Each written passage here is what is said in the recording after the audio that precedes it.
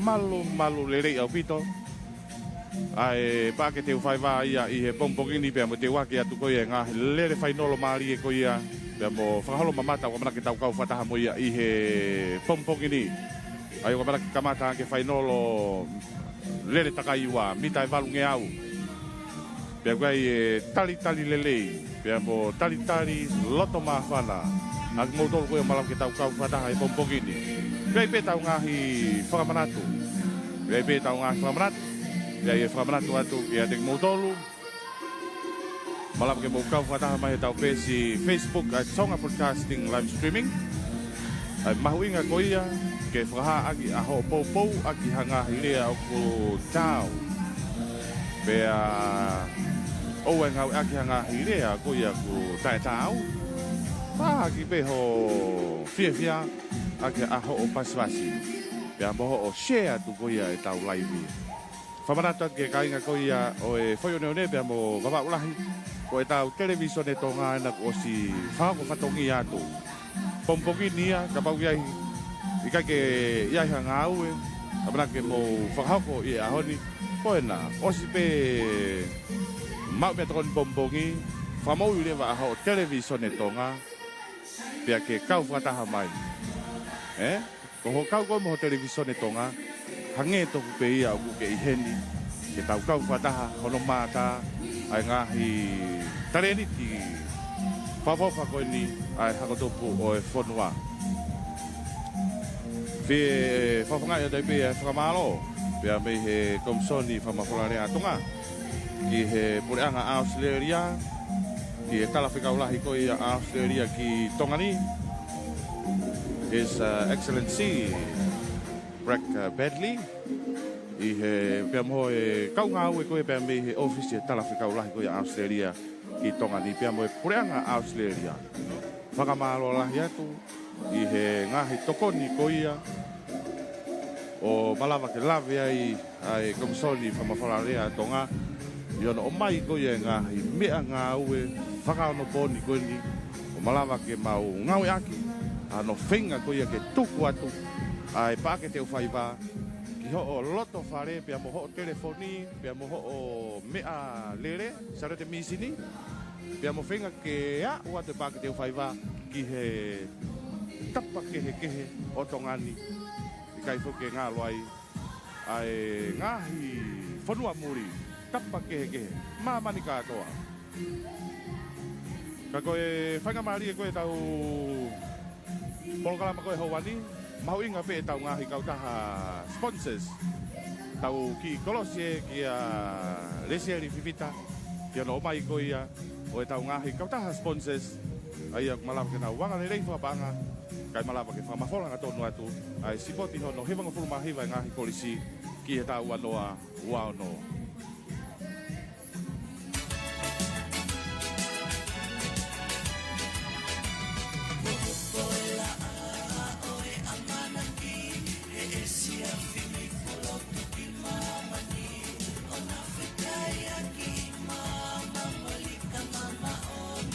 Oku fifia komsoni whamawhorarea atonga ki whetaki lima whataha mo e tonga Boris ki kate whoki ki e tonga Far Spring.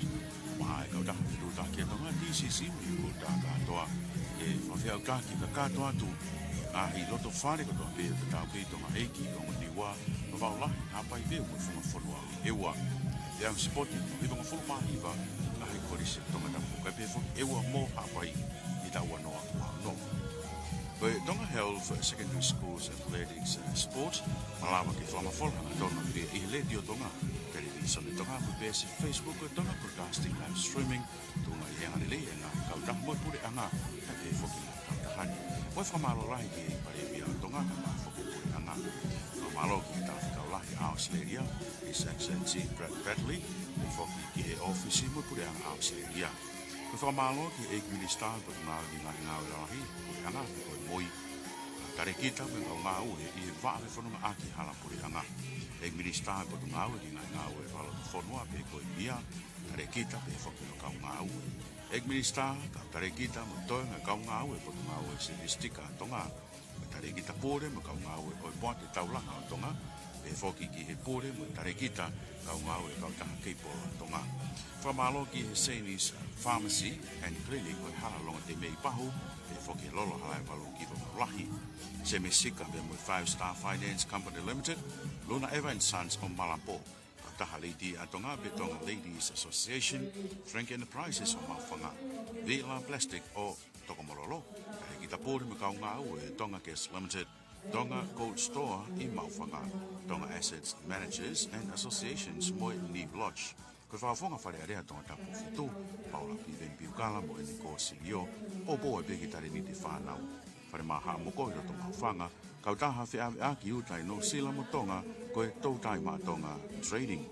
Ofa me maka mo ui mo New Town Products i hala salo te kolomotua, koe start small, dream big, i hala unga i kolofo. A Grade 3 Pacific mo kau taha uta konteina mea kai Isaac Kisene, meri poane kai pegi Brisbane Australia. Ko whare pulu Fem 4 Puchau ha te ho, konteina uta mea kai Isaac i Aukalano Sila, koe Victory Shipping o Homa, te pefo ki mandi kolomotua. Koe kau taha wari Amerika o hala lewa, TNT Rentals i hala vuna Mawhanga, Inis Cake i hala hi fōga pefo ki ha te ho, pea me honau waa i wawaulahi. Lesieli Tire Services i hala pai pāsi ha lewa, Pacific Timber and Hardware moi kōt o Lotonu Walawa. Tasilo Shopping Centre Mawhanga, JB Jogo i Small Industry Mawhanga moi House of Tongan mai taha, ai waafo ke kau taha tāperiki pere hake ko Luang Brick, moi i Takwari.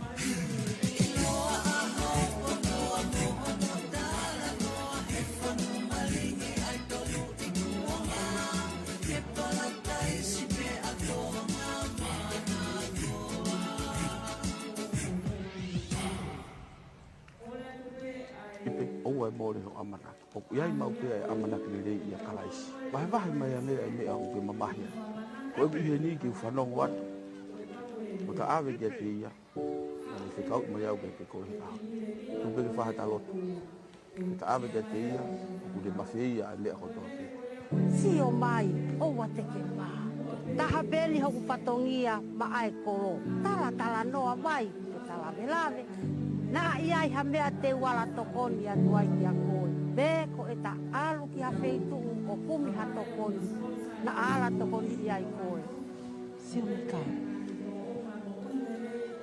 O ma ofa waha au pitera te koe mo tamoe.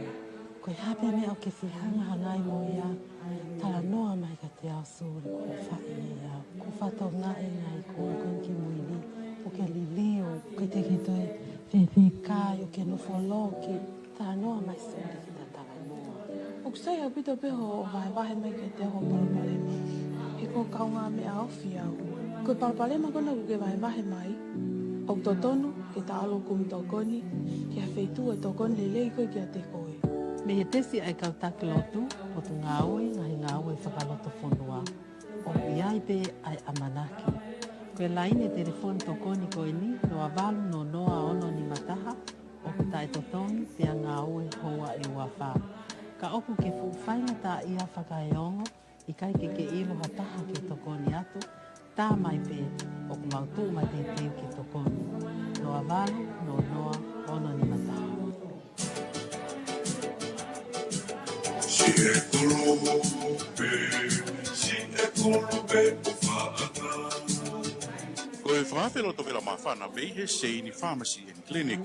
Hau iki makainga tonga e tari le reiki mo tolu e kore makau ngau e ai Seini Pharmacy and Clinic i pahu ai pehe ki o mau waa e lolo hala e walu. Ki a mawhia mau whaintongo ki ha whakautua pehe koe tā tala o ha whakautua whakaisino isa koe kau toke tā whalala anga mo hieni. Koe whaunga te ke puka mai pehe ko autonu mai pehe ki Seini Pharmacy and Clinic. Hala longo te mei pahu pe koe Seini Pharmacy and Clinic i utulangi whakawawahu. Whetu taki mai ke whika telefoni ua walu whitolu a pe whitu noa no walu.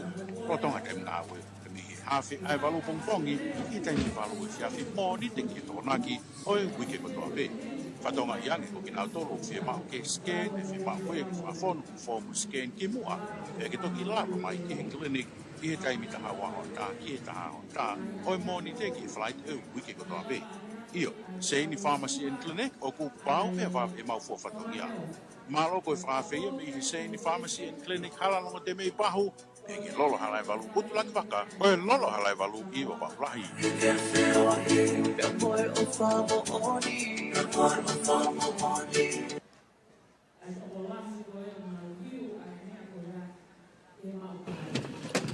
Ada ako. Sabe, na maua ko fica pepe maua ko. Kaya? Lagay no biya? Teka ya. Pepe na panang alatyo o kikisay no biya biya to'y pagkauli. Iyo, ay pakauli ko na abe. Kagipay piya be tono na wimu. Kipa ko na ay ay. Ate ho ako gi. Kapon ko na. Lagi ko pa ul. Kaya ka pakauli ko na abe ay muka pa malohi. Pana pakauli ko.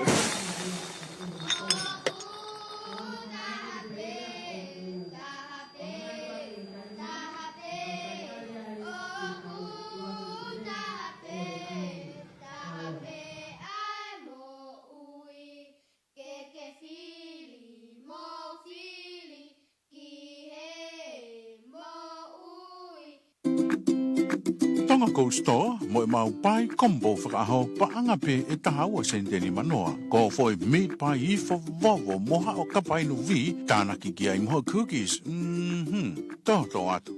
I he Tonga Coast he Tavina House I he Halavuna. Special ki he pai. Monite, Bacon and egg, Tuesday, potato tot, pule lulu, mince and cheese, tua pule lulu, steak and mushroom, valaite, steak and cheese. Pai combo. I he loto whalikoloa Tonga Coast I Tavina House I loto mawhanga.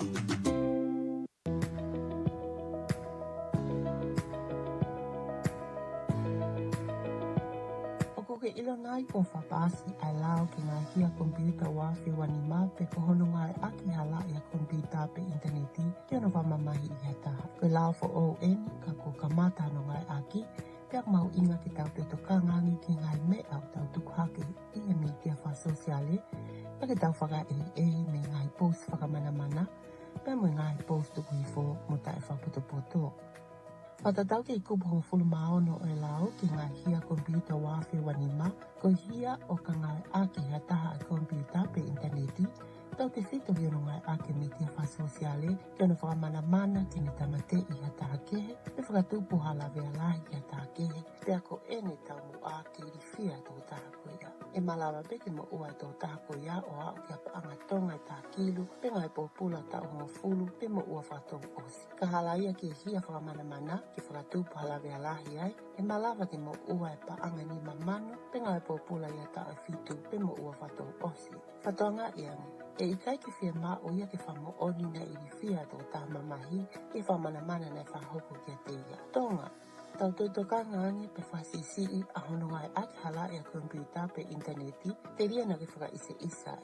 Tuu, ta ofi, whakaukau ma pe ki mo a pake tō hoko, a ho ngā aue ki kompiuta pe interneti.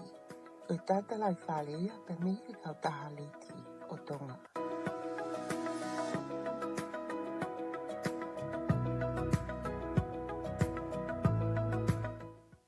Alo e rei, ma alo e lava mai ki o tau whare ko loa PDH. Mo whawhia me mau whare I nuku alofa Pacific Timberman Hardware. Wea whainga mea o mo whia mau ki nau langa, te hifo ke kilina, ke palama, mo uhila. Mau katoa pehe whare ko ni. Ko tau nau ka ati kone tu utamai. Ai mo he ngā.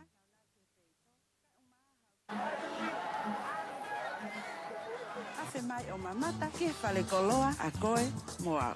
O ku mau mau wale kalasi ke he whainga lano pe. Mo tuku atu ene maia ki he waka, maia haipu. He whainga maia pe ku mau mau te whare koloa I PTH. O mau mau whokehene nau kirina I whale pe I tua I he kalasi ke kotoa pe. Te mau lava le rea o mai, koe hapi hau whia mau. O mau whia ke mau taitar ki mo tol ke loto whale koloa I PTH. Whale koloa ki a koe pe a moa. Maloa pito e lava mai, to e ewa mai pe.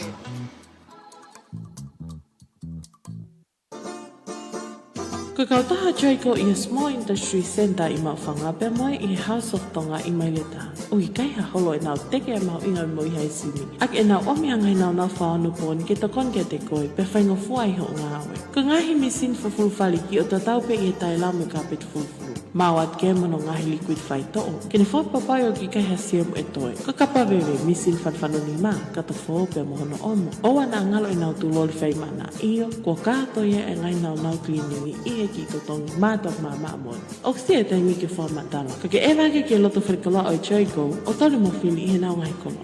Kia wha eke, fika telefoni, fitu tō taha hira tō tōru, pe wa wha taha wha, pe wa ono hua wano. Traco i Small Industry Center i Mawhanga, pe moe i House of Tonga i Mainataha.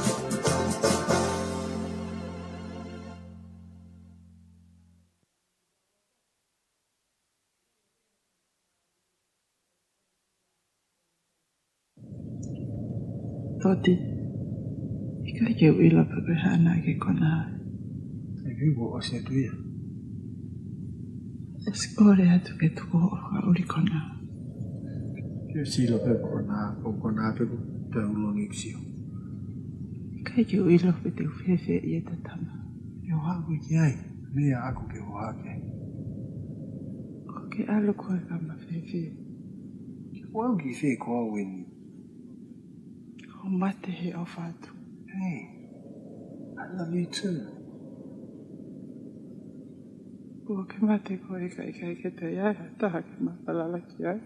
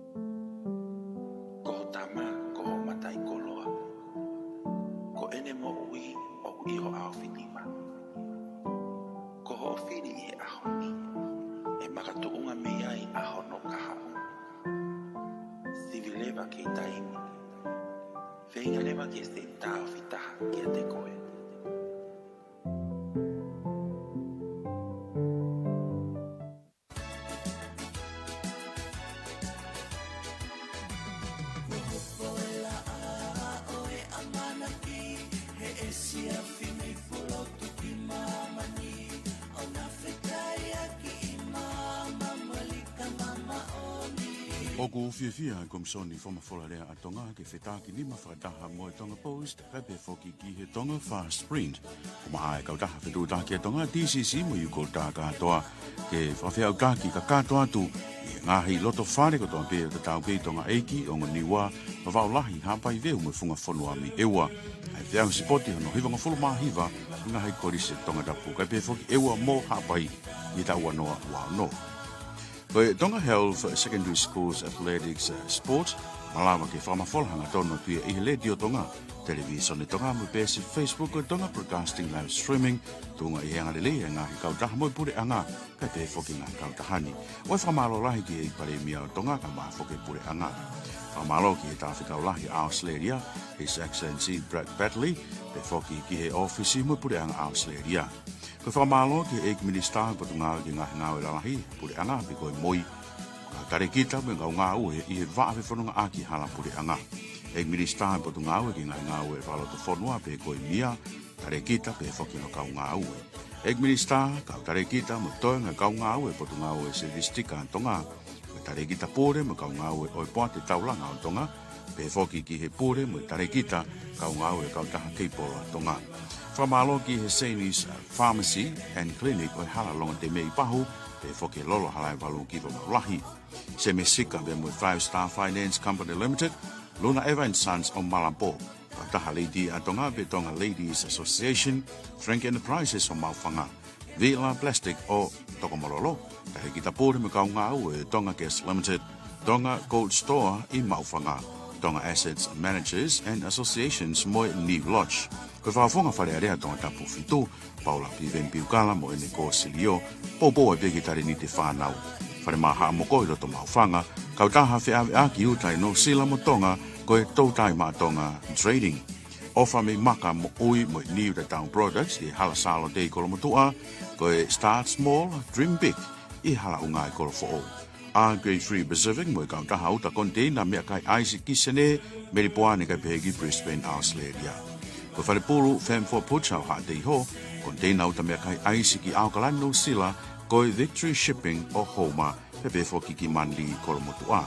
Koe kau taha wari Amerika o hala lewa, TNG Rentals I halavuna mauwhanga, ini skeik I halahi fōke pe foki hatiho, pea me hona waa I wawaulahi.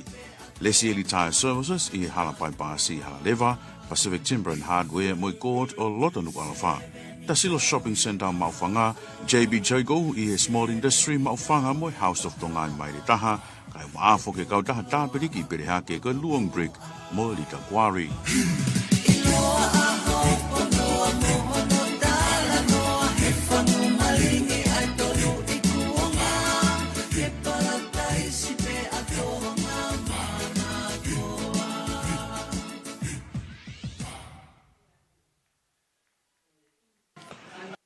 Koe kau taha stisi o sponsors.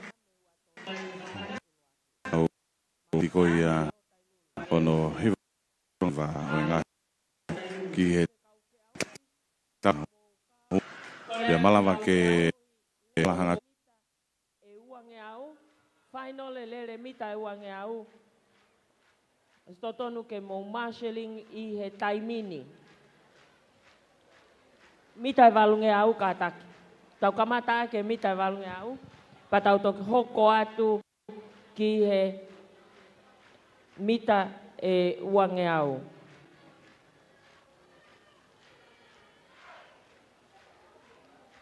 Lotonga tau taltari ke whahoko ai mita e walunge au. Katake kaupule spoti mok mautolu kong mau kau e final ai mita e wange au. Te ui atu peo mō ngahi hingoa, koe ngā ke mō ilope, ke mō marshalling e taimi o totonu ke mō tariu I ai. Koe lere mita e wange au, final ai Midget Girls. Ui nita tokai, lawenga maalie, Lowena Funaki, GMS, Siofolau Pangai, Tonga Side School, Angelina Farewai, GMS, Lile Veaila, Tonga Side School, Luisa Napaa, Queen Salote, Sevani Mafi, Apifo'o, Pemo Sharon Aho, Mei Liahona. I Junior Girls, final mita e wange au, Iwa Halapua, Tonga Side School, Papalongani, Tupou High School, Ofa Sikuvea, Tailulu, Tiuri Petari, Apifo'o, Hepsipa Moala, Liahona High School, Lolowahi Hafoka, Queen Salote, Kasilita Toakalau, Monga Olive, Tina Malia Wairase, Queen Salote.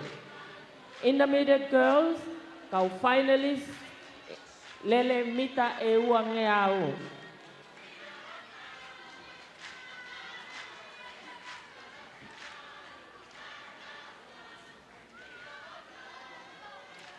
Eke koe tū ko ngai ko tau kau whakataha tua I he houa koe ni. Le he malai ko te uwhaiwa, koe tariu I pēa e walunge au, o se tariu I pe whoki mau wange au ia.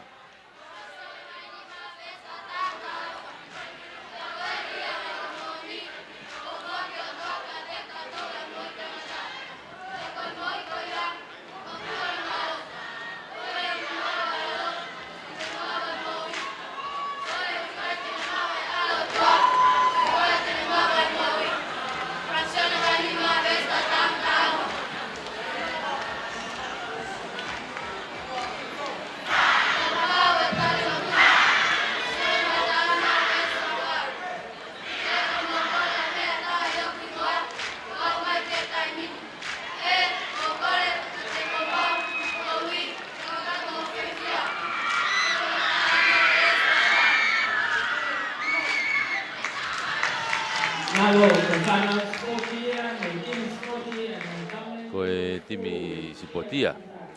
Ai ia ko loto e puleanga nau. Koe ngai timi sipoti ko nau hau ko whaka o ke tariwi nau hau whaka papa. Lau mo nau wes lau loto. Ai ni au ngongo natu o ku tau kau whakataha tua he hoani. Koe timi ni a ria hona anu kuna unu mai koe ni.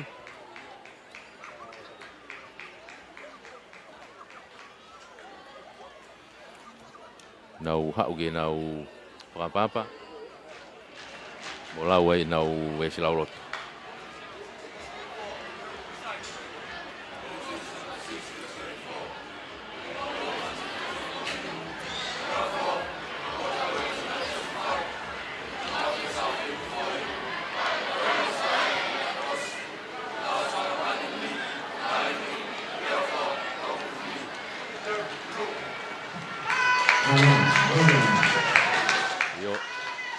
Ia hona ia. Menau kau star ia hona. PJ Whare na kui mo a pe mo J Kula na mo kau tama. Hau a pe nau whare ari. Kako nau tō luena.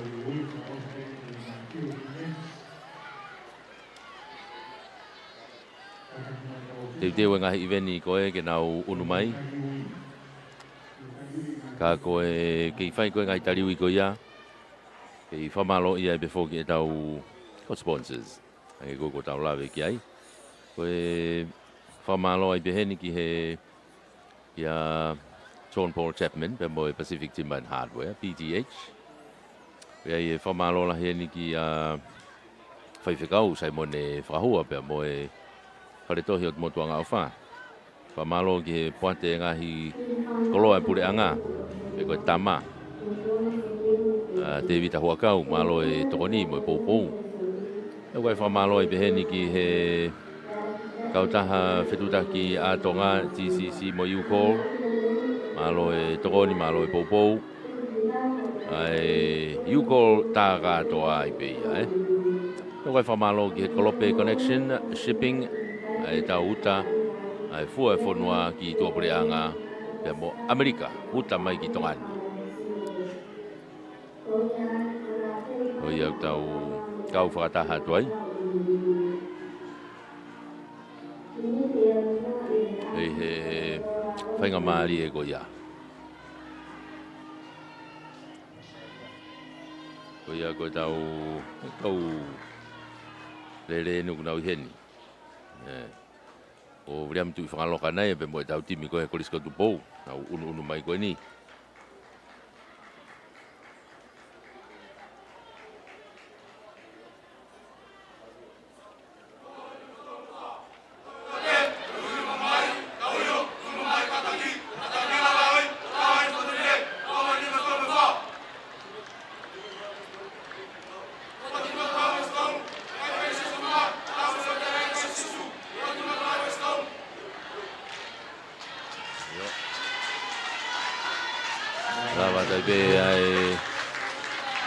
Papai mo e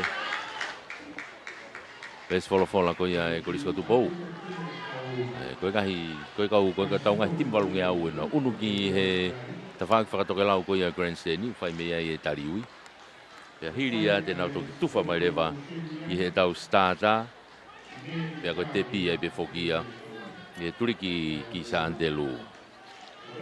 Eke, teu ata pe whoke ngahi timi whoke a ewa. Timi a ewa unau whihi he taimini mua pe he me tari koula lahi taha. Koe ongo whilemui lere a ewa i he senior mo e open. Talu e na tatama e naua e taha whilimange au. Na toe lo ua mai pe i he tolu awhe. Pea koe ni koe valunge au e ni kou lawe i pe au ia. Tēnā toi ia i pe. I he valunge au. Ka te tau toki wakai e pe poki ki ai. Koe valunge au ukurere kotoa pe, Ai ngahi kureiti kotoa pe. Utokola. Koe valunge au ia utokola hi au pito ia. Ai lere ai.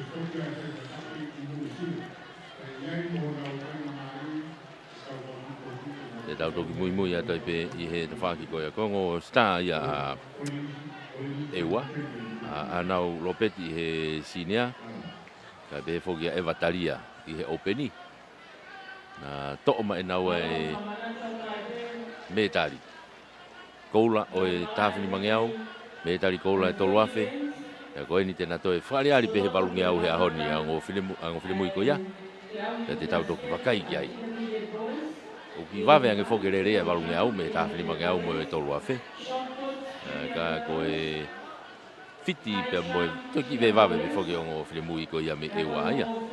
Taike, te tau toki hange pe koe lau, tau toki vete pe mi malae. Ka tau whanofo le rei e pehe ke tau kau whakata. I he mau maari e ai tariu i mai koia o e tau walungi au. Pea tau whanonga moia.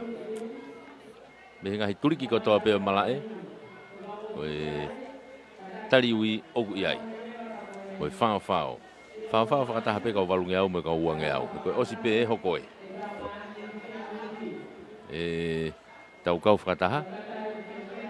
Osi e. Ange koe anga e whotutu. Pau peke ai ki taimi uku ki whakawaha pe whoki e ngahi i veni. E whainga maari e. O e lere. Ai koe walungi au pe, uange au. He tolo. E ai rewa ki whak me tari. Pea toki tātu kwa ki rewa. Ai whainolo o e whawhange au e. Tako whakai hifo e tau kau walungi au enu ko nau whanonga mai. E tau kau walungi au enu ko nau whanonga mai. I he starter. Nau tolo enu nau whanonga mai i mua he grandstand e taimini. Kolosi mai me toke lau ki he tonga.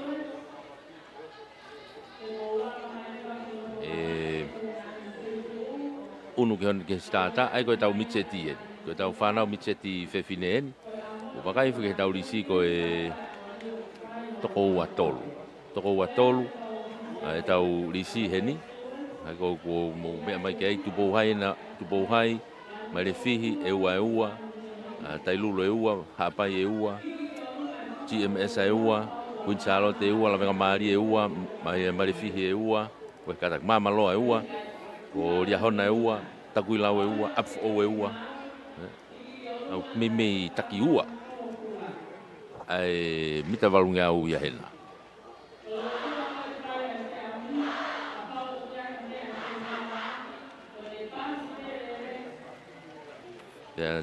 Iai, te tau iai ko toa tau tolu iai.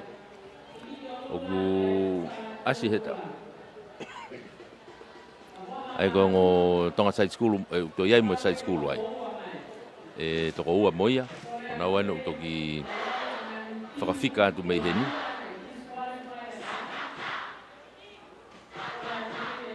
Mei he kau ofisiare, ka nau whanonga kana whanonga atu. Ai ko toko ua mei tonga side school uia.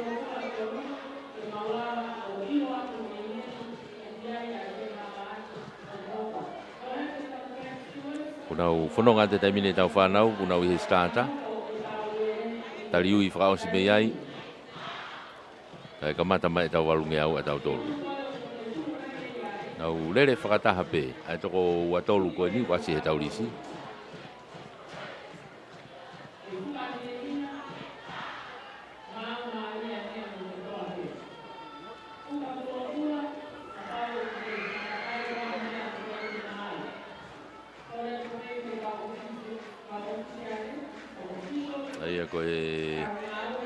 Koe he taimini koe tonga side school pe taha. Koe e peuk tonu ke kau herere. Ai nina toki whanonga atu. Ai ko Jessica Ahokovi pe.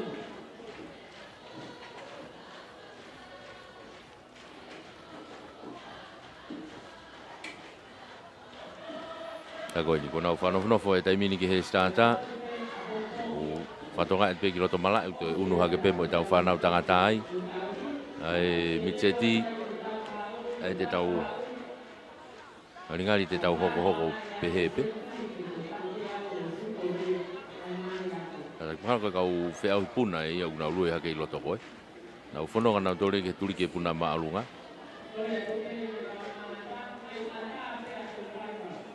Ka koe tau whanau mitset whewhine nau nau ihe starter he taimini ke ute wai ke tau kamata a e tau walunge au. Ko na ulawe ki ai ko toko ua tolu.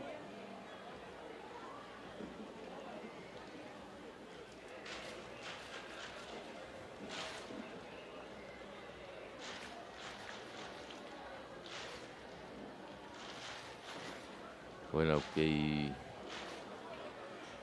Papapau i hona ngau ngahi reini, osi e lava tari ui, mahino ko hai o gulele.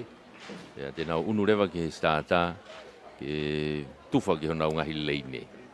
Te whapapau i pia tala mo tutuni, di whako te takai e ua, a e lere koe ni e walungi au. A e ko whewhei tu ukoe, te nau hu mai ai ki loto, ke lere pehe fo i reine ua koe ia i loto. A e ko nau kamata foki te nau mei tuu, ko nau kamata fok te nau mei tuu he ngo kulupe ua kulupe taha i he i loto mo kulupe taha i tua. Ko nau lere te nau whakataha pe kilo ai ko nau wa ope na tolu koe ki he tolungi au ape. Kamata lewa ke nau foki nau whakataha ma lewa na tolu ki loto. Nau lere i pe fo i reine ua pe koe i loto pe. Ko ia koe ne ka koe ne tuu ia. Ai mita e walunge au ko ni utau unu kai i he taimini. Toko watolu ko ni. Ko e ako loto ai Wesiliana, ugai a Estavaka. Kurieti vai tohi me i takuilau. Ko e Kunsalote ugai mere Waisere. Ko utui me i Tailulu o Kalila tutupo me i Hona. Cecilia vai aku me i Malefihi. Tufakawa, Fuatapu me i Tailulu. Pakrin Thomas me hapai, si Maima Reka, me hakolotoloto Pulianga. Cecilia Fiu me Ewa, Mere Taula me Apfo, o Winita Tokai me Lavanga Maria, Jessica Ahokovi me i Saiskulu, o Namo e Palu me Ewa, Mere Tupo me Kunsalote, Jessica Tui me Tupo Hai, Sharon Aho me Liahona, Minonet Fisi Hoi me Lavanga Maria, o Sela Sona si me hakolotoloto Pulianga, Leti Palahame me Apfo, Grace Pantolo me hakolotoloto Besidana, Mama Loaia. Whatawhehi o tuwaka mi hapai mo Melody a hoafi me i takuilau.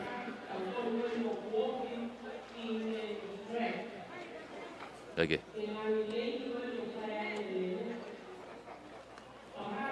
Koe tau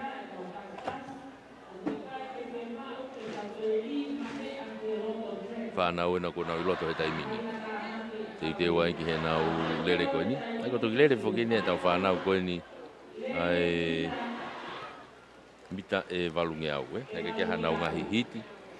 Wani unau toki unu mai be ki he whainolo. Ai whainga maari e au tau kau whataha tuai i he pouari.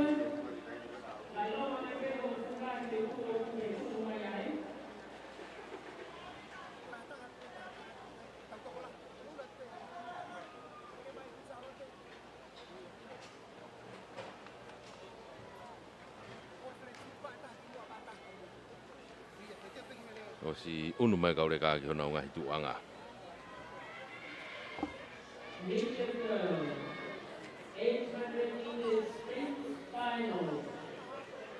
Ma tuipe koe final o pēni. Koe nau mata i fiti au to pe kaure kānia. Teu peke he takai ua pe, koe takai pe ua. Koe nau tuku atu pe koe ni, nau wā mai ke te pi, takai whakao si le vai ia. Ke te aha to e kasete, ko e whaiwalahi pe. Ko ia, ko e whakamari e iau tau ia i he rorotongani, whamalo lahi atai pe, ea ngai tau whanonga, mo tau ngai whamafola koe ni. Ea mo tau kau sponsors, ko e tau sponsor kou lai pe foki, potungau e kahi ngau e whalot whanua e mia, mo e sipoti o kui ai foki. Ko e Tisa Insurance, kau taha malu ia atonga mo Pasifiki. Ko e Semisika, mo 5 stars, finances. Office e talwhekau lahi Australia i tonga. Office o e Ampastoa China i tonga.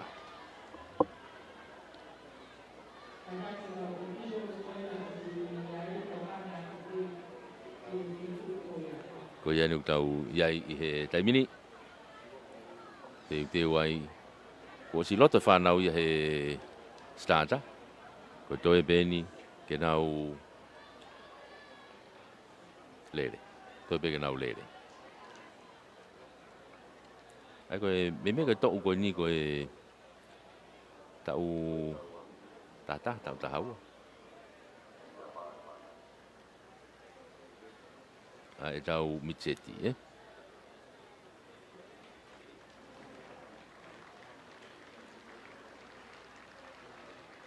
Bukan foi tau e ua ku ke I he re volo ai.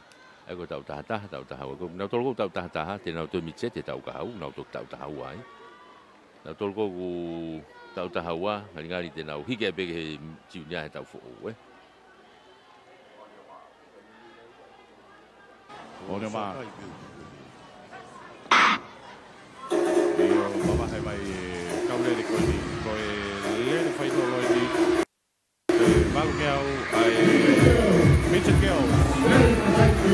Voilà. Taki ia tu ia e fafokonga. Be be he akolo tolo to ko ia ai Wesiliana Mama Loa Side School. I hono tua ki ai AFO, Government Middle School, AFO, Pouhai, ka kohoko atoe toi na kaulere. Ka AFO na ia pēmei Government Middle School. Nau si manga tu nau taki I mai kaulere ko ni. Nau wafe mai eni. Nau mau e kiau ni manoa. Halaka mai e whafonga ia pēmei Government Middle School. Toki whigaua mai AFO. Ua mai tō. Hau eni ke mau hanga tonu ko ia ki e te pi. Kei taki I mai pia e he whafonga ko ia ko si mai mareka e na pia mei he Government Middle School toki whigau atu ki ai Reti Palahame pia mei he kolisi AFO ka ko si mai mareka pia mei he kolisi AFO ka to whigau atu ki ai Reti Palahame piki atu pia Reti Palahame pia mei he kolisi AFO kamata ke holo Reti Palahame ka koe tau takai whakao si e ta ko ia, si mai mareka pia me he Government Middle School o si kamata kene afe mai he mita tau ngau he taimini to si mai mareka koe toko ua I he kaulowa ko ni koe la ko si mai mareka na koe whika wā pēna koe whafonga koe taha pia me he Government Middle School ai pe ko ilo ko sela so nasi ena pia o ku piki atu pe Kun Charlotte na ia ko turi ko Kun Charlotte na ka o siafe mai. Afe mai tiau hi vana dai mini ko si mai mareka pe me Government Middle School. Si mai mareka pe me Government Middle School. Kamata ke kuri mai ari hona. Ko e fonga na pe ari hona. Hona afe mai si mai ia te au. Ka ku hiki mai hona.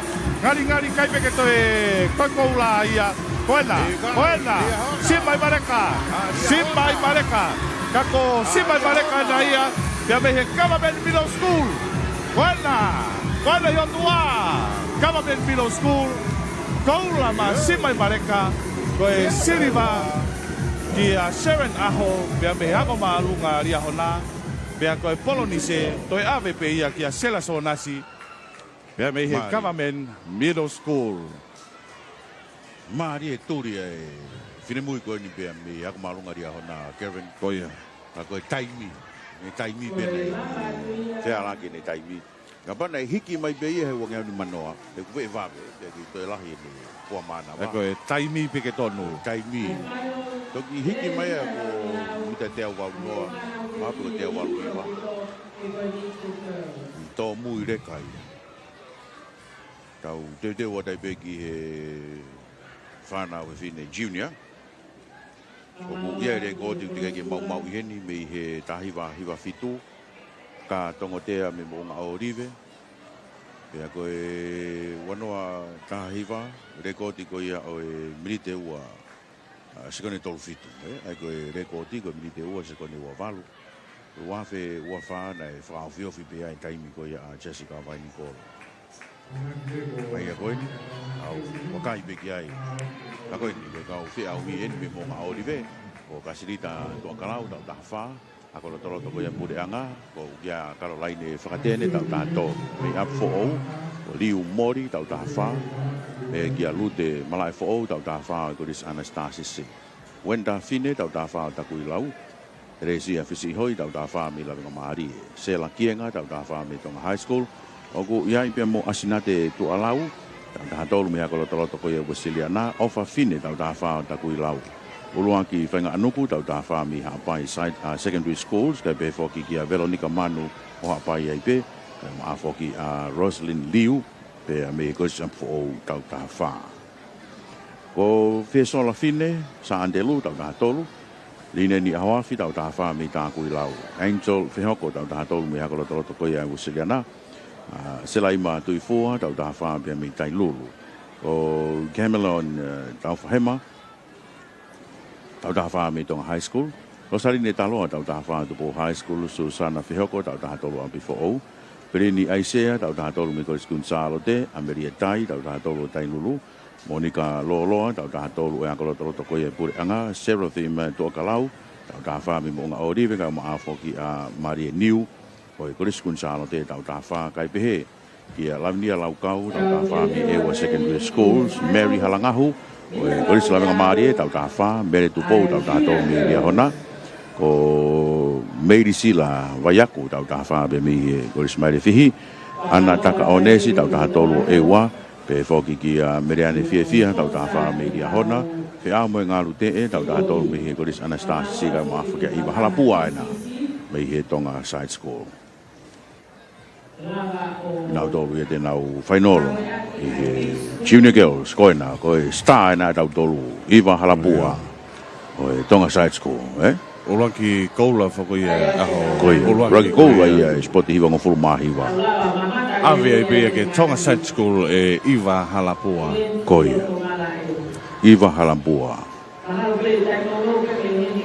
Time te tau beu malu le kai ke e pia ulawe foki o ku lere pe spoti ka ku lere pe ako ia tonga side school, eh? Iyo. Wato e foi lere ko diki he pure ako pe mo ka fai ako pe mo e whanawa ko pe me he tonga side school. Au te tau be mo tonga hai. O mai kau ta mai ki ako kau spoti. O ko kau spoti wa ko. Ta me kau spoti na foki na to ako. Oh. Ko te wa ki e feau hi fika mahalo mo salopani. Koe kau lere ena. Wato e lere a koe di ki e pure ako pe mo kau fai ako ia tonga side school mo whanawa ko. Tonga side school e tau tolu. Rio. Ko tui au ia pia mau o si whanki loki ia tonga side school. O si ai peki le tio. Kai ko haki i TV. Koe nau telefoni. Telefoni. Kanga sila lahi koe ai peti o hangia TV screen. Oh. Pai. Loki e tolu. Smart, eh? Koe smart TV. Koe na whailere koe na ua te mamau tolu. Whainolo. Pea foki ki he ngahi ako kotoa pei hapai veu. Hapai veu. Mo mea mai koe he tau television. Tatau pepe mo ngahi ako koe pure anga government middle school. Koe timi pe. Koe sipoti pe. Sipoti pe. Oku wakai au ia ki ngahi wheitu mai koe area o makamaka koe nei maufanga. Sai pia ngere ia koe ke... Oh. Sai pe ia. Tiki nau tore ako ia. Ko Fasmoyafi. Oe, kau whai ako ia unau i lalo akau na tomo nau kalasi. Naku nau whanongo mai pege. Koe nau teu PE. Oh, teu ki. Class PE. Iyo. Class PE au kai ke nau whahau kwa ngahi vai ka nau tau class PE ki teu whaiva. Oh, teu whaiva pe i he lalo toa. Lalo toa. Moe nau telefoni. Koia. Koe ulawe i pe ku iai pe moe i he kau ofisa ako nau whi moe kina atu. Teu e tau whanau. Whanau ena pe me Koris Gonzalo te eua. Lawe ka maari. Roto eua e, Kevin. Iyo. Koe eua na ta. Ma kōki e ta. Koe lanu na kōki. Koe. Au foki peki he lanu. Foki peki. Ka tau wea eua o Apfo'ou. Tonga side school. Ngahia koe na whatonga e nea whina ki diriu. Government middle school. Tuke whanau tangata koe stonga. skoto po. Ang mai be foke atere. Ko skoto po pe na hina ne afika na mato. Pulu ahon. Ngau foke na po. Ai ko fenga foke ko fatu tamaki. Iyo. Pe ngahi fapuri-puri aku toi me mui ai. Foke ni tai mu foke ke lanu toto. Ka me middle school. Kake fu fe da mai ki fine ane afi lanu ko na o mai muia. Ko lanu kirikiti baseball o ye mo abu fa Amerika. Ahoni na foki ki lanu fatata. Pange ke tau to foki mo ka oficiale ki lanu totonu pinki. Lanu tuku ke pe fa pe mo. So kai ngo foi oficiale ia ki no. Ko lanu ye umata. Oh. Lan tui fio ia mo TCC. Iyo, tui fio pe mo TCC. Mo yuko. Kula mai pe tau screen. Tau iyo, ke kula mai. O si ma upe tala ko ia kau fafatongia una. Iyo, na rotonga ia. Rotonga. Oi. Iyo. Hanga hai mo me tipe pe me heni tau. Na ko ka venga kama ena mo te vitahiriate. Kama ko mai. Ki inda fihi mai ki loto ki esku. Wa to nga en kau peau. Yo. Ko yang ngi ko on your marks. Bueno. Wango mo te ke pa fa na. Ko fa mana to be me angi. Iyo. Iskeri kavariku ia. Ko ia.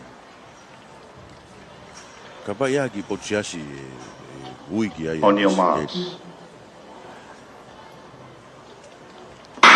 Yo, tukuna mai. Afo wena. Kapa ki ku. Wena me he akolo trota pureanga. Ange ma uivi fo o akolo trota pureanga. Ka ko tailulu ena ia. Tailulu. Abi fo o. Wena ku falaka ke be mo fa fonga ko.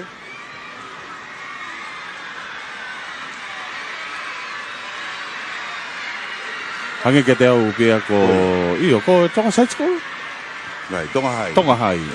Do side school mo tonga. Ke wa fo wa tonga hai. Iba halapua na ku pike de ta faki. Iba halapua. Ki fa fonga ko de mi tonga high school ko tu be ko Jamelian tau fa hema.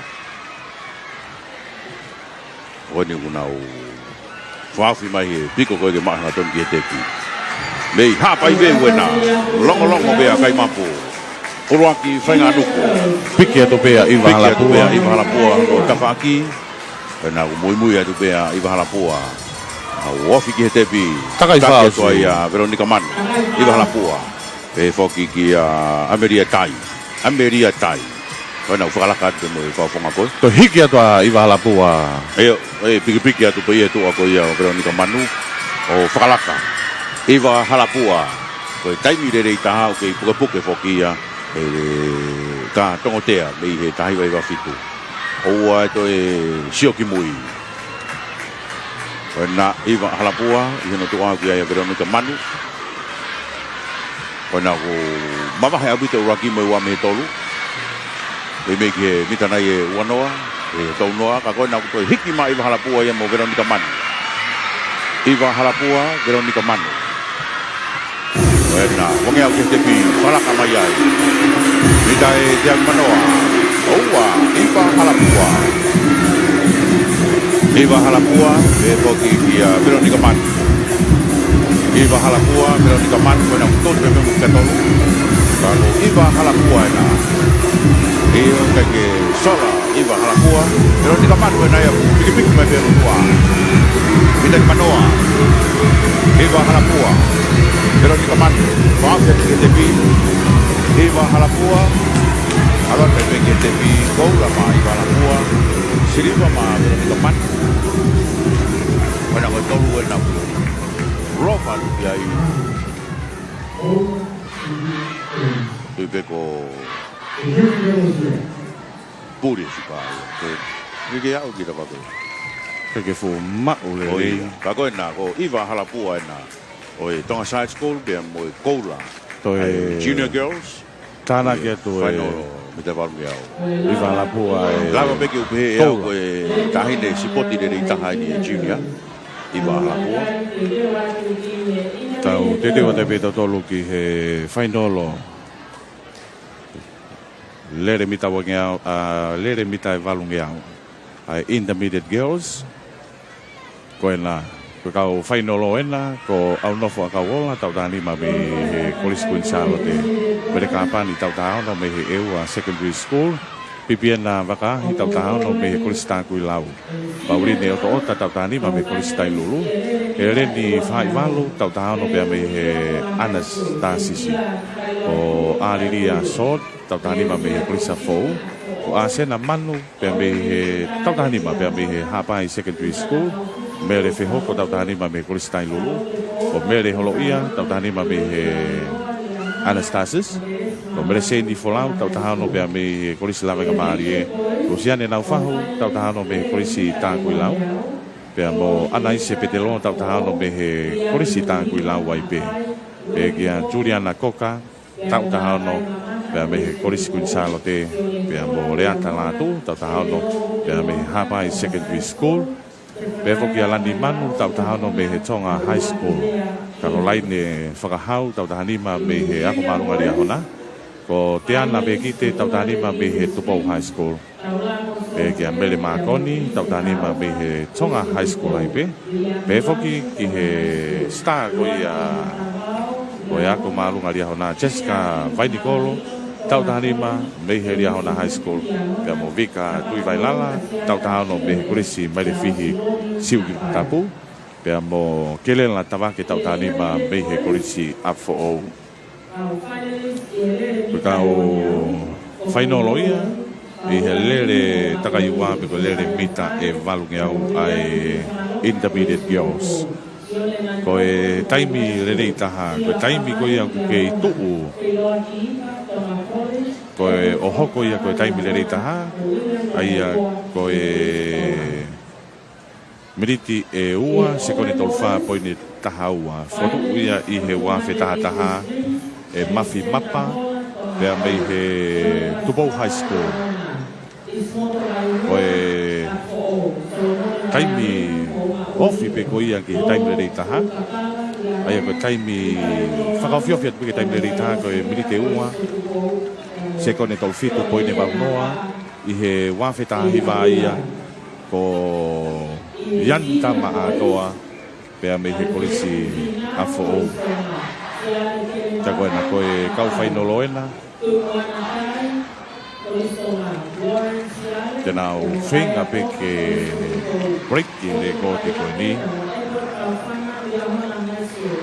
ai o ke puke ia e he whawhonga pea me he au malunga Tupou taha a ki e mini te ua se kone tolfa poine tahaua ko mafi mapa ke malu lere pe pa ke te fai vai e pokini malu lere ke kamata ke ki yang i whakatoke lau ha ke mai ai matangi oni o mai haea wangi moko ki he pa ke te fai vai pe moe funga grandstand o si koanga ko vakai ki he ngahi teniti ngahi akwanga ko ria hona o si maupo mai lofoanga ia ria hona ai aku nau malu i mai na toi tawhaki whakatonga tawhaki ki he ako malunga Santelo ai ako ko ria hona ko afo wena kamata ke kakato mai pe mo whanau no fo i mai ko ia nau teniti a fau na no foi mai matapahu anga ko ta fakfa to pelau ta fakko ia ki loto noku alofa nga hilere ko he aoni ange ko no fa maru ko fainolo pe ko ta lere fainolo pe ta tolu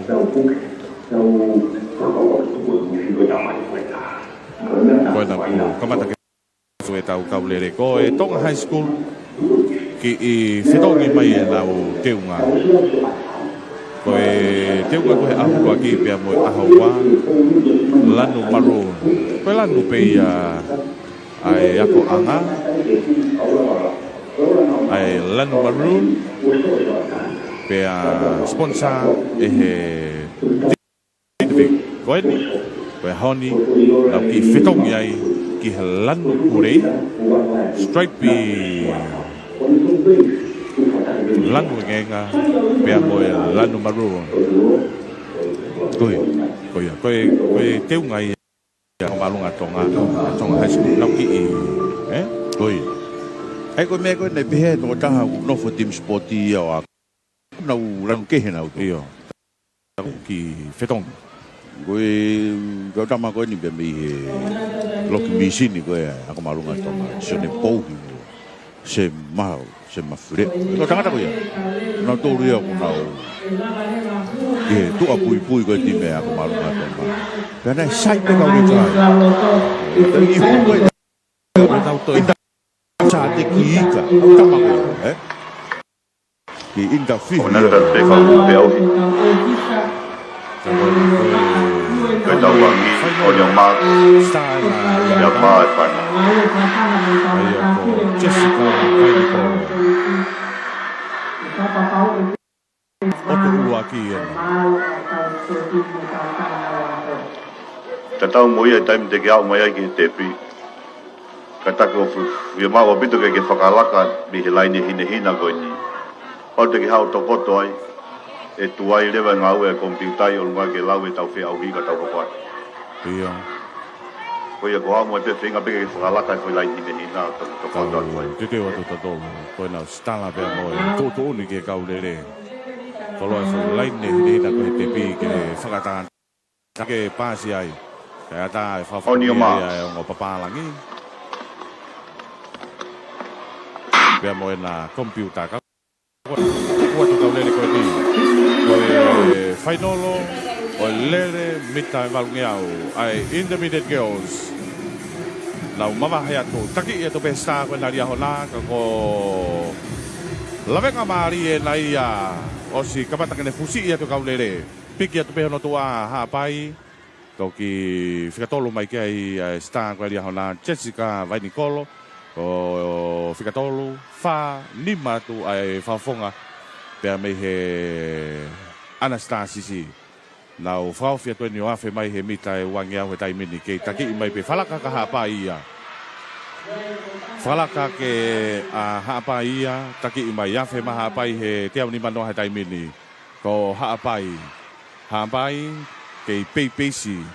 Kei peipesi mai pea mei mui a Jessica Vainikolo pea mei he ako maalunga ria hona. Ka koe nau hauena ki he tepi pea moe takai whaosi. Ko haapai, ko a sena manu pea mei haapai. Whikau atu pea Jessica Vainikolo, toki whikatolo atu a tonga hai. Aia ko lani manu pea mei tonga hai. Takai whaosi e na unu atu. Kamata ke unu atu a Jessica Vainikolo. Koe nā, whalaka i mai a sena manu pia mei he Haapai Secondary School. Hawhi mai he tolungi au he taimini. Vainikolo pia mei Liahona, manu pia mei Haapai. Ka koe nā, koe whikatolu. Ko lani manu ai pia mei, koe nā, toi whalaka ke pia moe whawhonga i a taha Liahona. O nā ulaki ua pe, Caroline whakahau. Piki atu pea nau whahu pea mei tākui lau. Koe nā, kamata ke unu atua nau whahu. Ko nau whahu foki, ne kau ia he kau koula ko ia tākui lau. I he takai tahawhi ni mange au. Ka koe nā, unu atu. Koe nā, koe star nā pea mo star. Oua, whalaka mai a tākui lau ia. Tākui lau, wape pehe te au ni manoa he taimini. Koe nā, nau whahu. Pea mei tākui lau. Kamata ke hiki mai, iape mene he mita te au. Koe nā, hiki mai Vainikolo. Hiki mai Vainikolo. Whalaka mai lia hona ia tākui lau. Koe nā, Vainikolo pea mei lia hona. Matu manoa tai mea Vainikolo ia. Jessica Vainikolo. Mei he ako maalunga lia hona. Koula mai lia hona. Siriva mana tākui lau. Pea koe polo di sena ki ai a Tonga High School. Marie. Ai lere koe ni Jessica Vainikolo koula ia ma a Riahona i he kaulere koe ni pia tok whikaua ki ai Luciane nau whahu mo siriwa pia mei tākui lau toki whikatolu atu a lani manu pia mei he Tonga High School pia mo e Polonise tau te reo te peta tolu ke whainolo lere mita valungi au ai Senior Girls.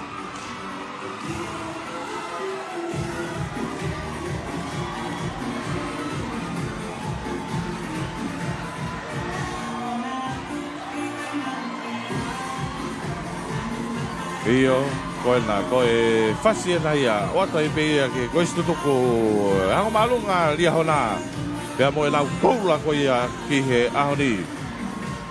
Tana ki atu ke lau pua me tali.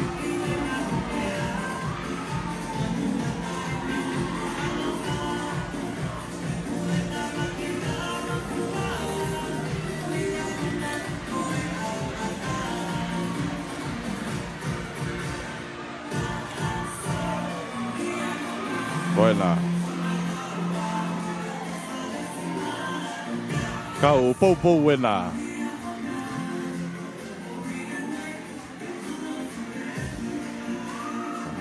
Teu watai pe tau ia he ki he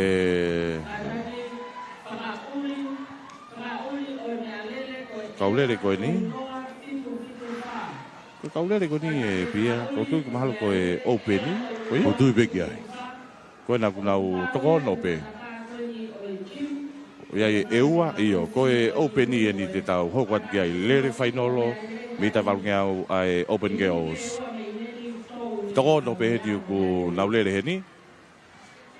Ewa taria tau tahaiwa me he eua secondary school, Mari halapio ta uantunga pe me kulisa fo vika mafi tau tahaiwa me kuliski kulisalote. Resi nakula tau tahaiwa me kulisa fo.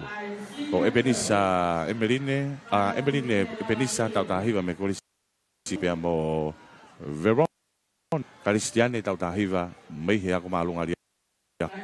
Ko taimi le reita ke puke ia e lata le renga pe me he kolisi kai lulu. Foto uia manima ko e militeua sekonye tolua poine tolvalu. Ko e whakauwhi ko ia ki taimi le reita ha ko ma atoa pe me he kolisa i he wafe wa tolu ko e minite ua se ko ni tolu poine tahafa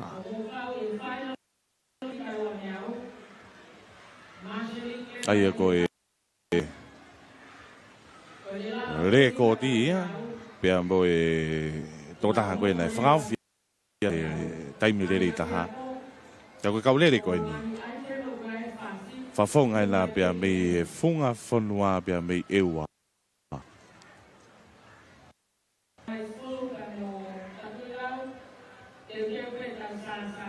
Kei kolokula mai pe e tau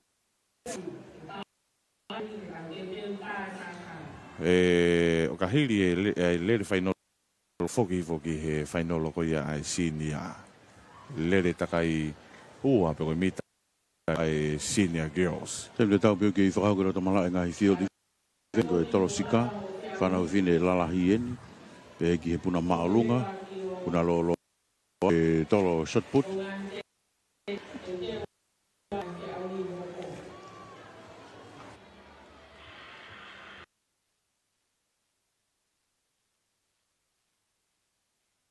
ke ilanu kula mai pe fuka ko e me starter Tem tau peu holo i tounga e tau pou.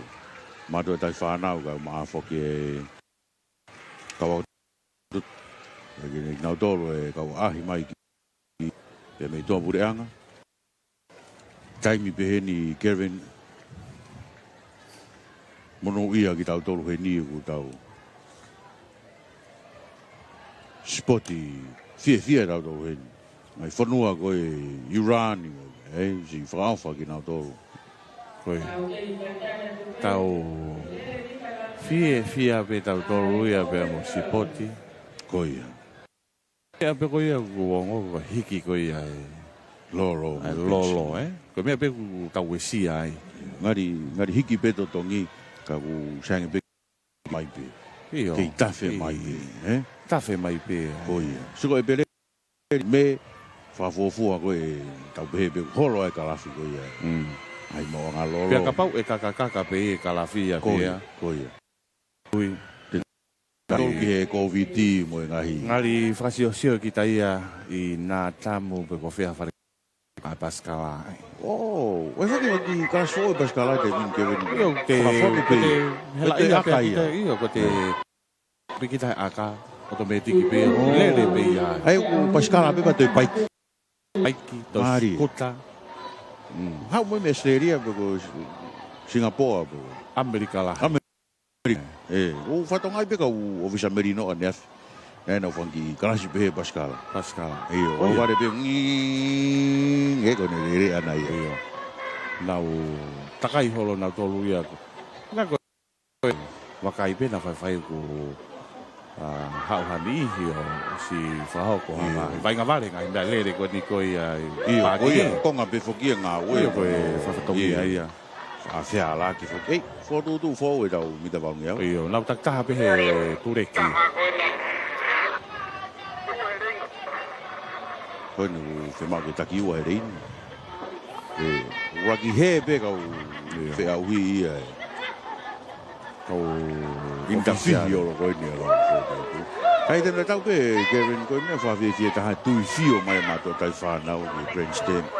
Kau pou mi he ngahi api a ko. Koe ia.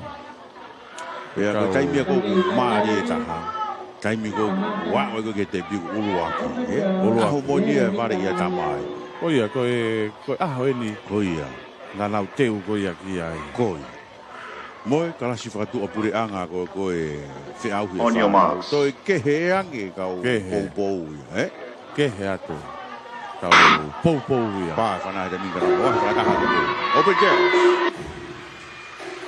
Tono. Ria hau nai tua. Peki abi whao mo ewa. Tai maafoki ai Christian Turi. Ai nā. Umagi he mita tongi au ke te pi asia ka whao mo kunchalote. A whao mo kunchalote. Peki ewa. A whao kunchalote mo ewa. Ion ko Maria Halapio ena pea mei he korisia fau ne taki mai toki whikau at ki ai. Ai whawhonga koe pea mei kunchalote. Peki o iloi pe ko Vika Mafi. Kai ore vai ke nau takai hifo ke tau ngau e anki ai ngā whika ko ia ko lo o ku nau ngau e anki. Awhe mai ne mitai te au e taimini. Iyo, ko Maria Halapio ena pea toki whikau atu. Vika Mafi, toki whikatolu mai Eva Taria, pea mei he kahia ko ia ewa. Kako Maria Halapio ena pea mei korisa fōu. Plato ni ke taimini ke taka fo toki whikatolu atu ke ia taria pea mei ewa. Nau vilo atu. Nau whaofia tueni ki he awhi mai ko ia mita e tolunge au. Ke taki i mai peia e Maria Halapio pea mei he korisa fo. Ihono tua pe tai mea tu pe mei ai. Vika Mafi pea mei he korisi kunsalo te. Pea toki whikatolu atu Eva Taria. Pea mei he ngahi ako ko ia ewa. Kako Maria Halapio. Pea mei he korisa fo. Nekei taki i mai pe. Kako anga koe wakai atu. O kamata ke unu atu e whafonga ko ia ewa. Ape mene mita wangia hoi taimini. Ewa na ia. A fo ke taki mai pe a fo. Koe lere koe ni. Kia koula siriva pea mai polonise. Kia uti manoa. Ewa na. Kamata ke unu mai a ewa ki he whikaua. Oka koe ewa. Ke taki mai pe a fo. Ewa. Koe na. Hike mai a ewa. Hike mai a ewa. Ape mahi pita te awa taimini. Ewa. Palaka mai ewa taimini. Ewa kia koula. Ewa. Kai peke toi whelave. Koe toi koula e taha. Ki he fua ponua ki ewa. Ko Eva Taria, pea mei he ngahi a koanga ko ia o ewa. Toi tara kia toi koula taha. Ture ta kunchalo te ke ewa. Koula atu, koula ewa, kuitsalo tena. Kuitsalo te siriva. Kapau e toi whafoki e replay. Kai saibe was mahino ia. Mahino ia. Iyo koena toi tana kia toi koula ki he puha me tari ko ia ewa ko Eva Taria. Pea mei he ewa secondary school. Koula ia taha ma ewa. Toki siriva tu kia ia kunsalote. Polonise ma a fo. Tau hoko te pehe ki he senior. Lere mita valungiau ai senior girls. Senior girls. Koe toko taha ni wa mana ke na o final ai. Ai ako toki a o mai nei e whaafonga whamuiui ka Gonzalo te Open Girls. Ki whai mo e tokanga ki he whaafonga ko ia.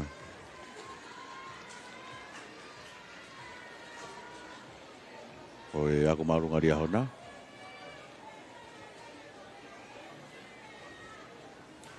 Koe na, koe kaulere na. Roof Carmet pe mei Gonzalo te tau taha walo. Salo te ahole lei tau taha fitu me tu pouhai. Lasini ako teu tau taha fitu me ria hona high school. Ita noa niu tau taha walo me Gonzalo te.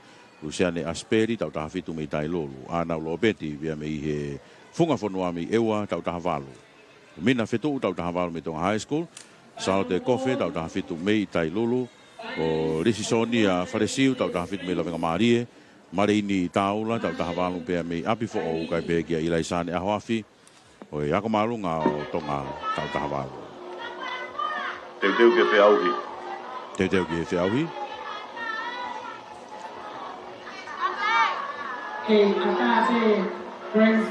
On your marks. Teu ke loba.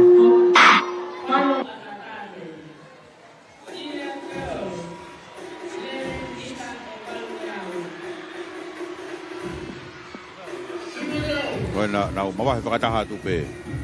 Mawahe whakataha tu pe ka ulowa koe ni kei potu tātau pe. Koe na taki atu Tupo High School.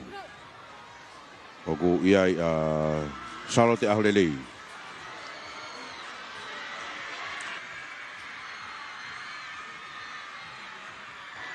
Koe ni Tupo High. Gonzalo te mo Gonzalo te. Tupo High School, Salo te ahrelei. Iono tu aguaya Gonzalo te itanoa niu. Pe foki ki Ruth Calmex. Ka koe na Salo te ahrelei. Pe me he ako malunga ko tupo. Pea koe hingoa koe Ruth Calmex.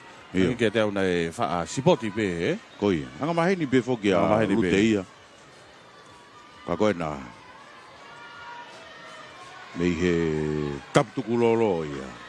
Sia ko mo ao nga. Mui mai ai pe. Abia ko Centuri. He ki he funga fonua ana. Tai mi mai pe. Ana ulo petia. Oua. Koe koula ho kiena me mi funga fonua. Karen. Ke he ato e ua ia he tauni. Iyo. Tai me tu pe tu ako ia. O Salo te aholelei. Taki pea Tupo High, Gonzalo te. I waha rei pe ulo aki mo ua mo tolu. Koe wha ki mui ai, i wā mamao ia. Ei, hiki ma Gonzalo te ia. Ko Rufo ena. Eo, koris Gonzalo te ia. Tāna kei pe koura ke tau kātonga Centuri neongo kuo tau situ ame kātonga ka koe whakamanatu ia. Oi, Centuri. Pita wange au, Gonzalo te. Gonzalo te mo ewa. Kamata ke unu mai a ewa. Gonzalo te mo ewa. Gonzalo te mo ewa. Gonzalo te mo ewa. Oua toi holo. Gonzalo te mo ewa moria hoda. Buena. Kako Ruth Carmage. Pea mei he koris Gonzalo te. Yana tua ko ewa ia. Ewa na ku manga ewa. Ko ewa na. Ana lopeti na ku turi mai tua ko Ruth Carmage. Aratu.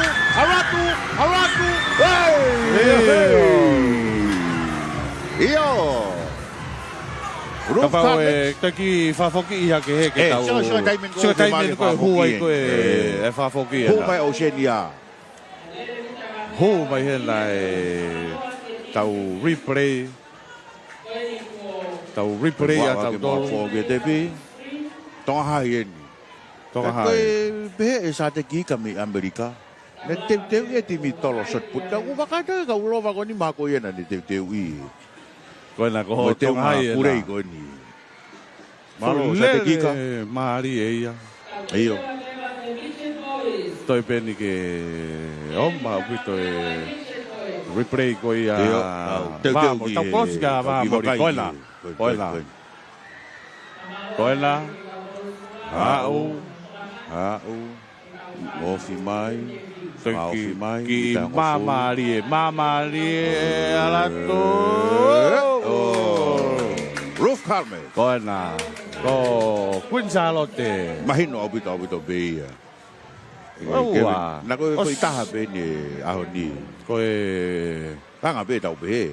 Koula ma. Iyo. Mo me no pena to fe itaha be ni. Ka ko to la hi anai nei. Ka ko osi wo ke na fe au i. San tau hopo atu ki ai. Michael Ofanoa be me hitonga side school tau tahawa. Vira mitaria tau tahawa. Secondary schools. Amana ki hopo ate tau tahawa me tai lulu. Moala finau tau tahawa me he kolesko tu. O tu no wafe tau tahawa me akolo tolo pure anga. Ko fa hiva be me e secondary schools tau tahawa. Sione asinita. Ko be me tonga Dia uatafe tau tahawa me ta kui lau. Timote Sokai tau tahawa up for o. Clive Flamoitu i tau tahawa hapai secondary schools. Te vita mano tau tahawa la venga maria ga pege pensimani la kalaka tau oi kolis Samuel Akula tau tau pure anga baru ke talakai tau tahawa be media hona Greyford Vaipolo tau tahawa me hapai secondary school seko pe vun tai lulu sione fangbo tau tahawa kama final tau tahawa me hakolo tau pure anga pe fogi ke manase final tau tahawa sione hufanga tau tahawa me afo kai maafo ke sione kula oi ako malunga dia hona tau mo full maua wow sione kula ko na ko kula taha pe Samuel Kula tau tolu pe mo sione kula pe tau tolu koia tau te hila pe ni famalo kia chei kula sione pe mo kau popo ko ya mi Australia kangaroo ko na ko ongo tau te hila kula pe na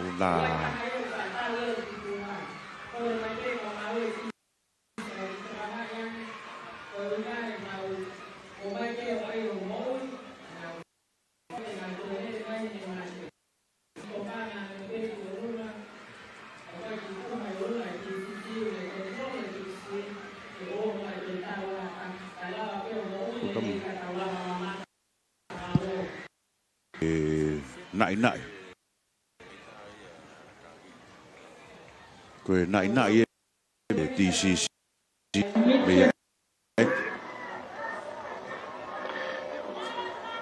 Tuangaton. Mantu ke tawangi on your marks. On your marks. Ko na teu mai ke taulele. Ko final loel. On your marks. On your marks. Ko na mavahe to kau lere ko ni ko final loel lere mi midget boys. Ko faka toa toko wataha ni lau final loel ni lere ke koula siri pa me polonise. Ko taimi lere taha.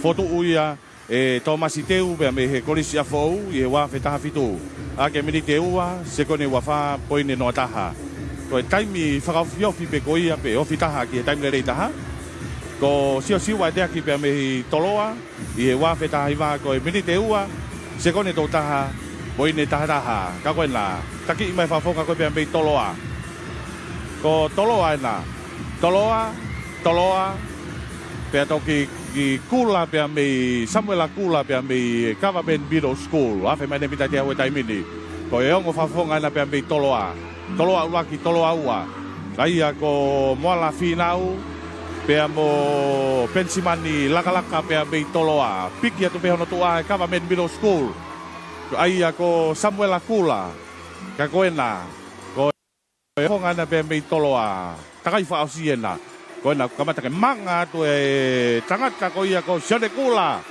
pe me ria hona ko na ko kula pena falaka tu kula ia kula ko sione kula na falaka tu ia Samuel Kula na wafe me mita tong gawe time ini ko yang fa foka ko pe me toloa na lolo tonga taki mai unu atu pe kula sione kula falaka tu ko na mata tau mai pe ko yang fa foka ko pe me toloa Kai peke na loto ke whakalaka aria hona.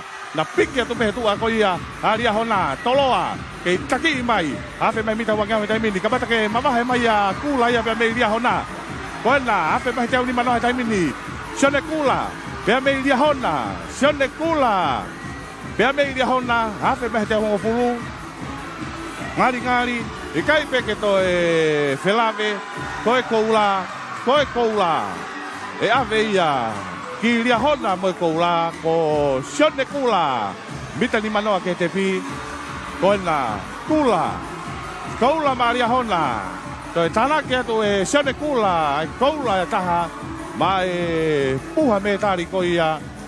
Ria hona toki siriva atu atoloa, polonisi atu pe atoloa. Marie, lere Maria upitoia. Koula ia, Maria hona, Sione Kula. Toki siriva atu kia ia toloa. Pensiman laka-laka, polonisi atu. Ai fafonga koe me toloa i pe ko moala finau. Tau te wata pe tolu ki he Junior Boys. Fainolo lere mita valungeau ai Junior Boys.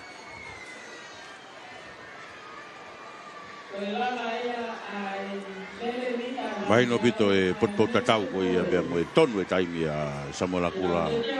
Oi Kevin tau ki a koe ki le sola. Samola Kula ia ki he pa ke te whaiva. Ko tui ko Sione ka koe. Te tau hoko ke junior. Ko lawaka whatai tau taha whame hapai secondary schools. Ke lepi whinau tau taha whame tonga high school. Sione hawhaka junior kaumatairi pia me ewa secondary schools tau taha ua. Ko whisi inaua Manila tau taha tau me tākui lau. Ke les whisi tau taha tau me tupu high school. Sa les pita woki tau taha whame hapai. Te vita whakailoa tu tau taha tolu mi tai lulu. Siaola mahi tau taha tolu Amfo'o.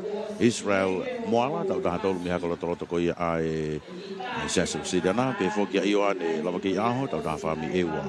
Sione Longani tau taha tolu me koris kotupou. Ka maa David Tonga tau taha whao e koris Tonga. George Moala tau taha whami tupu high school. Edwin Nikua tau taha whami tonga high school. Siume Vuna tau taha whami tai lulu. Leti Aisake tau taha whami ria hona. Malakai Pangai tau taha tolu mi hakola toloto Bureanga. Saya tu holoaki tau taha whame tonga college. Ko Filipe Sailosi tau taha whalo venga marie. Lakanga monu hasiata tau taha tolu miha kalo tolota Bureanga. Te Vita Vaka tau taha whame kolis tonga. Ko Ahalova Vakavelo tau taha whame i he kolis monga aurive. Pe foki kia pe pakitu kau mawai. Kai uma a ke somi manu tau taha whame kolis Anastasisi. Ko Fineasi Kawai Fiafi tau taha whame takui lau. Popo te moala tau taha whame up for all. Jari Leao tau taha tolu mi he koris kotupou. Rafaele Foriaki tau taha tolu mi he akolotoloto ai Wisiliana. Sebastian Eteaki tau taha tolu mi Ria Hona High School. Kai maafa ke Sitampa Fifita. Pia mi he Lavenga Mari e Christian College. Tau hongo fulu maafa. Koe na... Koia. Whatonga e tu e pia. Kou apito e... Ase talavou koe na pia mi he koris tonga. TV Tonga. Koia. Kone toki lere ni. Kone whatonga e ni ao ni e? Kone toki lere ti ao ni. Pe foki ki a Sione Longani. Oia, Sione Longani. Anga maheni pia i ane lawa kei aho, eh? Kaumatairi. Pe ki a Sione Kaumatairi. Pe foki ki a star ko ia government middle school. Oh! Lakanga monu hasiaka. Tau siana rau tolu ia, tai mi pe ia. Mahino apito e a hingoa koe ni he whainolo pe ki a Phineas Tonga. Katak Phineas i Kawai Fiafi. Ko Charlie Leao ni o koris kotupou Kevin. Iyo. Sebastian Eteaki. Hone maa? Tuhanga ton. Kamaki o maa pia ke... Ha mai whafonga laa. Mawahi whakataka mai. Ki mau tolu koe na mei tōkanga. Taipi peo maroro rerei. Marohi koe na e laa. Pea ko ki mau tolu koe na pe mi apina pe ki wharehanga. Mou mea mai. Kai tali rei ki mau tolu. Television e tonga. Ka koe na mei ria hona. Hapai veu. Tupo High School. Oua. Ria hona. Ka koe Free Musketeers. Liliani helotu polotere. Senorita helotu. Tui vai kai pe foki ki a Popua. Pea mo e nau timi. Oia. Koe poupou ia ki he timi wataha. Whamalo ai pe ki he... Koris Lavenga Mari. Lavenga Mari e tau tolu. Malo. Koe na ko taki mai. Koris tai lulu e na. Wafe mai e ni. Koia. Ma'u mai hanga tonu koe ki he tepi. tailulu pe mo whailoa tuu, te vita whailoa tuu. I hona tua ku ia hona pe foki ki tākui lau. Lau unu atu Reti Aisake. Takai whaosi e nā pia. Eo, takai whaosi e nā te vita whailoa tuu. O si motu atu a tailulu ia. Kakato mai ki he te pi he taimini. Ka ko te vita whailoa tuu e nā tailulu. Ku toi hiki tō atu whailoa tuu ia. Pea mi he koris tailulu. Te vita whailoa tuu. I hana tua koe ia tākui lau. Ka ko te vita whakailoa tuu e no tailulu. Koe la, kamata tailulu. I hoa tailulu kai hiki atua takui lau mo ewa. Takui lau e na mo ewa. A te rena, ongo whawhonga me a te reu na unu atu pia mo nawa. Wawa ke ki he wake au. Wharaka mai a ewa ia. Siane ha whaka, kauka tairi pia mei ewa. Ewa. I hana tua koe takui lau mo a tere. Atere na turi ma whakalaka mai hewa. Hewa, whea mo atere. Kwanai mui. Oua, tai holo. Kwana me atere. Turi mai atere. Turi mai. Saia, tuholoaki. Whalaka mai e saia, tuholoaki. Oi, koristonga. Kihe koura. Saia, tuholoaki. Ki ua tai peki ai. Iwate. Koe la. Te tolu mai pia atere. Atere. Oua. Te vitonga pia mei he koristonga. Nau toki whakatoko toa mai e peki e tepi, ka kua awe ia i he koristonga e David. E saia kataki, saia tuholoaki. Iyo. O e koristonga. Oua, Junior. Kaka toi ai Junior. Toi tanaki atu pia mo e koula. Koia. Ai koristonga. Ki he nau puha tanaki me tari.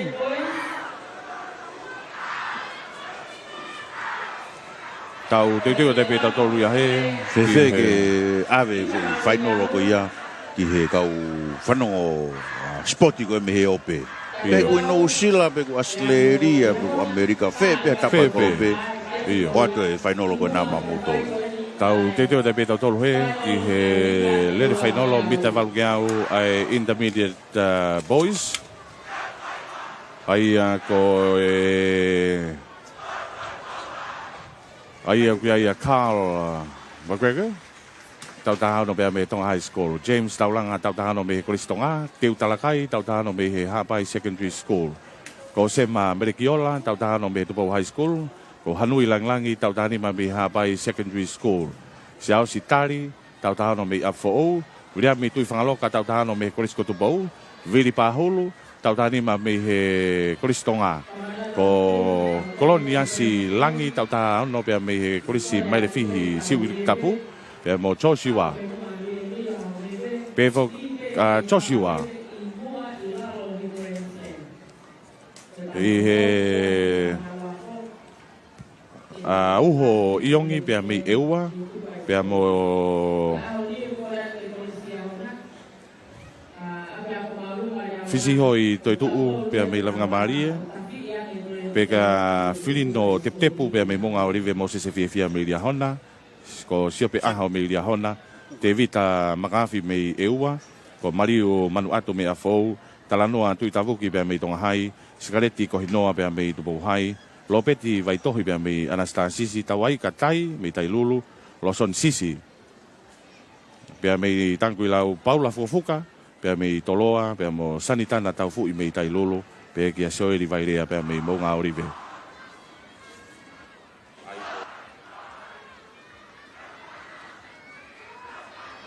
Iyo ko e whanau tangata loto ia. Ko e na ko e na umea mai e ope. Ko e toko wanima ena. Toko wanima. Kai mire rei taha ni bea milite ua se kone nima poine ni menima. Fotu uia he wafe tahi wā. E whare ula, whanua pe me he korisko tupo me toloa. Ko ia. Whare ula waftahi wā, Waftahi wā ia. Pea mei toloa. Ka koe sta ena toloa e pia whatonga i uku kau heni. Ko vriami tui whangaloka, Ko ia. Ko ia. Toko ua nima eni. Ua nima eni tena o veipa. Toko ua nima eni tena lere whainu.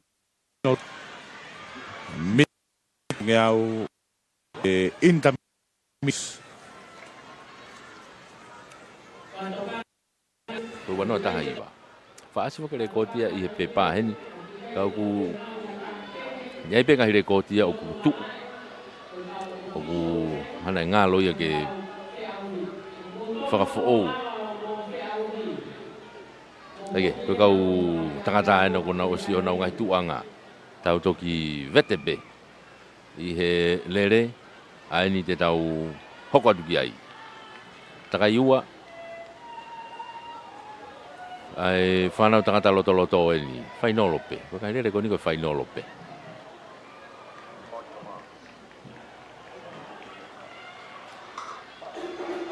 tukwatu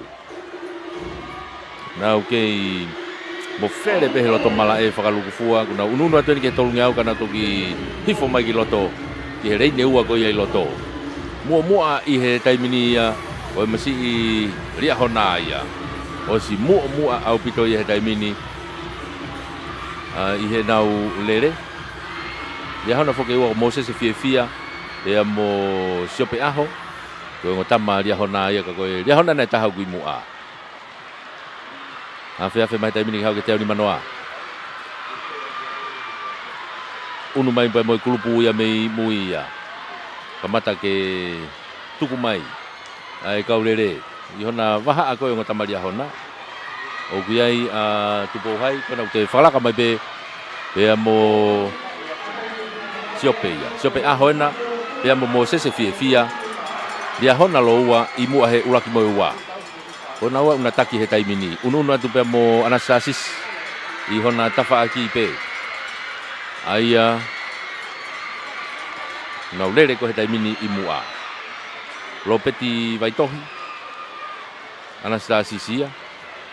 Takai mai ki he tafa aki tolungi au en ke na wafeafe mai. Unu hake pe mo apu ou. Pe mo toloa. Ka koe tama ria hona na una ke I mua pe he taimini. Na wafe mai. Unu atu ke ofe atu ke wange au he taimini. Kabata ke unu hake ai masi ko na be kolistonga ia. Ko taulanga. Unu hake ki mo he taimini. Taulanga be he kolistonga. Na wafe mai ko ki hau kanga tonu taimini na unu hake. Unu ma taulanga, unu mai pe mo apo ou. Ko ngotama na una yai lo wape. I he tu ko ia ai lere ko ni. Mari aputo yang ana lere mai. Hau. Masih ena ia ko taliena, siapa si taliena?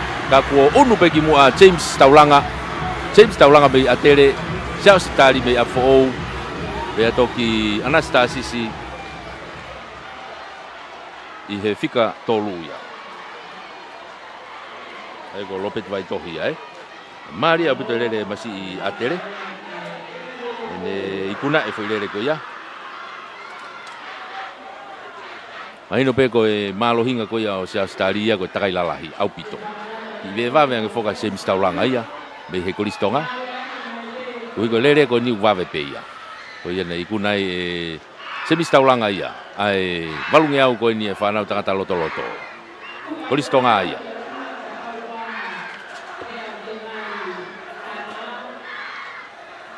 Kau unu tadol ke openi taimi. Unu ke openi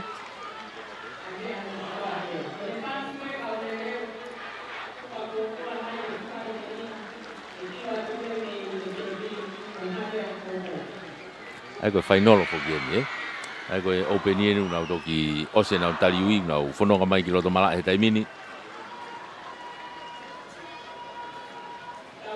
Fitu ko loresio fitu fuka tau ta fitu me ha pai ko oto fiu balakofua tau ta valu me ria hona vuni valu fifita tau ta fitu me atele ko luke sime tau ta fitu pe me tonga hai ko semisi uhi tau ta fitu me toloa soane ainu tau ta valu pe me ta kuilau vriami pore tau ta fitu pe me tbo hai ko Augustino feao tau ta fitu pe me atele ko mounga he lotu reao tau ta valu pe me he kolistonga ai pe kia Paula Tonga tau ta valu pe me afo pe mo Emiliano Wolfgram tau ta valu pe me he Tonga High School sione pase ka tau ta valu me afo o hala vai waske tau ta fitu pe me mare fihi ko hei muri vai rea tau ta fitu me mo nga orive Henry tau kapo tau ta valu pe me he kolisi ko tupo me toloa ko valau tapu eluelu tau ta fitu me kolisi tai lulu sione kei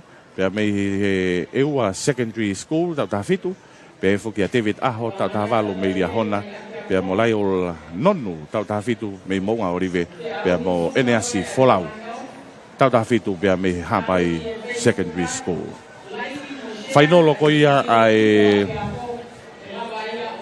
fainolo lere takaiua mita valungia we senior boys ko time lere ta ni pea koi talu ni pea me tau ta hive hiva fa koi foto uya e ka feleti pea me he toloa aki ai miniti e ua koe taimilere taha ia. Poini e... Ko tu ko ton fereti ni. Hiva whae. Tau ta hiva whae. Brian Kerry. Ko ia ka pau. Kau tama ia koe iai he taimini he kupu uraki. Brian Kerry pepe foki ki a mahakea asa. Mei he koristonga. Kau ai ko ulawe koe lere koe ni koe lere maari au pitoe kau tama koe ni. Te ukai rewa pia mo Visesio mei apfo'ou Visesio tolu mei apfo'ou aru ke grupu koe ki mua koe ngota ma apfo'ou iai ai ko Visesio iai mo takuilau ko henuri wharekaono ai te ukai rewa pia mo aisake remeki pe mei apfo'ou be moia ukai rewa pia mo PJ Fare na mei lia hona. Pea he fogi ia ahokawa. La valu mei takuilau. Mai no pego kau tama ko ni ko lere mari en. Ai lere ko ni. E ko hi ko masi ko na ko lata ipangai Samson lata ipangai. Ko ia na ne ma ko tolu afi. O mahake asa ena urakia. Kai ua mahake ia.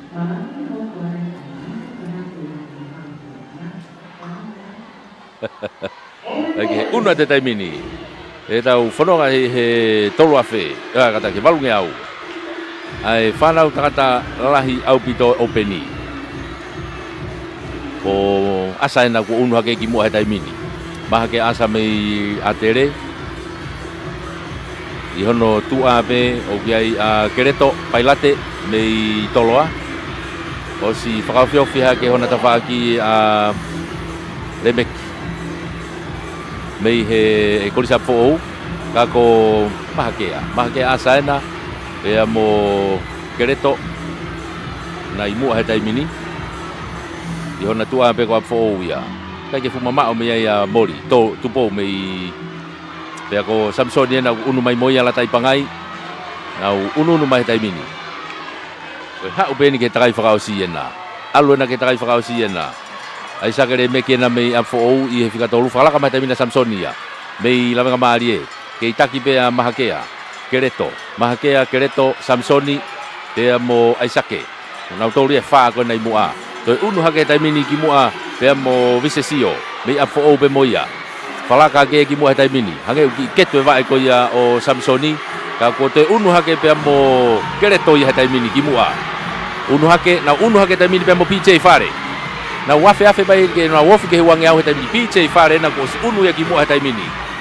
alwatu ko nawa pe mo mahakea asa PJ Fare iona tu ape o giai a Visesio mei a fo to unu mai bia mo kereto pailate na ki tau ni mai bom no PJ Fare kereto pailate PJ Fare afe mai ke hau ki hanga tolu hetai mini PJ Fare mei lia honda ko kereto pailate mei toloa o si ngari pe ka ke te felave o unu mai pe a PJ Fare meia hona ki hete pi kereto pailate unu mai mo Samsoni lata ipangai ai ko uraki wa tolu ia i lere ko ni to fika fa tua mahake asai ka koe kautaman PJ Fare o lia hona koe sta ia o e ngahi lere ko ni ai openi i he tau whanau tangata.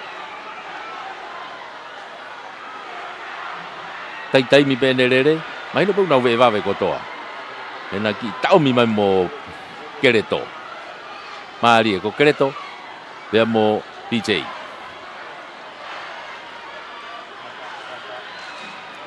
Oi au nau feilo ki fia ya ko whainga maari e ia. E ne tūko ia, ko toi koula ia taha ria hona, PJ whare. Ko toi koula pia PJ taha. Ia, te kai ke lahi pene ngahi rere iweni, kau te kai ke au ke ne ngahi whainolo. Lere testesi pe ko lere sivi. Ka ko e lere ko ni ko lere ki e koula, siriva, pea mo e polonise.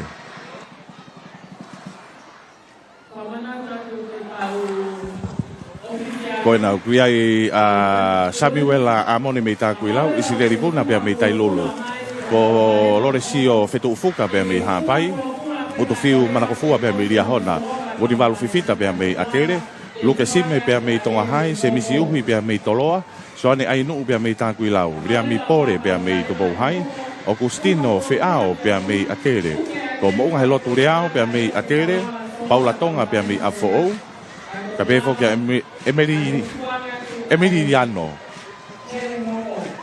Wolf Graham hai sione pase ka me afo hala vai waske me mai refihi he muri vai rea pe me monga orive Henry tau kapo pe me toloa valau pe me tailulu sione kei pe me eua te vita aho pe me riahona ko laiola nonu pe me monga orive ele asi folau pe me habai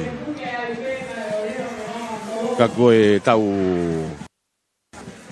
kai mo ilelei pia mo e tonga tonga mo ilelei ia pia mo e tonga newsroom maala mai ha mo ko Henry Taukapo mei toloa o kai be mo va lau tapu lelu mei tailulu sone kei mei eua te vita aho mei riahona nail nonu mei mo ngaurive mo enes folau mei hapai ai ko toko uoua ena toko uoua o e whainolo ai sinia i he valunge au toko uoua ai whainolo ai sinia i he valunge au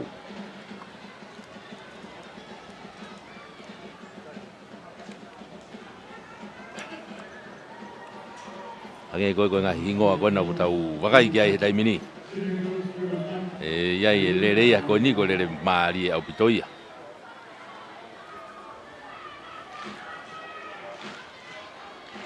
na unu tu kai i moa ai ko e na fa lere fo ko ni ko lere o tau toki lave i he lere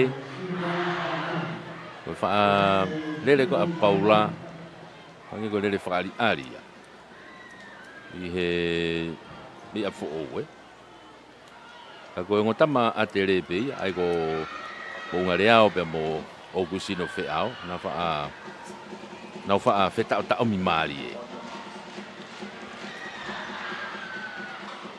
e ke masi ko na ko hala vai waske mi mari fi te vita aho me ria hona ma una te tamini ki moa a fe me ko ki ha ko ke tolu ya te tamini ko si moa e tamini reao ia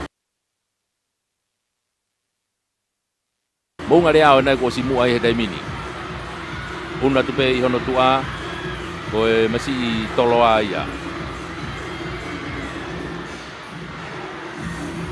na wa fa mai wanga he dai mini ta kuilau pe hono tua ko na ko tama tere na mo Augustino Feao ko fe tu pe moia he ta pagi ai ka tau lere ai si dia ko ni o na una ha ko ki hanga tonu ko ni ke na wa ko ke te pi ko trai fa sia ai na fono nga ko ni ka ko masia ko na ko munivalu na ia mua munivalu na mua me atere unu ate ngo tama afo o i hono tua o ga sione paseka pe mo Paula Tonga ngo tama afo o ia ko tolu na tolu ia ai mi tau to tolu ko tama ai ko taha fo kia ko lere fari ali Eke, ka kui mua peta i mini ke iai pe a Bunivalu. Unu hake hona tawhaki a hapai o Loresio.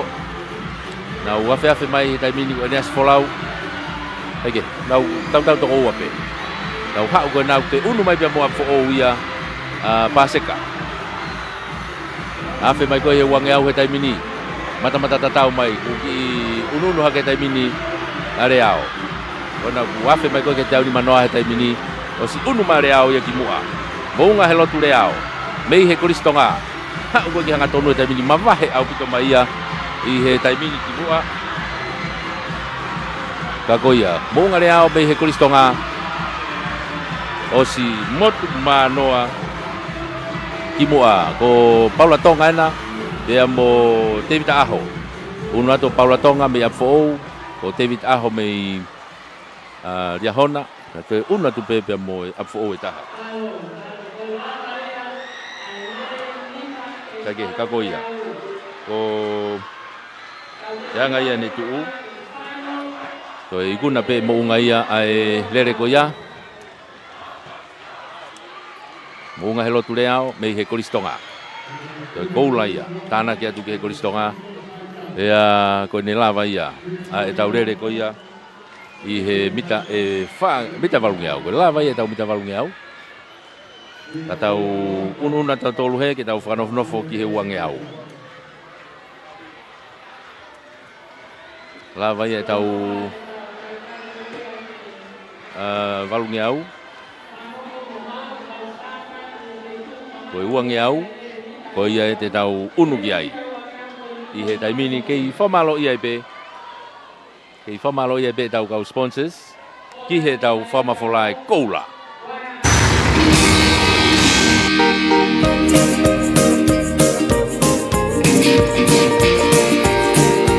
whamaloa tu ki he kau sponsor koula o spoti hono hiwanga fuluma hiwa ngahi kolisi whamalo ki he 8 minista e potu ngau ngahi ngau e whalot whanua Honorable Fane Fituafe be foge CEO polo tu paunga mo potu ngau e ngahi ngau e whalot whanua mia whamalo ki a se misisika ko e whawafonga wharerea o tonga tapua mo e kautaha e 5 stars group of companies and finances whamalo ki he office e talawhikaulahi a Australia I tonga ni mo e Australian Aid whamalo e before heni kia I laiwaha towehi te mo e kautaha malui ai Tisa Insurance ai kautaha malui ai Pasifiki mo tonga whamalo ki he Embassy of the People's Republic of China mo e office I whambastoa o e Republika o e kakai o China I tonga ni kei oa toi pe whakafe ki hanga hi kautaha kei atape e tau sponsor koula, sponsor siliva mo e sponsor polonise o e tau whiau hi sipoti ono hiwanga fuluma hiwa ai ngahi kolisi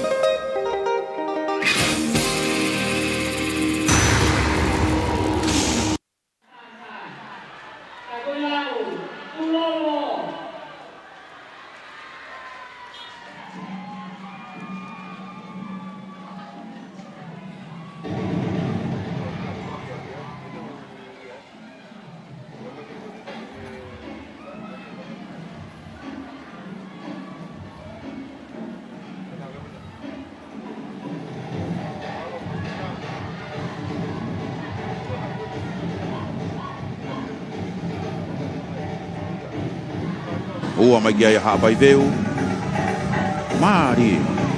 Au ngā koe teknologia, Kevin. Iyo. Lava peu replay. Mea mai kia kai whanua. Motol koe nei apina, pe ki hapai. Wawau. Mo mea mai television tonga. Koe na koe whanau e fine lalahi ena. Intermediate. Aroto eni. Intermediate girls. Koe Jessica vai ni koro ia. Oua. Kau i ngahi lova mari pe ki Open Girls ko ewa na io pe me funga fonua me ewa ia tali ai na pe me ewa mo ene koula taha oi a mai pe ki ai mo ewa mo tolu mo tolu pe ko senior Ruth Carmen senior Kolisi Kunsalo te, kolisi Centuria Tautolu, o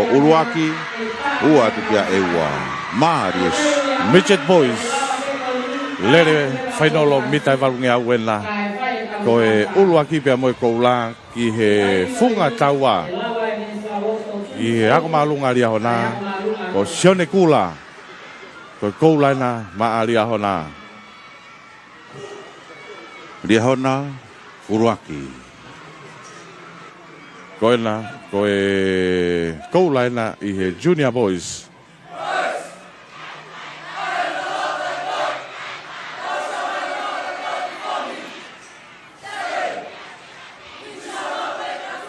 aku malu mau tonga.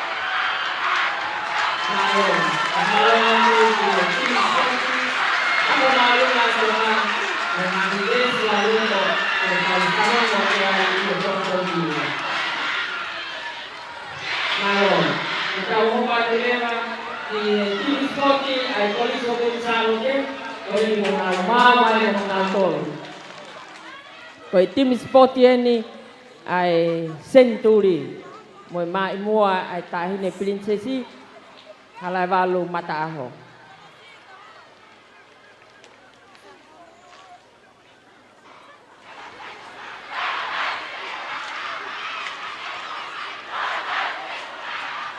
lo toma ko ya atau tali atu ke final ai lere mita e uange au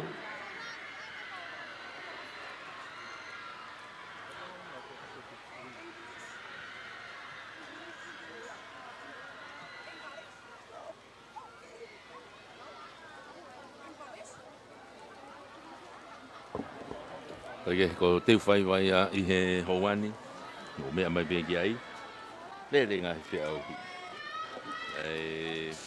Rau wees wholofola, ko e whakakai ko sumpa. Le behe taim tatau pe. Ake ko ki waha ko ni talitari ki he tau ngahi i weni hoko. Tau talitari a tueni ke lau e ngahi wees lau loto. Kala watu a tonga hai ko kunsalo teni. Kaka kipe kau mamata, ko uhinga ko e lau wees lau loto. Kunsalo teni una unu mai.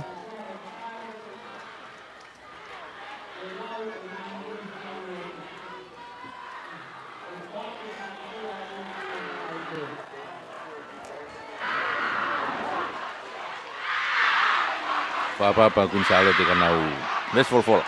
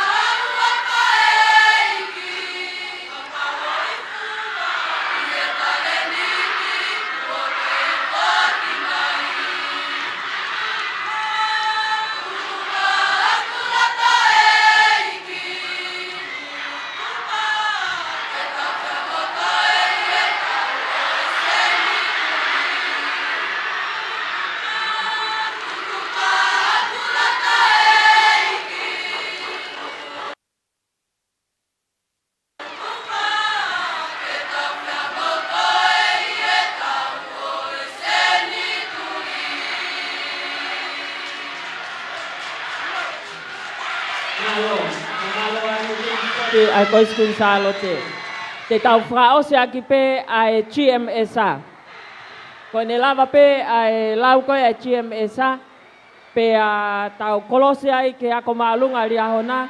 Ko ne lava pe ko ia ko mau mai e tau lere mita e wange au ka tau hoko atu e tau polo kalama. Koe toi koe ngahi timi spoti koe ke lau mo ngahi ves lau loto. Ke toki whahoko atu pe taimi koe ke mo lava mai ai. Ke hoko atu lau ves lau loto. Koe team spoti eni ai Government Middle School. Koe ne lava pe nau lau ves lau loto. Te tau ki kolose ai ke ako malunga ri ahona. Ke ta e nau sa pa koe ne lava pe koe ia. Te tau wakai lewa ai final lere mita e uange au.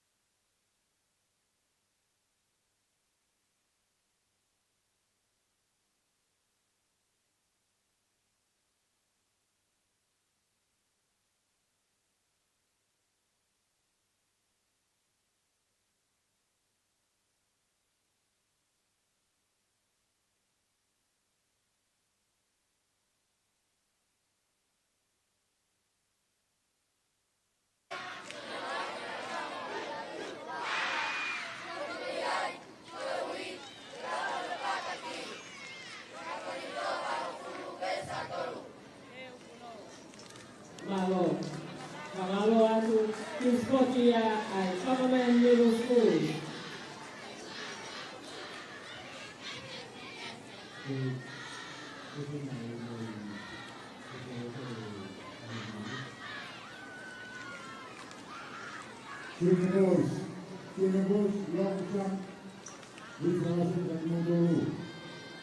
Iyo koe na oa, koe whaunga laka na,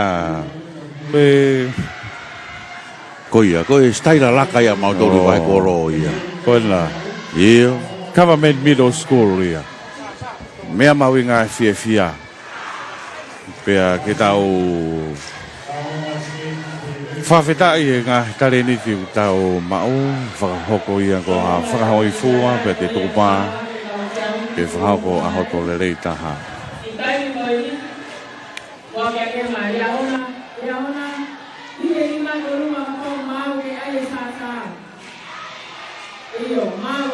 Whamaloi pe ki he korisi lawenga maari e, malo e mau kofi.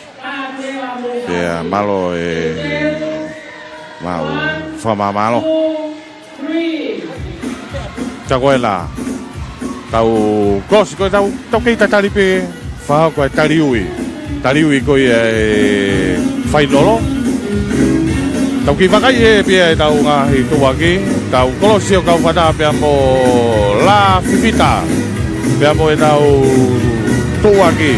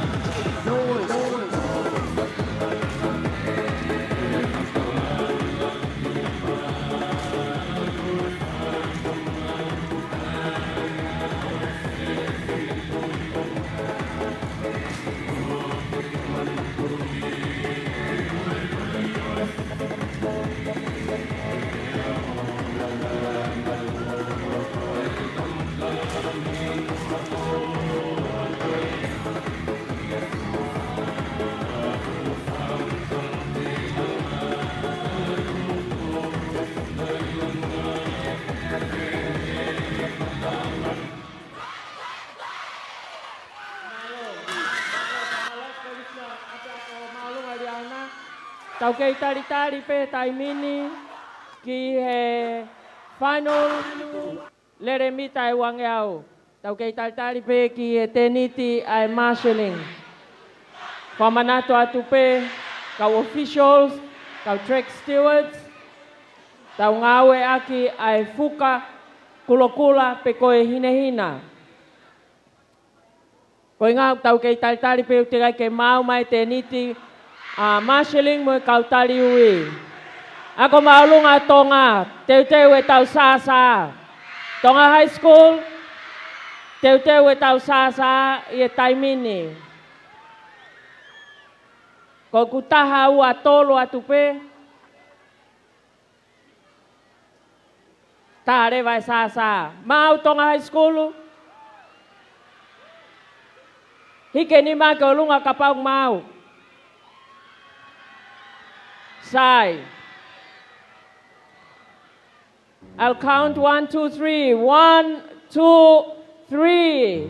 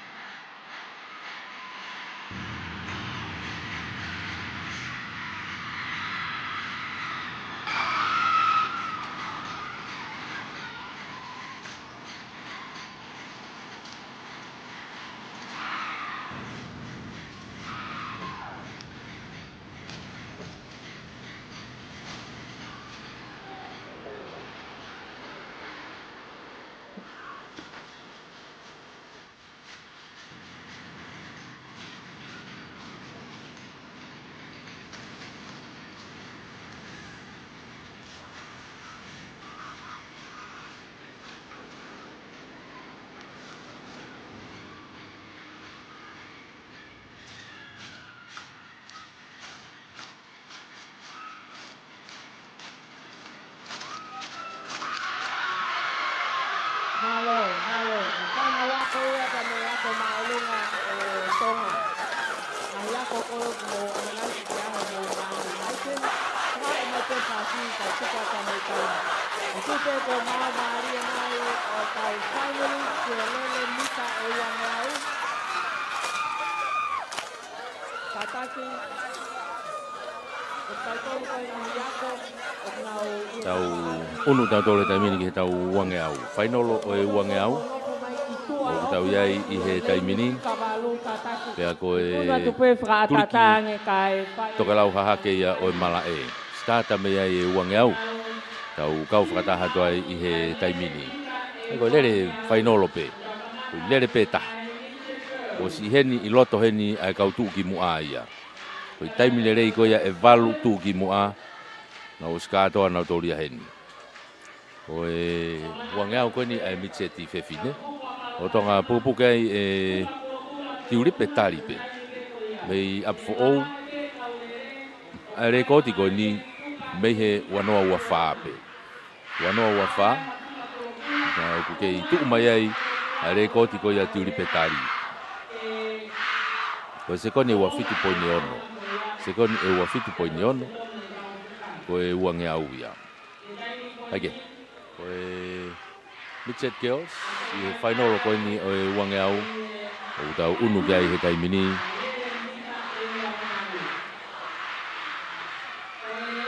Nau fotu tu mai me he turiki ko ia.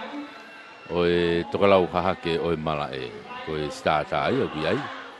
Mau me ai e kau starta. Mau atu me hene tepi, me turiki anga maheni pe o tepi. E tau te wai ke tufa atu e tau kaulere, ke o nau ngahi poloka, tuanga, ka nau lere mai. Ai koe, rangi koe lawe, koe toko walu. Koe walu tu ki mo ape. I he ngahi taimi koe me he ngahi hiti whakatoa. Koe foi taimi le rei pe e walu. Koe ia. O nau whainolo, i he mei koe ngahi lere ko toa pe. Tata te whito ke ngahi lere ko nou, hangi koe mita te au, koe uange au, koe whaange au, koe he tolo, koe foi walu tu ki mu ape. Pea pe he foki he lere fuka, foi walu tu ki mu ape.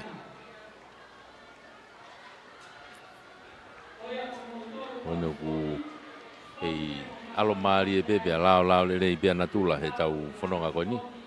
E no ke i whamalo ia e pe foki e tau kau sponsors, i he tau whamafola. E tau sponsor koula i pe. E whamalo e pe ki he Eik Minister e potu ngau e ngahi ngau e whalot whanua e mia. Ono polo whane fituafe pe foki CEO, polo paunga. Whamalo he ni ki a ilai wahato vehi pia mo e Tisa Insurance.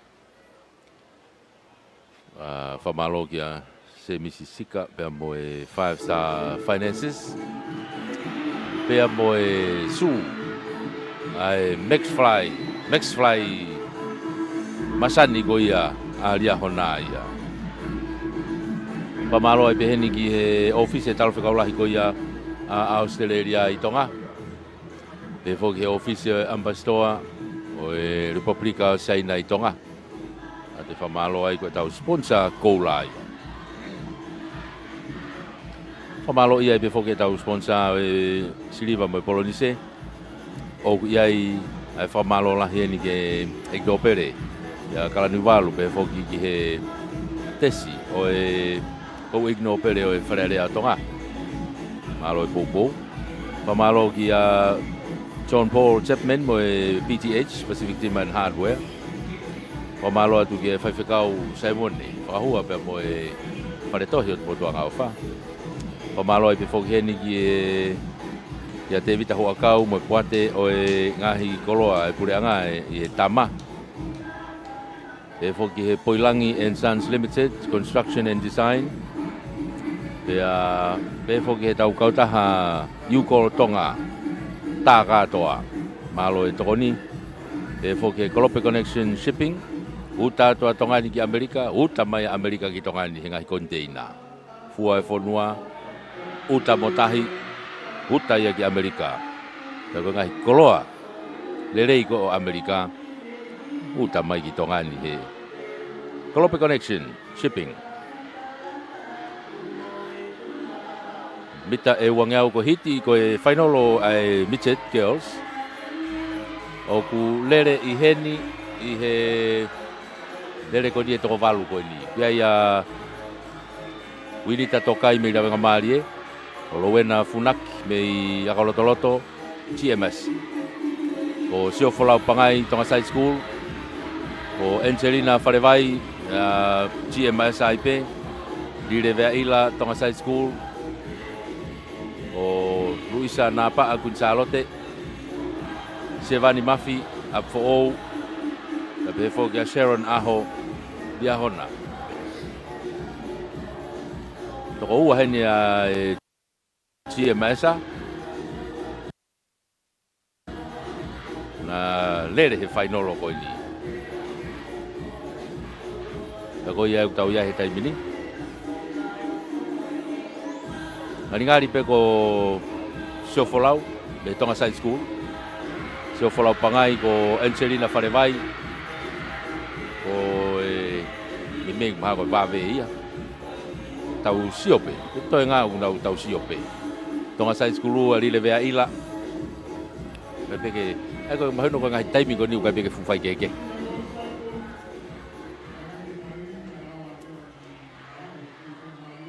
Ko ni ko nau o situ ko nau ngahi tuanga te wai ki he tukumai.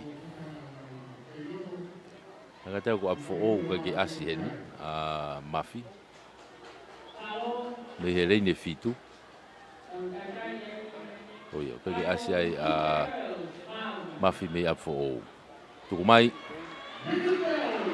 Uang au na vave apute asiko Angelina Farevai loto lia hona itu ako Sharon Aho ka ko Farevai na ko sim unu maya i loto pe foki ki a lile vea ila me he tonga side school na i loto marie lile vea ila i loto ai ko lowena funaki ka ko lile vea ila me he tonga side school ko unu mai ki mo lia hona pena ko Sharon Aho lile vea ila me he tonga side school Sharon Aho me ya hona una tai pe mo Luisa na pa me kunsa lote.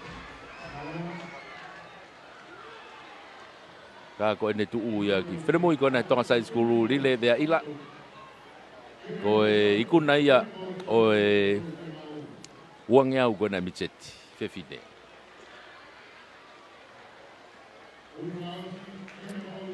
unu haga be tau tolu heta mini ki junior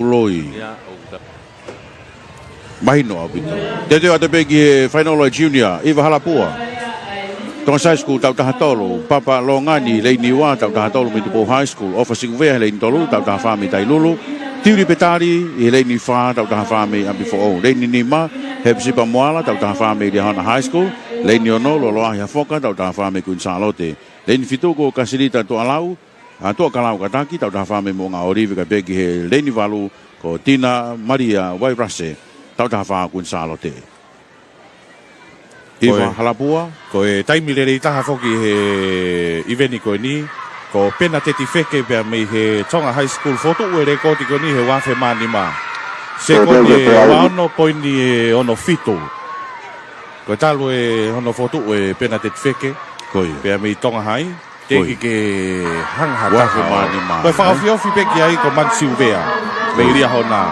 se ko ni wafito poini watolo ko e wafe wafa Kei pena det fekepe. Kei pena det fekepe. Te watu ki he final. Junior girls. Leini Uluaki ena. Iva Halapua. Tonga Side School. He ki tiuri petari ena i loto ko taimi le reitaha ia mi le resivi. Onye maa. Pai kana mau kata hamai te. Kage ku ia e feki pagi te lava iva o lova ka kona ko tukuna mai ka fi au hia. Afo wena. Abi fo re ngoi to tiuri petari wa fo. Ino ta faki ku charate. Ku charate ma fo.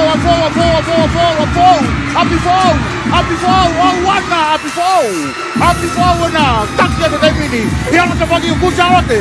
Abi fo ai pe ki he te pi tiuri petari ku charate. Ia wa ke mo tai lulu. Iyo. Kakasia. Kako iva halapua ko tui peu ku ia gi ko tua nang kita na hemi no vai. Kada wakaita nei no te unga ko te unga fao pi ai mai no ai nei ke kau ia kau le ko ni Oi nei startup be a fe. Kako tiuri petari ko tiuri petari ma api fo. Ake sola tiuri pe ko ina foto e ko ti micheti Iyo. Ko tiuri petari ia be afo tau Te wata pe tau tolu ia he ki he final lele mita wangau ai independent girls Leni Uluaki ringi pele whakautoki pe me kunsalo te Leni wa kalau lain ne whakahau pe me ria hona Leni tolu Leni whaiwalu pe me he Anastasisi Reni fa mansi vea pe mi tong hai reni di matches ka vain kolo me lia hona reni ono unga te foriaki pe me tai lulu reni fitu langa kali peni me kun sa lo te reni valu ko vika tu vai lala me mare fihi tai mi le taha ni pie o mari au bito foto uia tau ko si e mansi vea pe me lia hona ka ko vasariva fereti pe me lia hona i he wafe taha fa Fata tau ipe. Kako mansiu vea ni mansiu vea ni bea me ai ko taimli Koia. Lere bea me tonga hai. Koia. Nei lia hona ta ko si tonga hai. Bea bea mo sta ko ia lia hona Jessica vai Nicolo. Be foki sta ko kun salo te. Langa kari penni. Iya. Ke Totolu ya. Be foki ki ringi pere faka utoki. Koia. Kun salo te Pea mei kun salo te. Ko lere ko ni el mari au miko. Teu mo e tau slow motion. Teu mo e tau slow motion ia tau tolu. Ko e lova ko ni toki veteki be me faita. Iyo. Ko na ongo stana me kun salo te. Fra utoki ring pere. Fra utoki pe mo langa karipeni. Pegi a mansiu vea me tonga hai bea mo Jessica vai Nicolo bea me lia hona. Ore mai fainolo ko ia bea mai ka ngawe ko ia moi ta fa ki fono nga ki hala pure nga ka pe foki ki mia. Ta fa ki sipoti. Pot ngawe stika. Mo fe. Pa fa na tami ni nau maka pe fakata hat pe ku ilonga pe asi mai ko ia langa kali peti. Pea me kun sal ke len ki no. Ka ko na mansiu vea na bea me tonga hai. Na wa pe ta ja mo pu tami ni. Mansiu vea na me tonga hai. Tonga hai. Ka ko na. Mansiu vea pa kusalote pa lia hona. Kusalote la ya. Lia hona pa me to ba lia hona. Lia hona pa kusalote. Lia hona pa lia hona ya tonga hai. Kusalote. Kusalote kola pa kusalote. Sini pa lia hona toki. Palo dise. Ma. Langa kali peni. Tonga hai. Langa kari peni Centuri. Langa kari peni me kore Centuri. Bea boy koula. Kore Gonzalo te tau foki ki he replay. Koina. Good. Oua. Aluatu. Langa kari peni. Koula ba Gonzalo te. Koia. Jessica vai Nicolo pe ambil dia hona mo siriva. Pea toki mansiu vea pe ambil tonga hai moi polonise. Koula ya taha. Ke atu. Te deo te pegi Open Girls. I he leini hono wa ia Teresa Aho tau tahiwa Gonzalo te. Leini tolu Luciane Manumua. Tau wanoa o tāku i lau. Leini wha tupo hikila tau tahiwa o high school. Ko e leini lima ko niurini mori tau wanoa Gonzalo te. Leini ono foriaki sākopo tau wanoa apfo'ou. Leini fitu ko tonga diu lupe pea wafi tau tahiwa o Iako Malunga dia hona. E leini walu ko Elizabeth Mahe tau wafolu o Korisa apfo'ou. Taimi le rei taha piea foto uia e sokopeti paongo pe ame Korisi Gonzalo te. I he wafe hoko fulu ko e sekoni e waono poini e fitua. Koia. Ko e taimi whatatau i peki ai ko hola tau kafa me i tonga hai. Wafe taha iwa waono. Poini ko e poini valuono e. Fitua e valuono e. Koia. Aia hange tau ke hataha i leini fika wha. Aia ko tupo hikila ia. Tupo hikila me tonga hai. Kai ke lava mai e. Ka koe na. Whafonga ne pa mei Gonzalo te liurini mori. Ko ria hona ena. Ko tonga riulupe pea wafi. Iyo, kai ke ha taha e whika ono. A fo'ou pea mo... Aia koe ngo whafonga me a fo'ou, Pe foki ki tonga hai, kai ke nau lere. Ai ko toko wha peni. Toko wha peni, Aia ma. Ko lere koe ni, lere pe ke koula, siriva pea mo e polonise. O ato e foi lele ia koe ni ki he potunga o e moi, mia, statistika, kuate taulanga, kau tahu kei polo atonga, pea mo Seni Pharmacy and Clinic. Au, mamahe whakataha mai pe. Gonzalo te dia hona.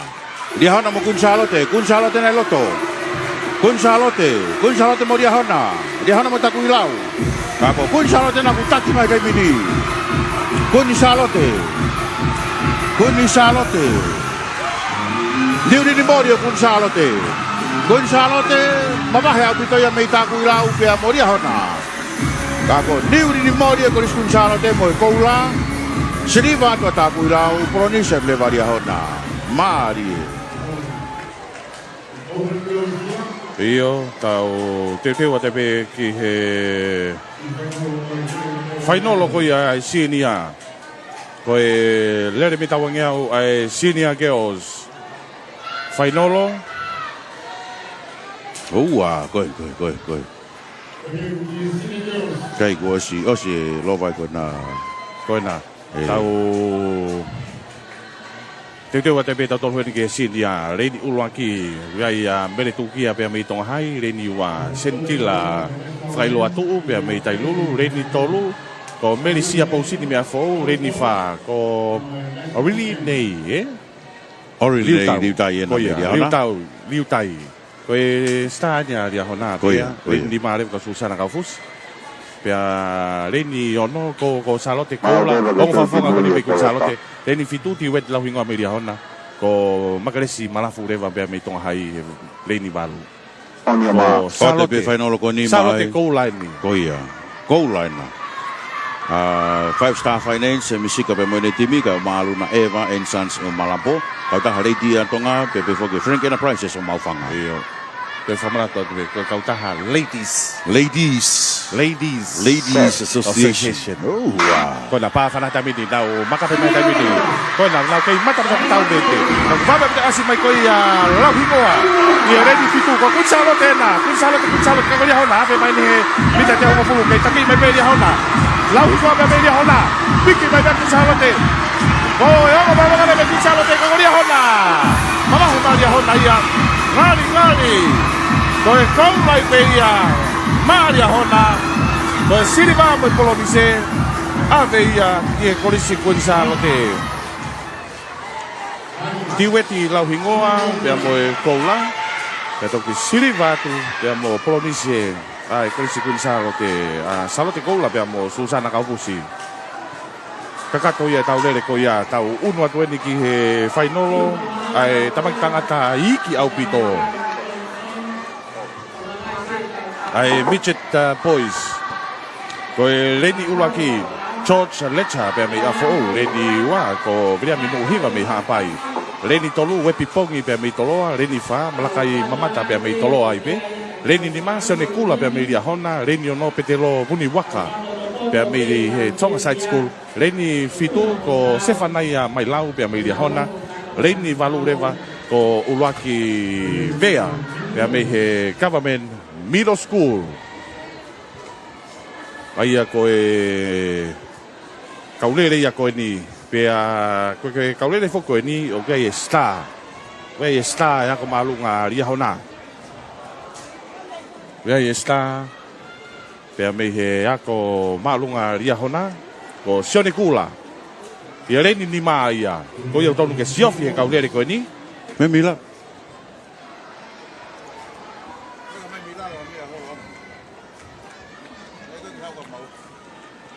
Koena.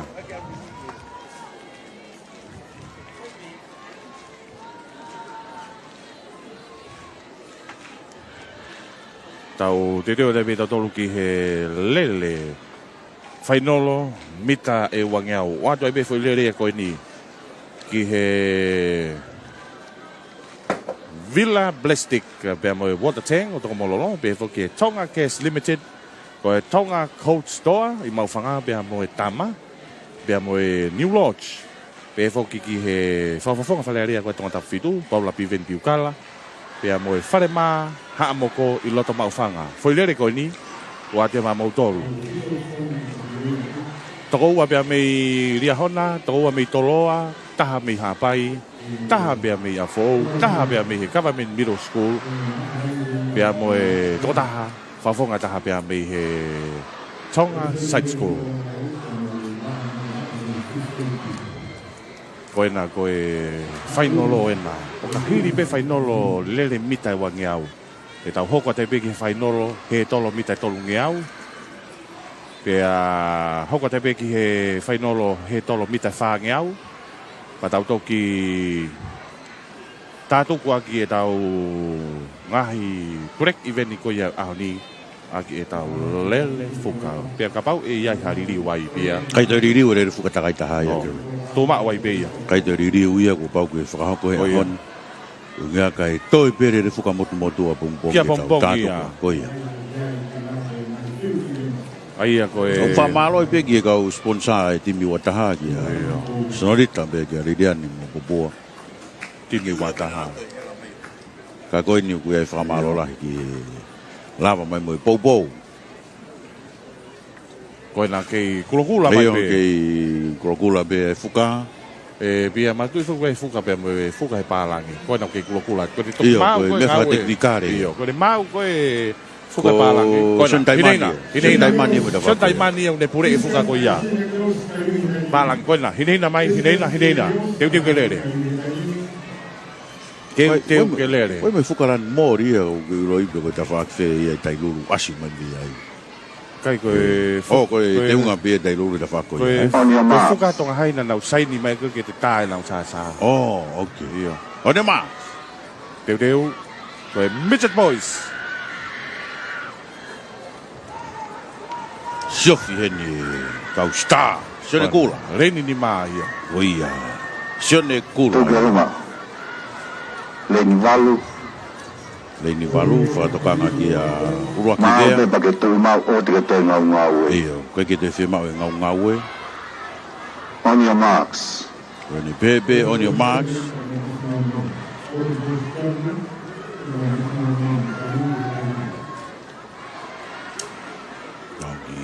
Taimi ai e angi. Set. Eo, pā whanahara. Mawai whanahara. Sione kula nei loto. Reini, whika ni mā. Koe nā mi he reini ki tua. Ua ki vea, se whanai a whailau. Ka koe nā unau. Piko mai ke maha tonu ke te mi. Rihana mo rihana. Se whanai a whailau. Sione kula. Se whanai a whailau. Pe mei rihana ke te pi. Se whanai a pe ako sione kula. Aua. Iyo, e pia. Eta ko sione kula pe ia. Sione kula pe ia. Iyo. Ei, ula kita to piua. Se whanai a. Te tau toki holomui ke reverse. Holomui. Te tau ki foki he ki tau replay. E, tau ki sione ke replay. Tono. Wakai atu me ta whakawhake. Vā mōri. Pia mo ene replay. Iyo, wahai whae. Whiawhia.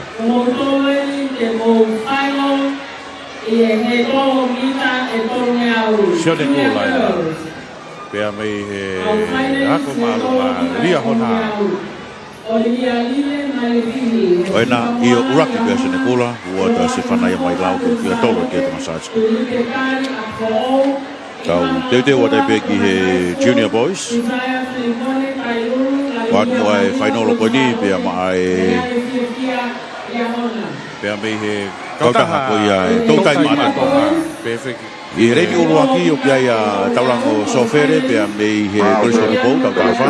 Reini hoa prise tau wha kolesko tupou. Reini tolu bida milangi o komarunga tonga. Reini wha uruaki la tawao pe mei ria hona. Reini ma Junior King Halalilo pe mei he kolestonga. Reini ono se mismuti pe mei ria hona. Reini fitu ko lakanga manu hasiata ko trota kule anga ka pe fuka reini balu.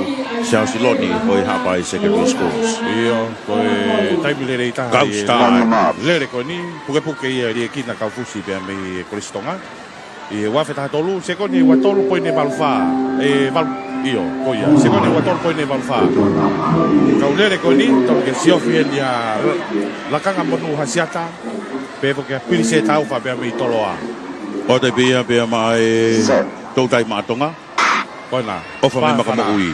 Lau, tukuna mai. Koe nā, kamata ke asi mai atere. Junior King Halalilo pe me kosonga. Lau wape mai te uku kai. Atere, yahona.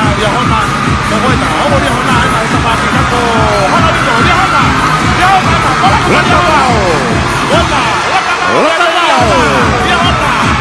Kauna mai yahona, sirima mai atere.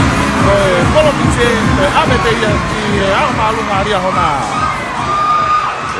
Latavao. Latavao. Nei o te whainolo ko ia ki he kautaha tautai maatonga ofa me maka mo'ui mo New Tatau Products. Start small, dream big. I hala unga pe po ki RK3. Whare pulu ko ia o e Fempo Pucha. Ave ia tomo pe mo e. Oia. Io ia tomo were na pe mo e Start small, dream big. Io se mau Picapolo, Centoro, Siripa. Io Latavao mahanga te biga mahanga. Te o te begi Open Boys, Intermediate Boys. Atu mo ai whainolo ko ia pe mai io. Ia Paulariu pe me Paulariu reinu la ki reinu wa so sai a fare pe me toloa.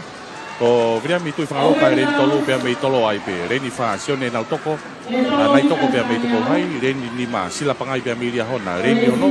Ko whenua ki ika pia mei atere. Reni fitu ekwet fotokawa pia mei ria hona. Pe i reni malu ko William longo poa pia mei Kristonga. Ko e taimi rei taha i he eveni ko ni ko tapasu paia pe me Kristonga ko tu ia ia wa fita fitu a ke se ko ni woa o ni fitu noa ko te fafio fe dai pe a so se fo mai langi pe me Kristonga pe wa fe wa tolu se ko ni wa tolu ko ni mata ka ko ni tolo ai wa a te re wa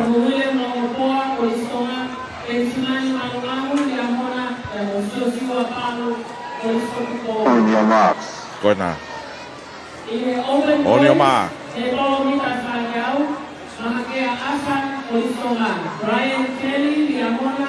Tau tete watu lere whainolo pita wangeau ai Intermediate Boys.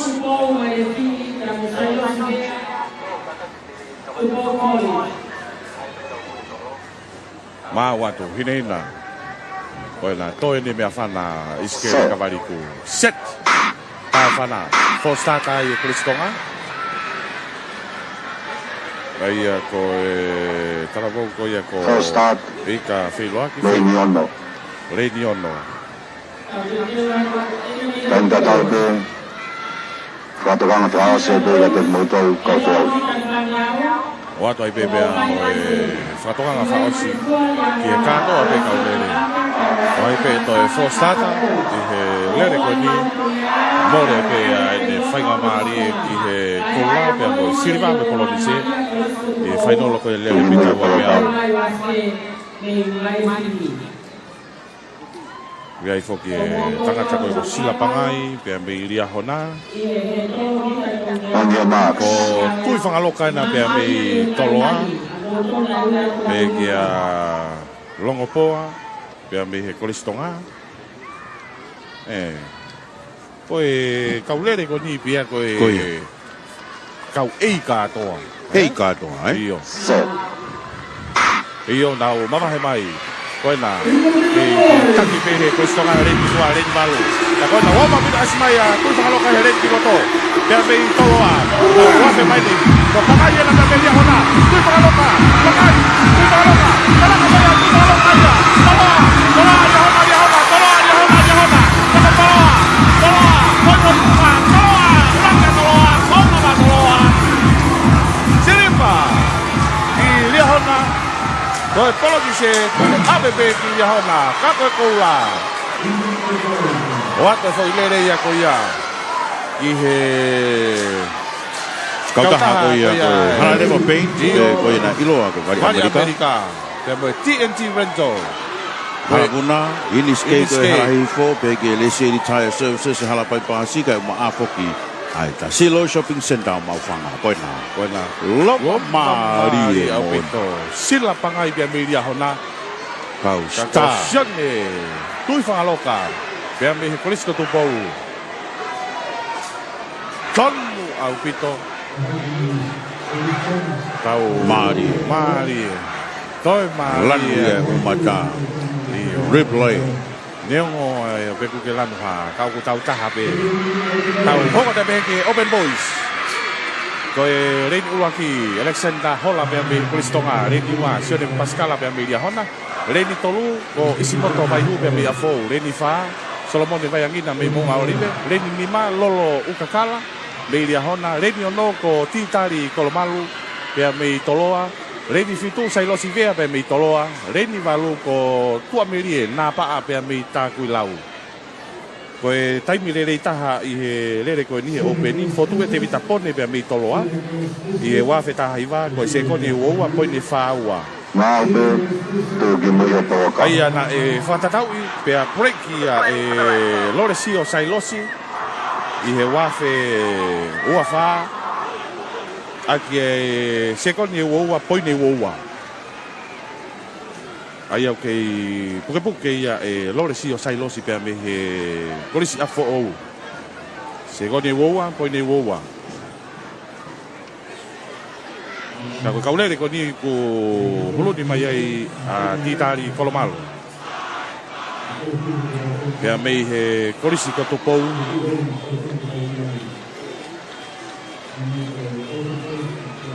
Me foki ki a lolo ukakala pea mei lia hona. Pea mo isi moto vai hu. Pea mei korisi afo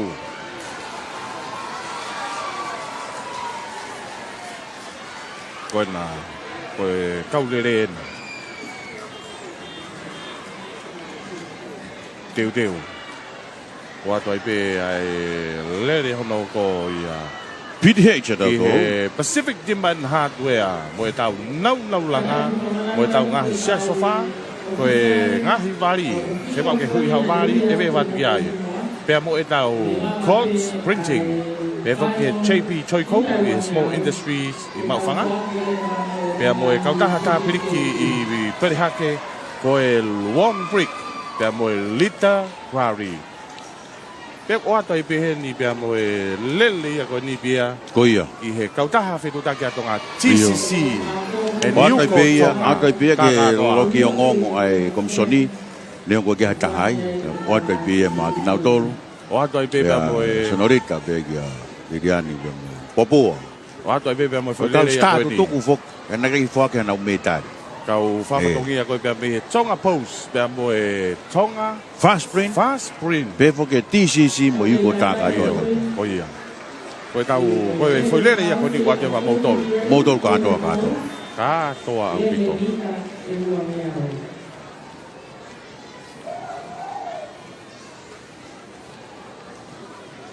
Aia koe o ka hiri pene toi pe tau sinia. Ia ka kato e wangi au ka tau teu atu he whainolo he tolo. Mita e tolu ngeau ko ia ai Junior Girls pea mo e Junior Boys. Patau toki hoko ki he tolo whangeau whainolo. Ai Intermediate Girls, Open Girls, Senior Girls, Intermediate Boys, Open Boys me Senior Boys. Pea toki whakato aki. Ai lere fuka whainolo takai taha. 4x400 meter relay.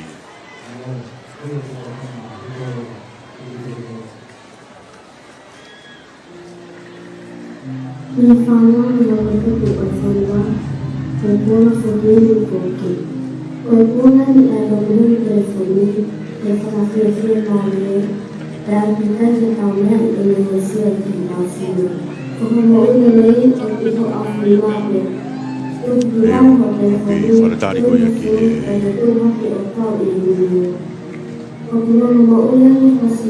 Starter. E fefia ki whamaro ia I bea ki moto koinio. Bea mai I tau pēsi Facebook. Sai a pita e pou. I tau tau pē. Ki merino pē. E ka koe o ku Gervin. E rite tau kapo bea mo Roslin. O ki naua e ngā ue malo I taha e aho di. Saute I ki naua. Pena I overtime. Koe hautaki mai nia. Koe kau tuwhi niu e nia pia vea mei uta. Ko ia. Aia ko Borda. Pe foki ki a John Kaupaki pia mo Manasi Pus. Kau tuwhi niu ia. Tuwhi niu nau tolu. Whanau ko peke retio. Iyo. Mantu ia e fiafi. E koe whakahoko mai. Tuwhi niu ka mantu e fiafi Billfish. Iyo. E fiafi manatu I kautama. Koe whainga la To mai aki. Tapi i pe o sia hau e vange kia Billfish. Fuai niu ko niu ke whanga puaka. Koe ai pe ke fua, toi mau pe ai whanga puaka. Iyo, ko ngata pa ku fua pa mai ki seni tige ta ulu la nei. Toi tokoni pe ke lolo ia ki lai pele. Okay. Ki lo Talama ko stu pe ki staff pe ki kulo ko ki haka. Ki haka manio ke pe ia. Pe ki lai pele pe olunga. Mari. Koe la. Kam toi mari ia ke awa. Ko Joshua. Tol. Joshua. Se fesi e na ia. Ta koe na toi ai pe grandstand e na ia. Ko ia. Mo nau ngai fu e pani. Kelas ke mea whakamalu ngai ngespuha. Iyo. Koe whakamalu. Mo sukaka. E pani. Sige, fiu tari ka kai ke ota mea kai.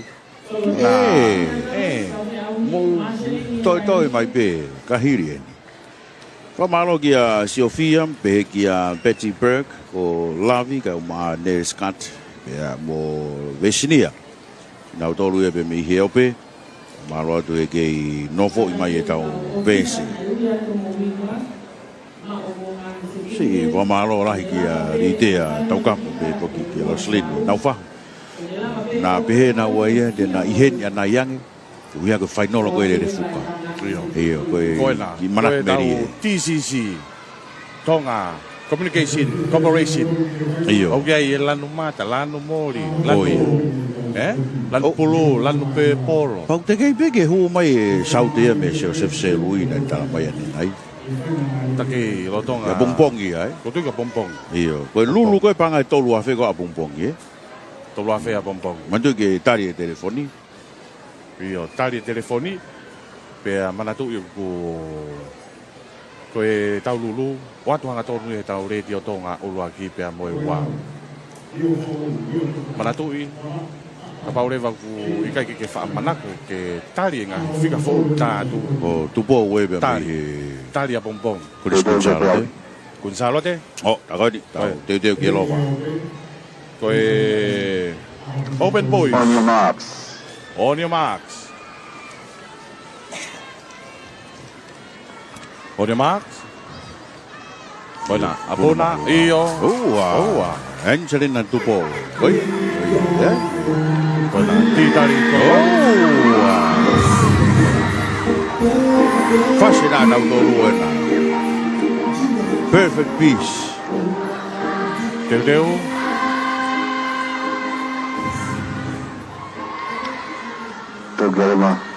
Togelunga. Tago mau be pake tuma. Iyo. Oku me aniafi e bia. Koe. Fe mau e skeri. Koe. Koe ne mau, ka ke te fe mau ke te ngau e. Koe te mau ke lere. O se taim ngau e. Pea uwha mamani lahi pe ia mai a te rita. Koe ke te fe mau e ke ngau e. O inga ko tango te ngau e pehe lewa. Nga whatau ku whakapa ko for start. Ikai, kono mahu i ngā, Kevin. E taim koe tamatai, e lawa ke aia ki Palparema, whipa. Koia, nau tuku mai. Koe na, oma pita asi mai koia koloa. Koia nei kotoa. Ka koe na, titari kolomalu. Ka pepo ki tia sailo sibea. Ame paka te awa tapiti. Kolomalu, koloa. Ako, koloa. Ahota, kolomalu. Titari kolomalu. Kola matoloa, siripa matoloa. Polonise maria honda. Ke tau taha. Ke tau iai. Pea moe ki unga. Koe na. Titari kolomalu. Ke atu a ki tari kolomalu. Koula. Ma toloa.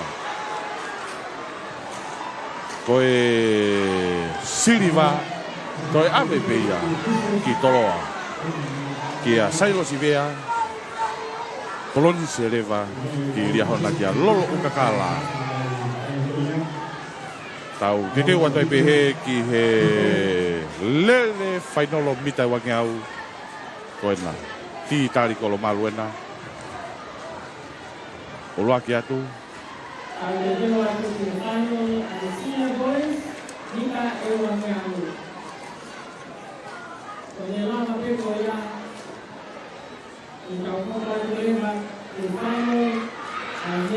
Te te watu e pehe. ki he final ko ia ai senior boys. Lei ni ura ki wa Alfredi Finau me he koristonga tau ta fitu. Lei ni wa sia le televa me tau ta fitu e hapa secondary school. Lei tolu ko tu mona tai o koristonga tau ta valu pe foki ki Warren Siale. Lei ni fa tau ta valu me he koristo tu po. Lei ni ma ko pa tonga ia tau ta valu koristo tu po. Lei ni ono fotu pailate tau ta valu dia hona pe foki lei ni fitu. Edward Kaufana tau ta valu dia hona ka ma lei ni valu. Toti hei muri tau tawalu o tonga high school. Kevin, Toti hei muri pai a tonga koia. Pegi ko tu ke so lere nia national Iyo, koena. Tonga Paralympics. Tenaki i uangeau. Iyo, tu be ko so dia ni ada dol me he funga fawa. Koe kaulere Benjimani Sakaria. Oh iya. Leni Petero Nanseni be foki kia Lopeti tau felungaki koe national lo ni demo Paralympics. Ko ia. Nau dolu ide nau fiau ko ni. Ka koe na una toko wape. Iyo, koe ngata mani be me he Paralympic ni. Teu watu foki a Benjimani i he fiau ko ia Paralympics. Mita e wangeau. Mita wangeau ni. Tui pe ngari fe mo ikina ka kama ko he national law i no teu i mai timi me ngai ko disi ko kena lava mai ko to taha ben. Iyo to taha ben na. Ai ko petelo nan seni mo kina to ko ia tau pe lungaki. Ko ia ko kena lava mai. Pe kia Handa Zange. Malu ki Zange ko ia ha me kenge Zange. Kau kama. Kau tangke ia kau siai nai ya. Kau ya. Kau lam tolu pe ya. Suruh tau. Kalau si pe.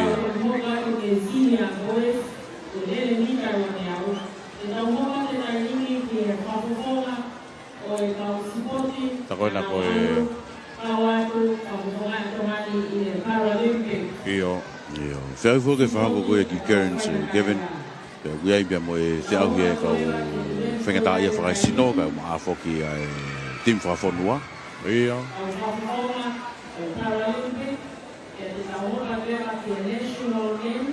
Iyo, ka koe ni ku kamata mai Paralympics. Kai toki hoko mai e kau national. Tātuku mai rewa he senior. Ai tau final ko ia mita wangeau.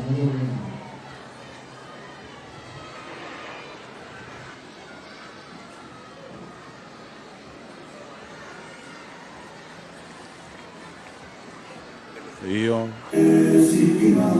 Wata be ai whamalo ko kau tangata nia. O Furia Stolu pe me lolo halai balu. Lolo tonga ia lolo halai balu. Whako ai ki ngau e ai. Koe au tangi mai. Koe ni mau lere i pe me lolo halai balu. Pe foki ki a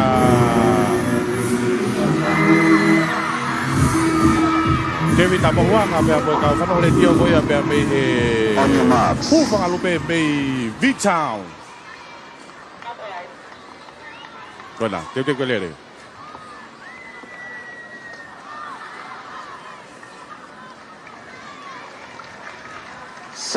Set. Nau, koena watu kou apena. Iyo. Longa maki hape te fuuong ma au pito pe. Hei, tai mia tu ke molere whakataha mai. Ka koena, kai peke to e...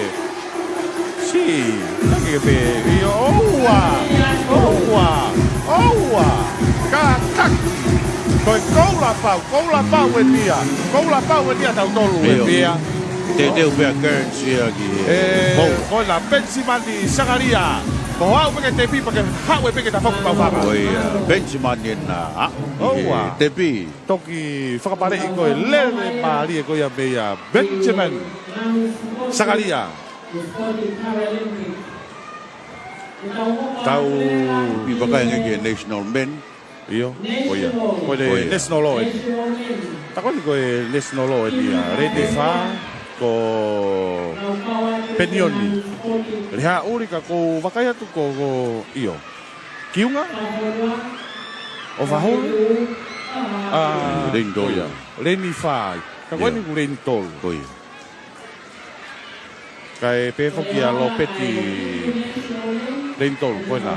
Paula hala takoa me lia hona, leni fa, kiunga o faulu me lia hona. Leni ni ma Rodney Naniseni pea me he timi koe Palestini. Koe leni tolu rewa, leni ono. Ko Edwin tolu, pea me koe na tonga pe. Koia. Leni fitu, Jordan Mailala pea me timi Palestini. Iyo.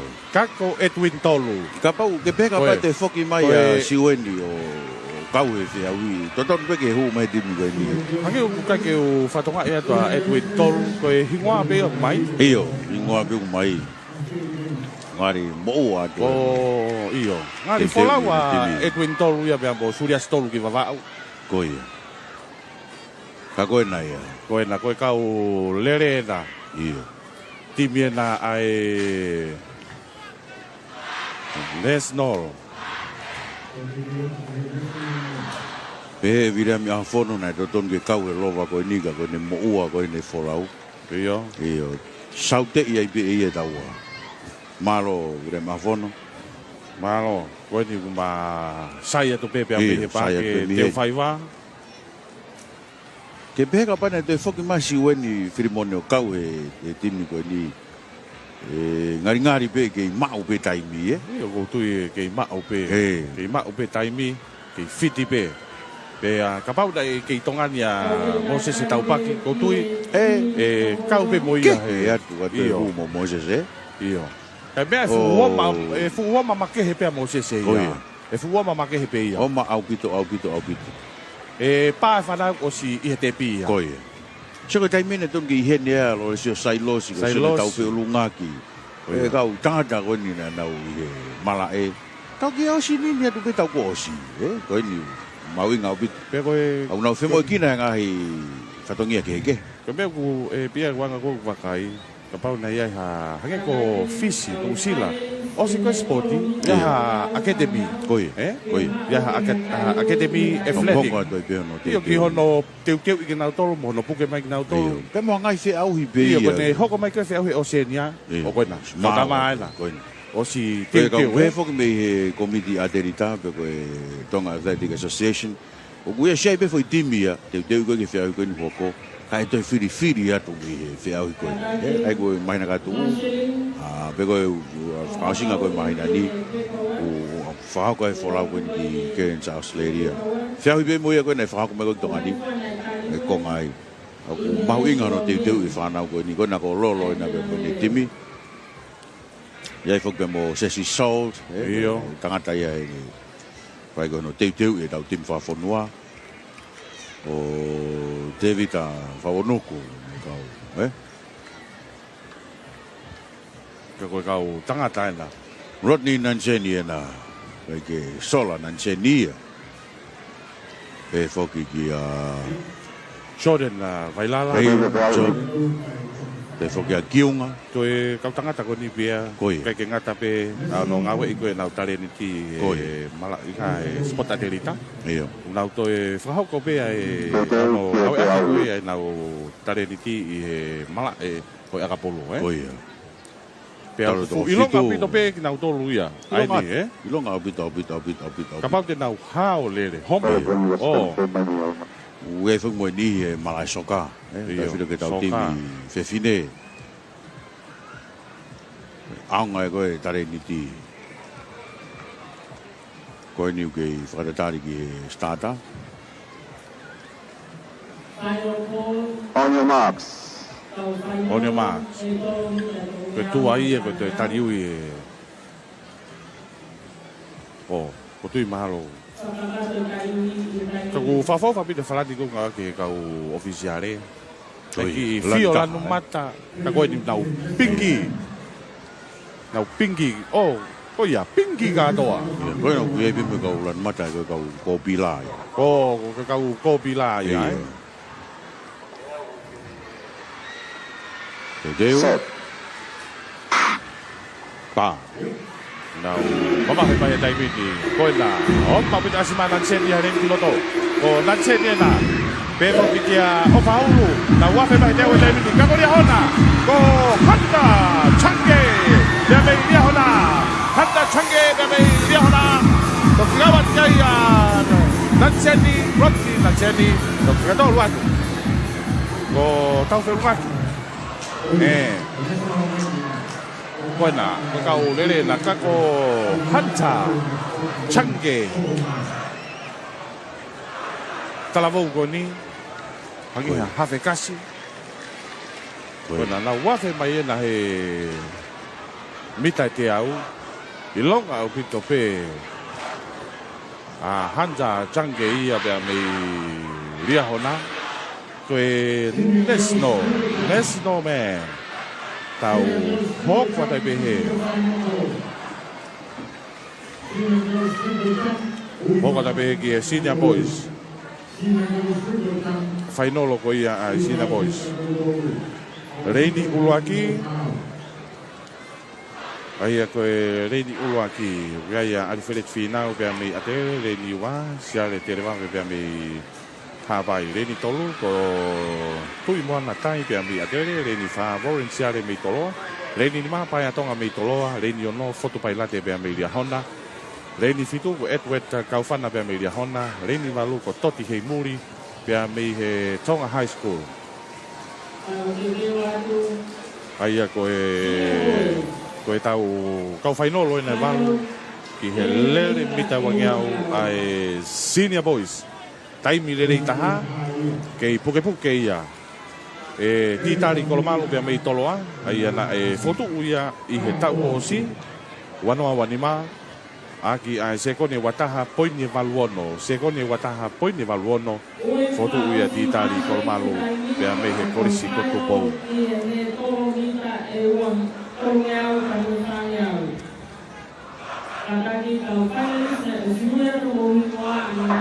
Maldo, dari Togi Mulia Toloka. Buena.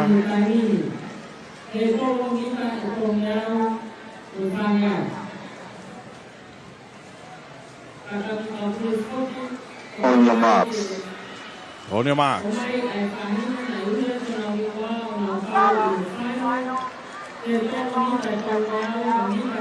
On your marks. Io koe kau whawhatongia nia me he tau wafu kunsa lo te Shone to bow, Opo T. Malo e kau mai. Malo. Koe kia sobet tabe mga tangara. Koe rio. Fefea kia ria tajil. Koe mo e tau. Koe tau langa. Pa kana mo he kana mai pe na ki mata ka tau mai pe. Mata tau mai pe. Foto tau pe. Dia hona. Toloa dia hona mo atere. Toloa dia reng dia toloa pe dia hona. Dia hona mo toloa. Dia hona mo toloa. Dia hona mo toloa. Dia hona mo toloa. Dia hona mo toloa. Dia hona mo toloa. Dia hona mo toloa. Dia hona mo toloa. Dia hona. Dia hona mo toloa. Dia hona mo toloa. Dia hona mo toloa. Dia hona. Dia hona mo te pi toloa dia hona. Ayo. Kona. Dia hona. Foto bailante PMI. Dia hona Silva ya paya toma. Boris PMI toloa. Kona. Ngari na to e Polonesia tu pea. Ia, to e Polonesia tu dia hona. Dia hona ia ko Edward Kaufana. Koe ngari ko kakato ia. Ia. Kakato ia tau. Final rele mita wangiau ka tau te watu ki tau he tolo. Te ki tau he tolo. Final mita tongiau me mo fangiau. Koe. Patau ki hoko tai pe tau lere fuka final lere fuka takai taha. Fakato ki tau pokalama ko ia. Tatu ku mai ia. Iyo tau toki tatu ki ai. Ka tau kolosi tatu ia ki he. Kau fataha mo e tau ngahi kau taha bisnisi pea manatu e tau kakai ki he wano pea mo e tau pot kau e statistika ko ia ato nga manatu koe e ono vave au pitope e tau whanonga tau tolu koe ni unu mai ngahi timi ki mua heni koe tau ngahi timi lere fuka ni atau tolu ko kamata e nau tana ki e nau tolu. Te mo tau ngai timi sipoti, o nau ngai vesi lau roto.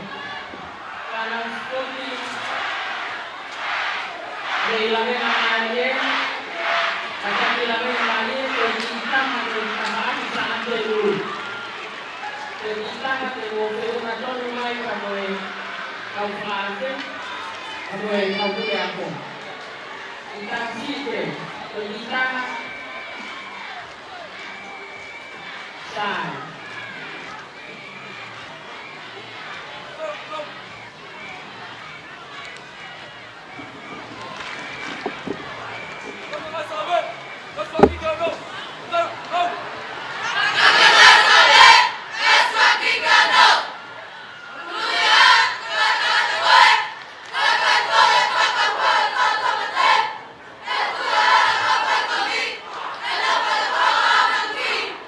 Kakak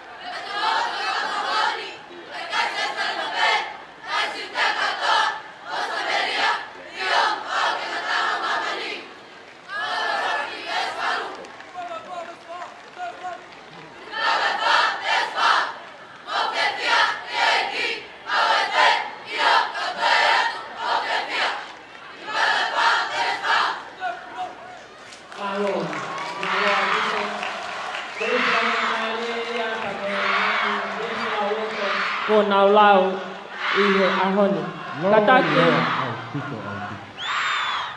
Kataki, kore atu ke kau ofisa na e ui ato mouhingoa ke whoake o mou ngahi certificate ke tau whahoko ia i he taimini. Kataki hingano, whailonga ha ke pē. Ko kau ofisa koe ni, taipina mawhireo, Kristo Finau Taione, sio siua o Trouma, Saia Pomana, Fitarika Matangi, Tonata Taufarere, Manuskalu, Sione Naitoko, Sione Tonga Onevai, Ana Tatua, Inoke Kolotau, Sione Tuipulotu, Floreni Pau, Panuve Fonua, Maata Mawhireo, Malakai Pomare, Tangoi Latu, Isleri Halaufia, Senorita Pausfolau, Ilaya Pevea, Siaos Finau, Mafi Plate, Iskeri Kavariku, Siotame Ongoloka, Daniela Reota, Steven Tekiu, vemos Stephanie Coca.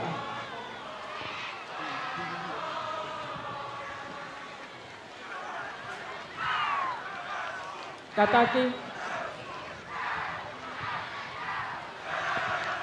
ke tau whahoko hono whoaki o ngahi certificate ko ia i he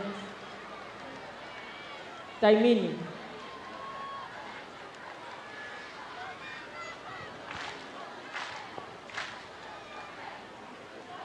Kau kore atu heni ki he ek-minister ke ngahi mea whakaloto whanua, Honorable Fane Fituafe, katak mua ke te angalelei, ka he whoaki ange ai ngahi certificate koe ni ki he kau ofisa, ko kau official eni, ko kau ofisiare koe ni, o ngau mau ai ngahi certificate ka me he Oceania Athletics Association, te nau lava o officiate, ke nau tokoni, ke nau ofisiale, i hangahi whiauhi, i hangahi national competition, peko regional, peko international. Ngahi whiauhi sipoti whakawahapure anga, te nau lava, o kau ki ai, ke nau officiate ai ngahi sipoti ko ia.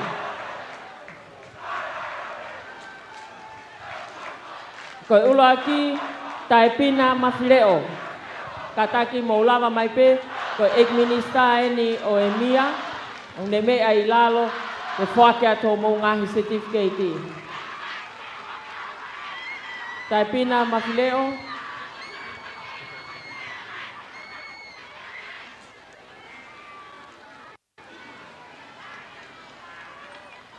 Ka paupe u kai ke hena Paula. Kore puti kau pule ako. Kataki kau ofisa ki toto mai. Kau ofisa koe na e ui ato mou hingoa ane nai. Ia, te ka pai ka ia ka whaka tike kau pule ako. Te kau pule ako ko e ngahi o kau whai ako ko ia.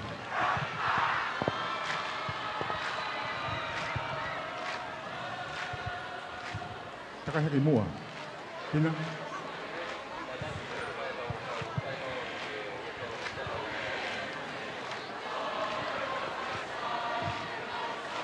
Tuku mai rewa kau whai nolo he tolo mita tolungi au ia.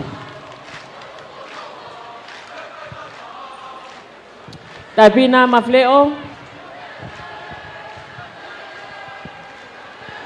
Kataki mo paspasi ia te kau ofisiare koe ni, ko kau ofisa ini nau lava o official se nau pai fatongia fra ofisiare i ngahi spoti fra wahapure anga. Kristo Finau.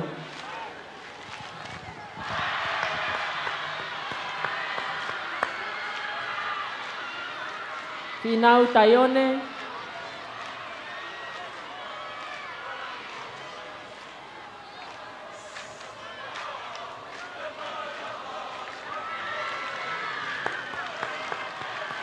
Siosiua o Trouma.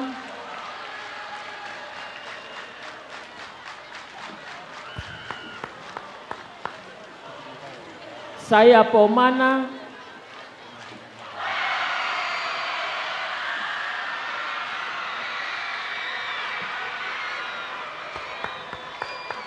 Fitarika Matangi,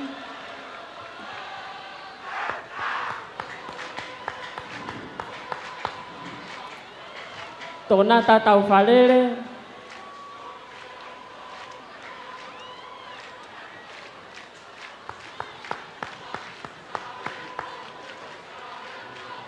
Manus Kalu,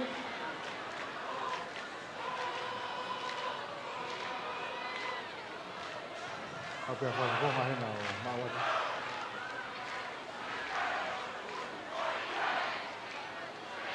Sione Naitoko,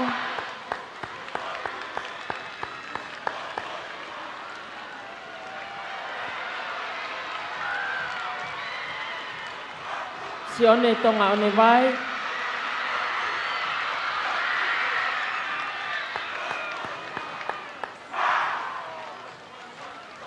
Ana Tatua,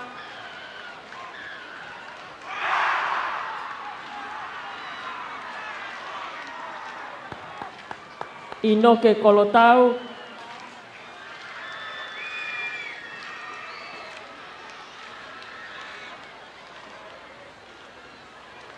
Sione Tuipulotu,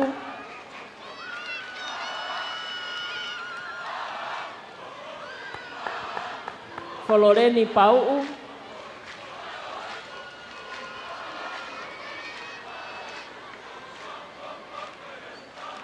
Panuve Fonua,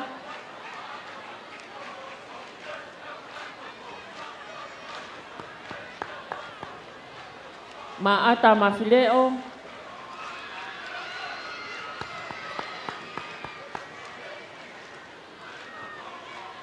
Malakai Pomare,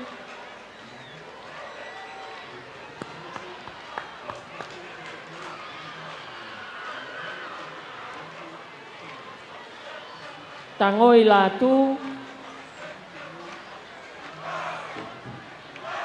Tangoi Latu, Isleri Halaufia,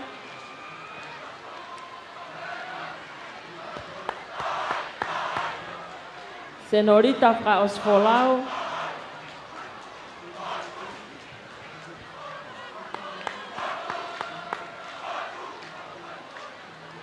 Ilaya Pevea,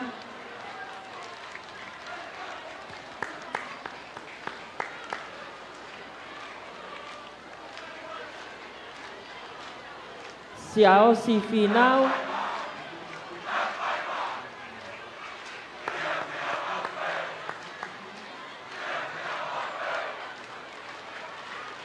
Muffy Blake,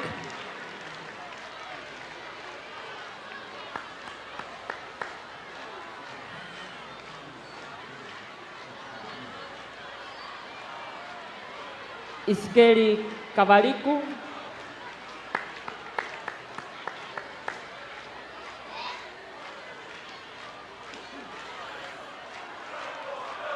Siotame Ongoloka,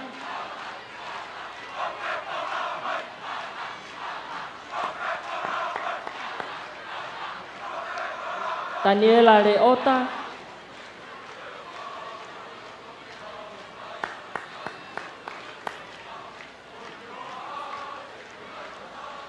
Steven Tekiu,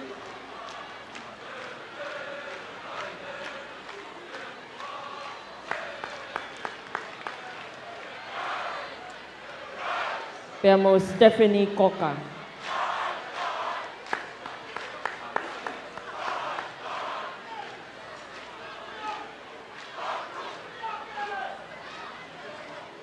Famalo atu ke ek-minister, Honorable Fane Fituafe, Fakakato, Fuakiange, ay ngahi certificate ko ya. Mukataki, tau paspasi atu, ay kau oficiale, wo mau na ngahi certificate, ki official he tau ngahi sipoti, fawaha pure anga.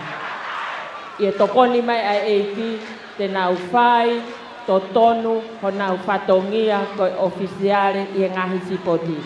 Malo au pito. Tau kei taritari atu e taimini, ke whakahoko ai final, he tolo mita e tolu ngeau, pa mo e wha ngeau. Tui pe ko mau ai ngahi he tolo i ngahi tuanga. Lo tonga tau kei tari ko ia. Ko i timi e ni pe me he ako maulunga sa antelu. Ke lau e nau ngahi vesi lau loto. Malo, sai tu. Kita hapeki mue ke mo. Sai koia, tuai. Malo.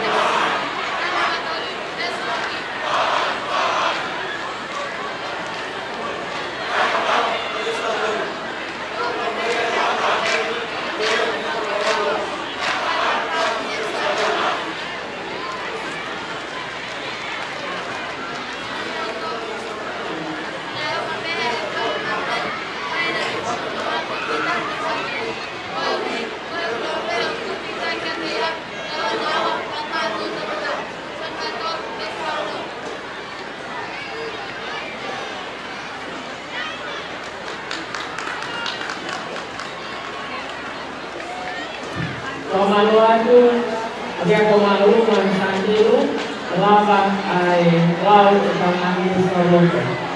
Ia kali ini, dia tahu di malolo ini dia wanoa, ibu ayah kata tumpuk ladu di hetolo, tahu di malolo ini dia wanoa, kuai fatongi. Kau pule ako, ke frahoko i taimini.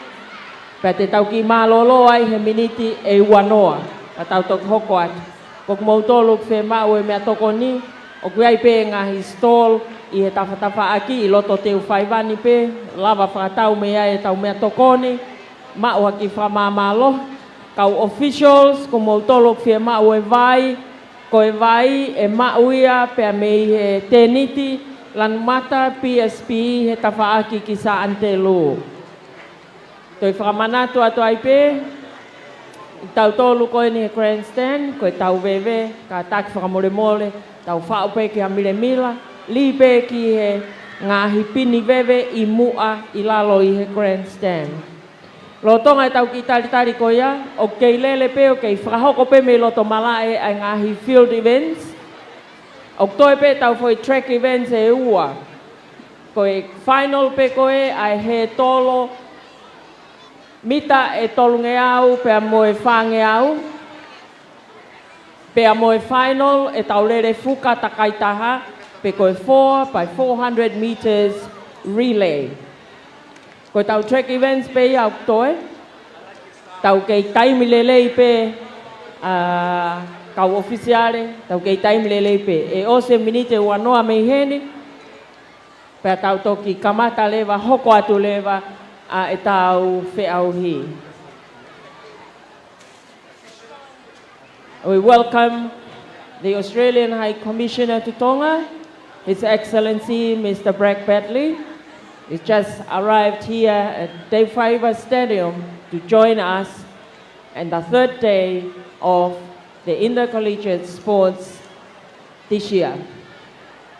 And we are gratefully appreciate the sponsorships from the Australian Aid and the Government of Australia in collaboration with Tonga Health, the main sponsors for our sports this year. We welcome you and enjoy the rest of the afternoon at Te Whaiva Stadium. Malo au pito. I taimi koe ni, tā atu pe tau ngai whas. O tau tari ai ki he final, he tolo mita e tolunge au, pe moe mita e whange au. Malo. We die for Christmas. Perfect Christmas. Oh my.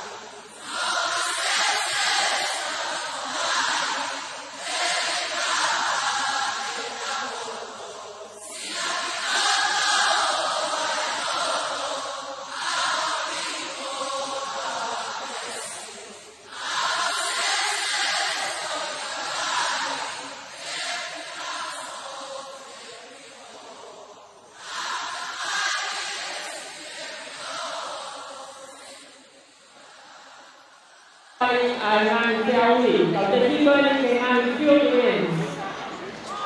Kadang kalau ayam ni soto pamana tu aku pe ngang ko osi ka mo ngoni ni aneu o ifai ke to ni mau te mo tua ke fai ha khoni ke tai o ka mo ko ai ngang theo. Kadang tàu tao tua ngang tutun kaya kai fai mo tua ai kai siponi. Kata yang api aku, kau fai aku pamangai api aku, kau homo ai tanah, ini amaya yang kami prinsesi latu prepare kuaho, sebuah dengan apa dengan polisi. Kau yang tuheni kau kuriamo, kau pamangai api aku kau ini, api kau Toma high school, eu a secondary school, Coristoma, Anastasi, Tailuru, Kuisalote, Toro. Que mo kau mai, soke ko kau punya koe ni pengaruhnya. Que mo kau mai ke kuatnya tu ayam ni apa ayam ni kan tom i tai koe ni amai papuan ni mo ai tanah. Pea lama ai whake ngan mea o whakoia, o wiai ai whakamomoko ke ngan iako kotoa. Ngan iako kotoa pere te whaiai, o koe mea o whaiai ne ko te whakamomoko.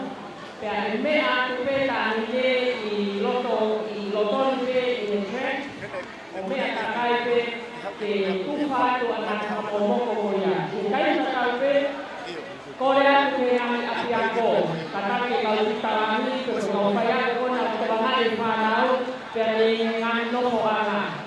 Matete pe ke ya ke panau etakai ke kiri pa ko o ka o ngan kamoko etakai ke te ya ke kuate ni.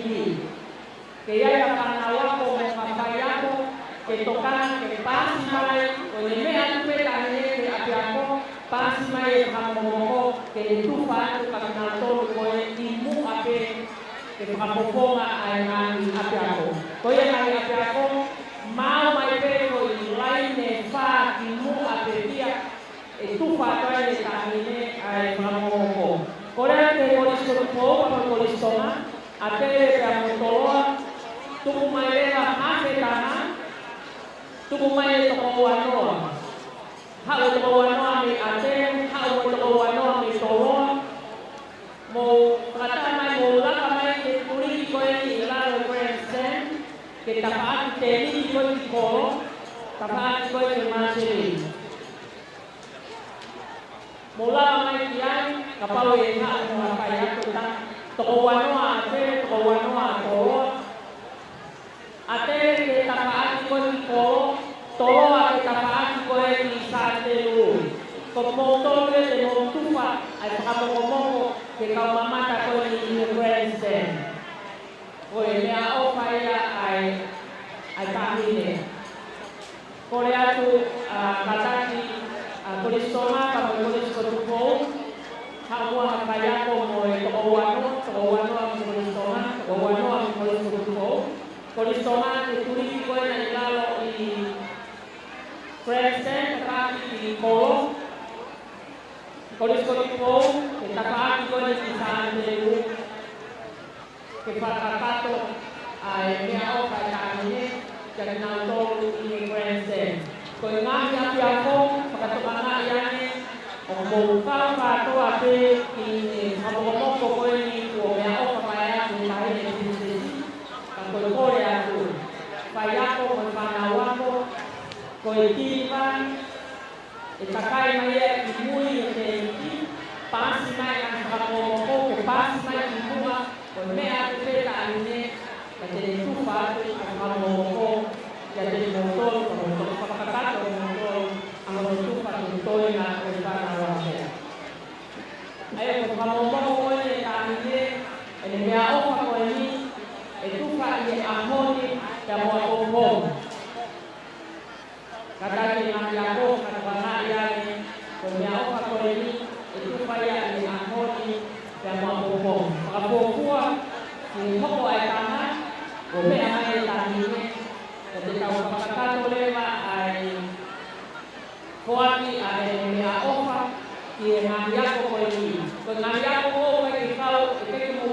fuang mea ofa au mo kata e whakaua kume mo ngāni mea ofa. Ka koe ngāni e kua lava whakahiko mai i kai te whakatato whakilonga i a te i ngā honi ka kua paupe e whakaua tu ai ngāni mea ofa e kāne ki ngāni api a kōko o tōra. Malo. Tinggal pakai ngomong nado. Ranging pano mumman di Koyo.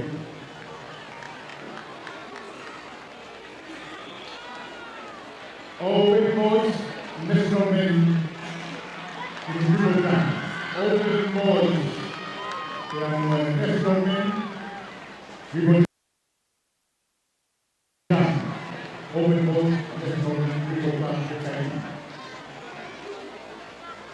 Jadi apa yang kita sama, orang tahu itu orang ini, kita boleh mengerti.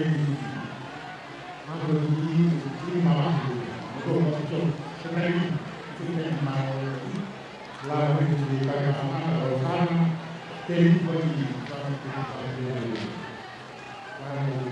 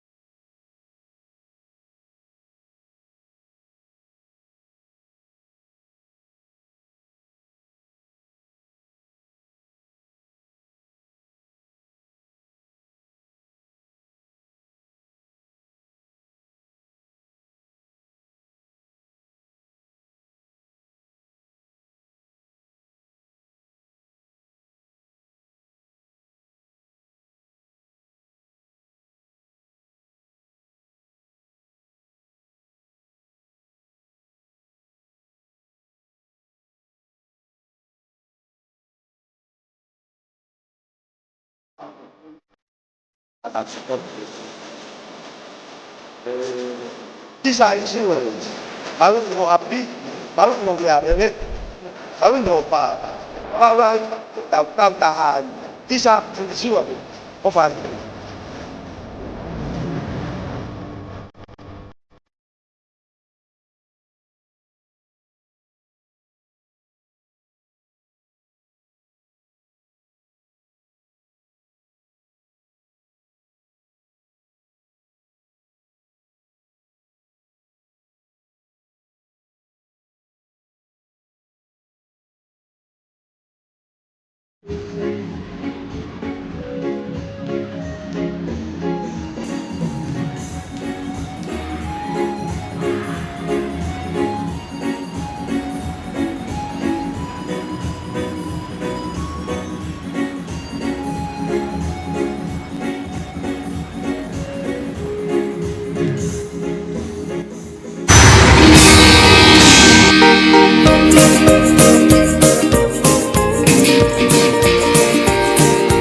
Whamaloa tuki he kau sponsor goula, o e spoti hono hiwa ngofulu mahiwa ngahi kolisi.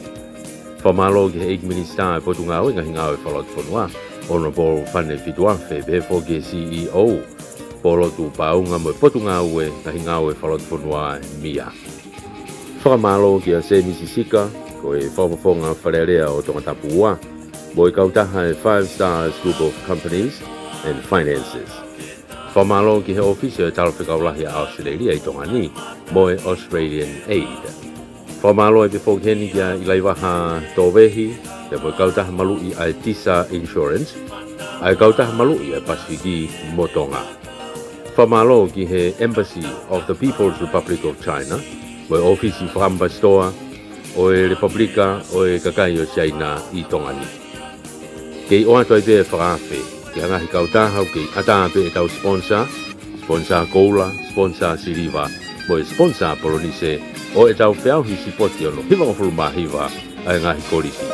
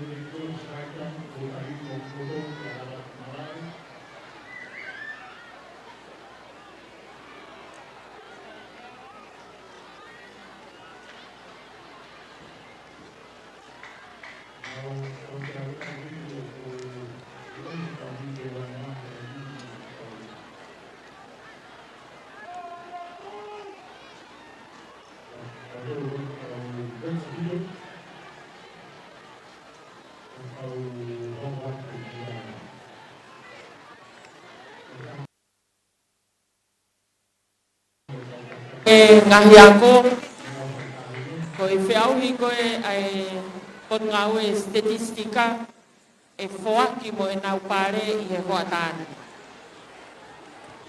Whoaki mo e pare ai whiauhi e kon ngau e statistika. Kore atu ke whiauhi koe ai kon ngau e statistika e whoaki mo e nau pare i he hoa tāne.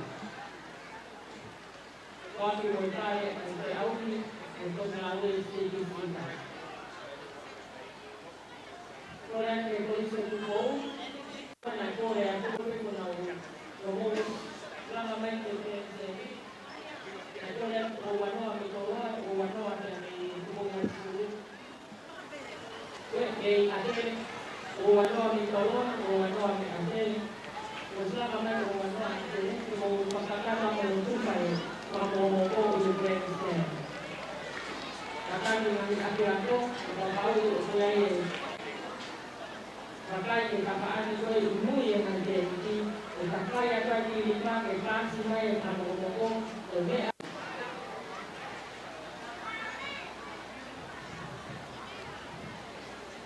kali tadi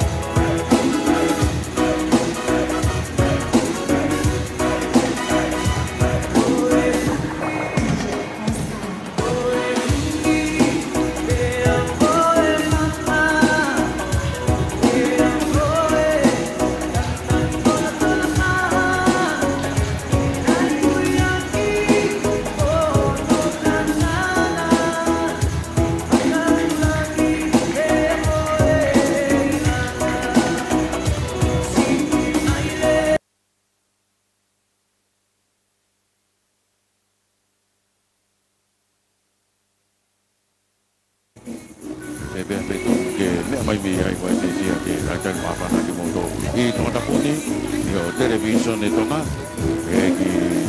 ewa apai teu lolo halai malu ki baulahi o ia ku fatongia to television ito nga ya befo ki moniwa ko tau radio to nga ena ka ma ki tau Facebook ma YouTube fatongia to ke de control May tao spot di mga forma iba may bakit din pa kuya may wala ka ng nabi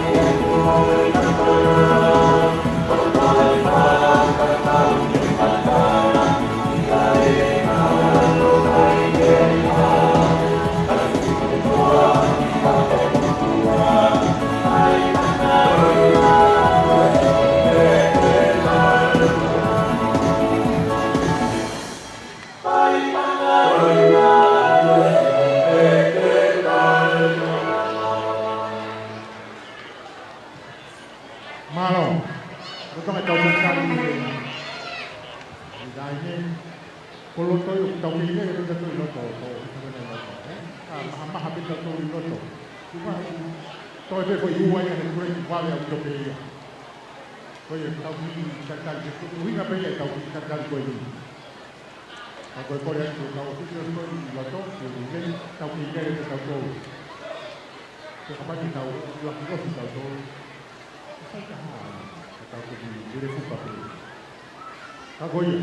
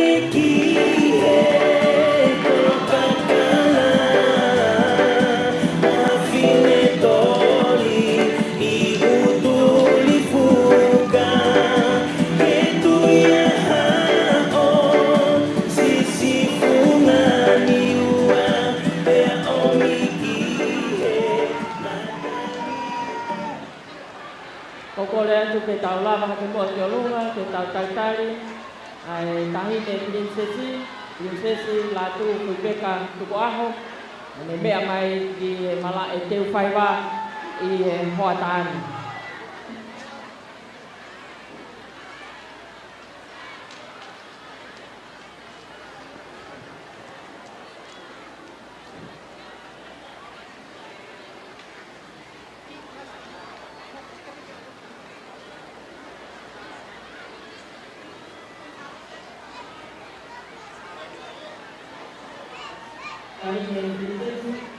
Princess la tu fui peka tuku aho o ku fia pe o loto mawhana ai tunga mātua pa moi tunga whine mātua kau pure ako ko kau tare kita ako kau whai ako moi whanau ako ngahi mātua moi maheni i he malai te uwhai wā ke tari loto mawhana koe i ho mea mai i he ahoni ke whakakato Foaki o ngahi mea ofa ki he ngahi api ako pa moi foaki a ngahi whakamomoko.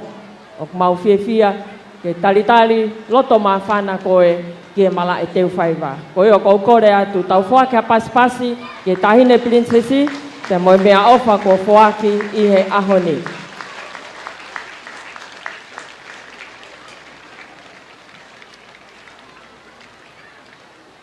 Malo.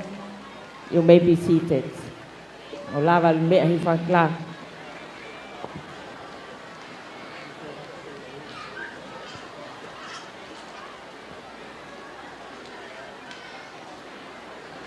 Yo, mo mea mai pēki ai he Hawani. Ko e tokoni ai taine princesi. Princesi la tu fui peka tu aho. Princesi la tu fui peka tu aho. Ko ngai mea ofa whakahau fi mo ui, ma ai ngahi api ako. Ai ni o to'o atu e whanau ako, o ku iai ai stretcher, pe o ku iai pa mo e first aid kit. O to'o atu pe i he whanau ako e ngahi api ako, o nau whanonga atu mo ia ki o nau ngahi api ako, ko e mea ofa ia ai tahine princesi, ki he ngahi api ako. E lava eni o ngawe aki, i he taimi sipoti, i he taimi akapulu, kai oa te tau whawhalala i pe ki he kaukolo skula. Pea moe whare maha ki. Tau urak whai e ngahi urak tokoni, i o tau ngahi api a kope. Ko ni o ku lava atu pe ai kau whafofonga pe me ngahi api a ko, pea moe ngahi mea ofa ko ia ki o nau ngahi api a ko.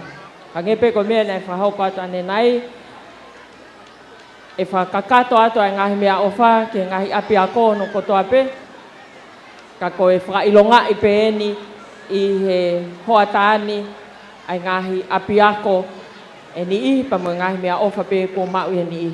E he taimi tatau pe, o ku mea ofa mai tahine ai whakamokomoko, ko whakamomoko ko ia e tuwha atu ka te kmautolu i he grandstand, pea e autaki atu foki ai ngahi whakamomoko ko ia ki he ngahi ako.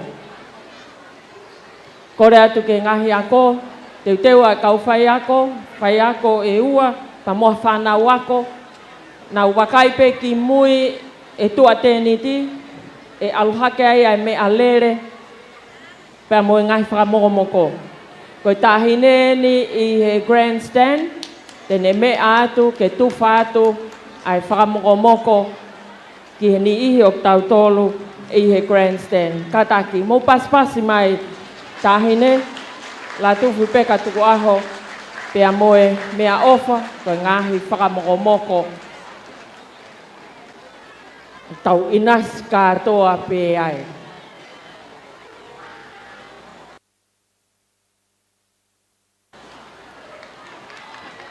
Kore atu ke ngahi ako, wakai pe ki mui, e aluhake ai tiriva, ko whakailonga i pe tahine e tuwha te mea ofa, pe toki papasi atu pe, i tau tolu ko te tau inasi ai i he mea ofa, ko whakamomoko i he hoatani.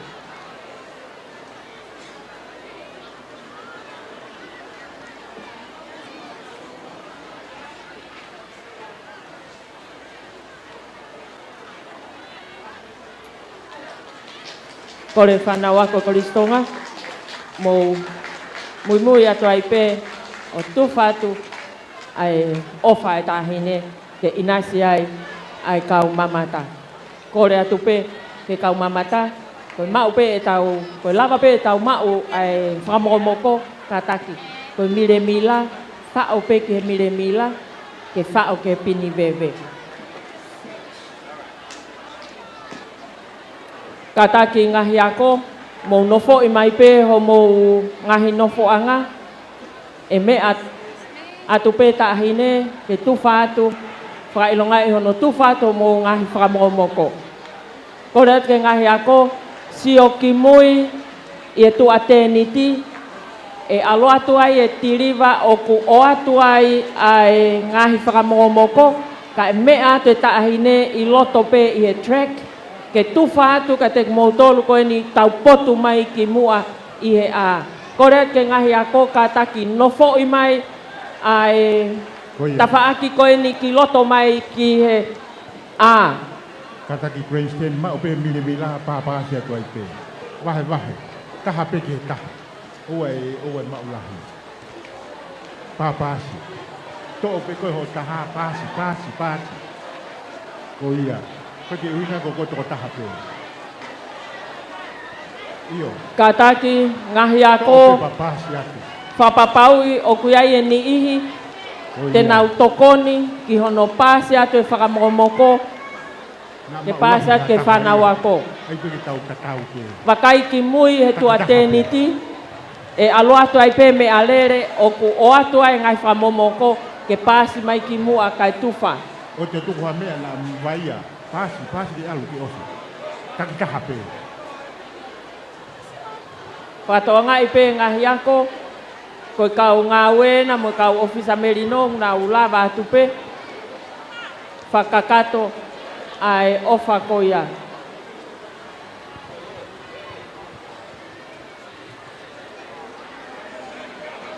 Whaki mai o tingwan kua pura a tā pe whaki mai.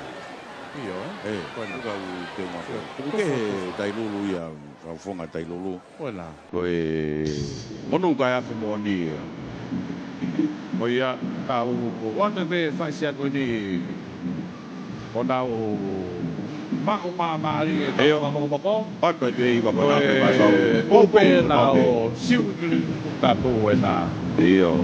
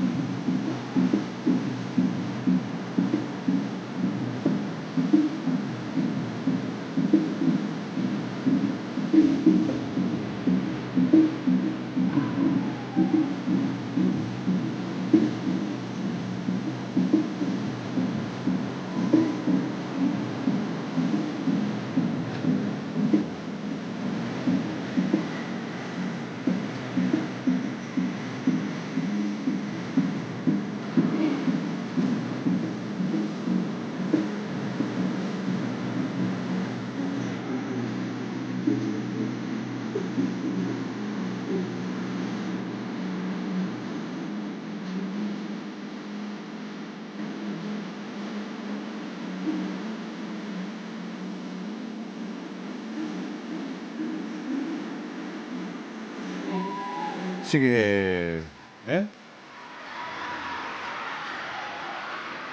koe nai ia. Io koe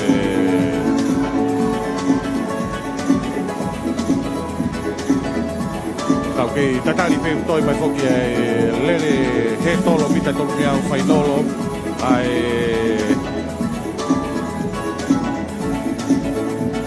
Junior Girls, pēmoi Junior Boys, wata upopo atu ki he tolo mita whāngiau ai Intermediate Girls, pēmoi Boys, pē ki he Open Girls, pēmoi Open Boys, pēa toki whakakakato mai he tolo mita whāngiau ai Senior Girls, pēmoi Senior Boys, pēa okahiria, koe tau i metu auski ami koe Lele Fuka, 4x400 pizza relay.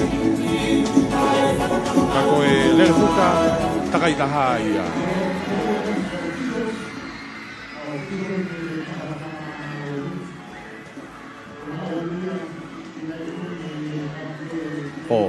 Tau ngari pui lunch ai pe tau tolu koe ni koe ui endia MC koe whakamamalohi e ma uia pe mehi te riti koe PSP.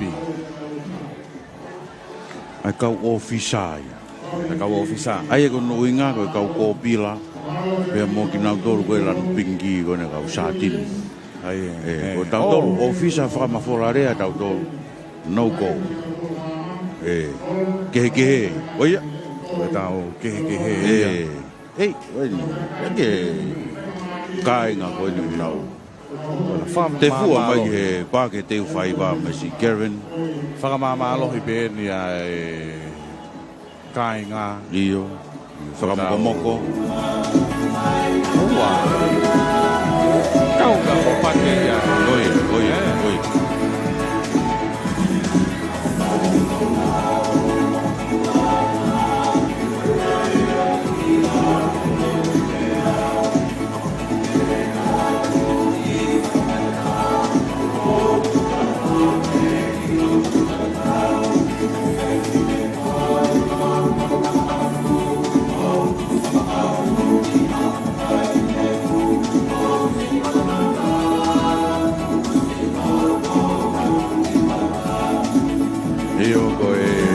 Malunga o tonga. Oua. Highway. Koe nā. Ke whiawhia mange he koe. Koe kāne. Koe pare sāsā. Sāsā re ni taho. Ave ia ki tonga hai. Ei he koe skun sālo te na koe whaamo pēne hai cham. Be tonga hai te na wafe na tolo sāsā. Te na wafe na tolo sāsā.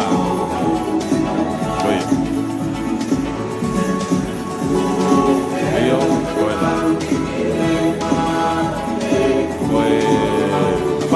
Teu vai ia i he whatali he whako pe tau puta ko tau puna era io voilà parte vai la koe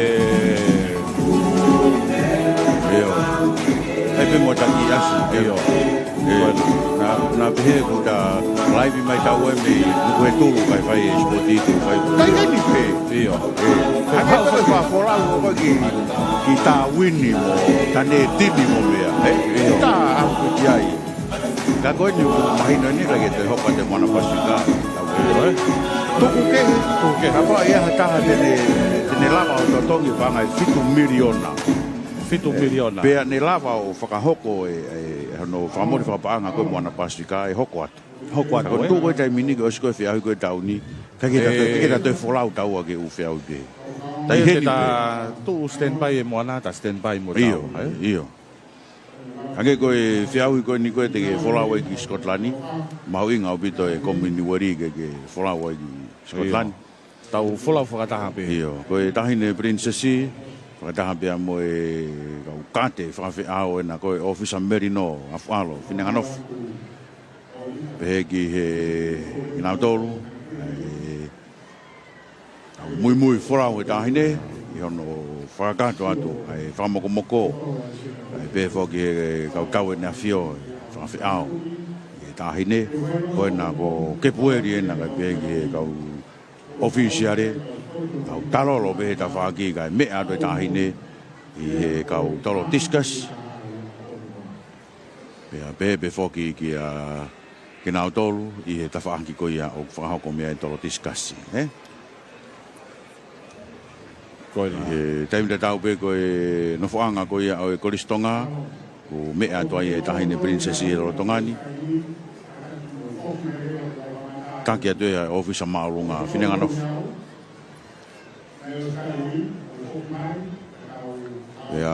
i he taimi te tau pe koristonga e nau whamaa popo mai mo nau veve mauinga e kakanto koe aho ko lava pe hono hiko e veve i tahine e na pe mo e ne timi mea doa tahine ki he nofoanga e koristonga ia mea tonu ki he whanau bea mei he ngahi apiako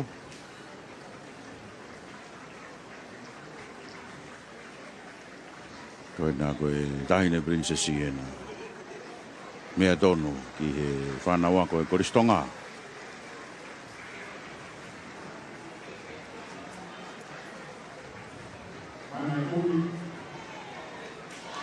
Koe temi me he whunga whanua mi ewa. Whenga tonu pe mo e aine princesi he houani. Koe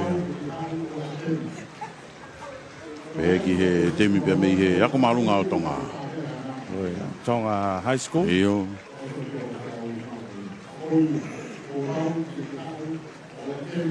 Apia ko Malunga Tonga.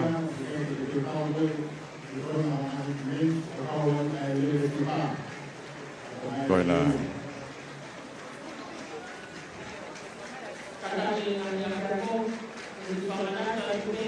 Mea tonu e tahine ki he ngahi apia ko. Ma whana ma ke, Kevin? Ma o e iwi e whanau si poti e mea ade tahine princesi. Koe mahino mo nie ni ki he natura, e ne malu malu le lei koe ni. O ku whia mau ki hoko ate tau whia auhi.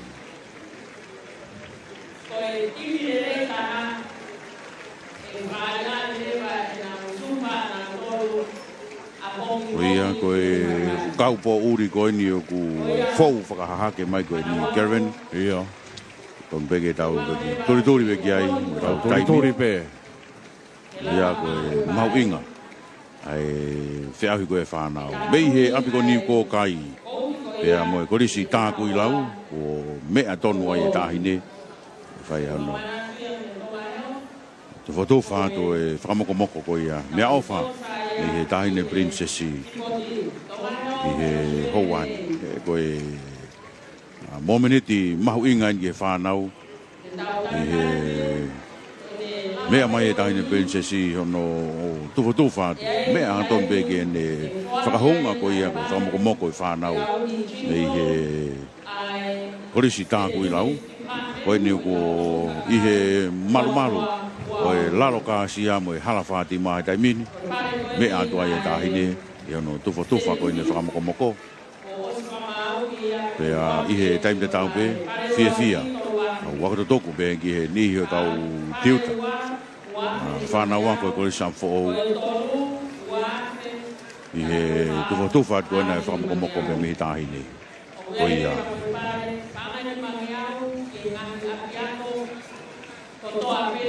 taim te tau pe koe Josefo Pome e ki e kau star koe ia o e tutuk me he lalo kāsia koe nau i he tawhanki koe e VA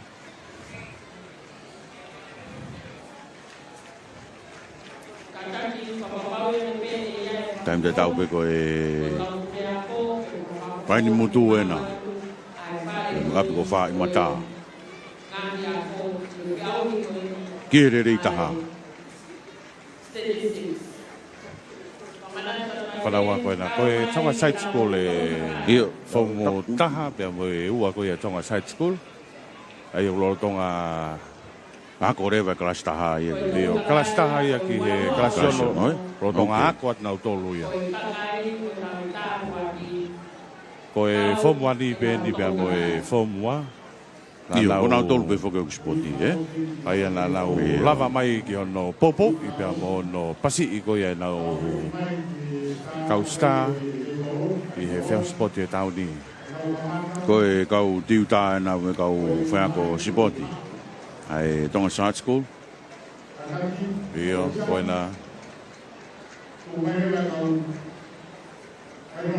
Hoka taipe ki he aku malunga tonga ki mafta luafi na ve mo e timi aku malunga tonga.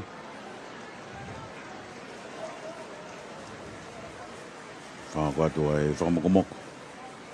Ia mo e whakahonga ko e na bea mi he taine princessi.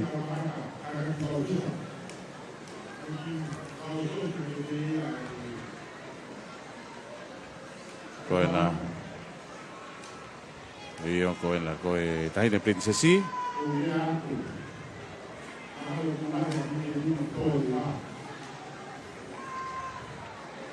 Pea mo no whakat koe na whakamomoko ki he whana wako.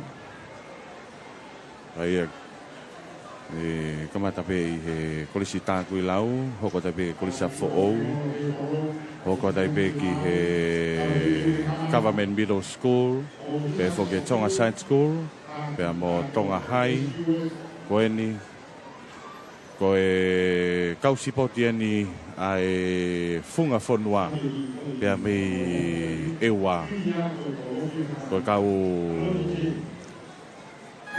sipoti ana. Kau ofisiale, kau pou kau spoti ai funga fonua pe me ewa.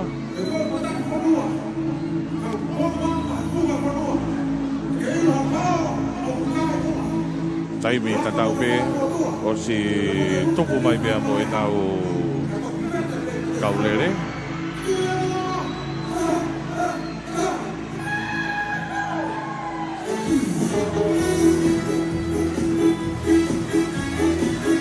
Koristonga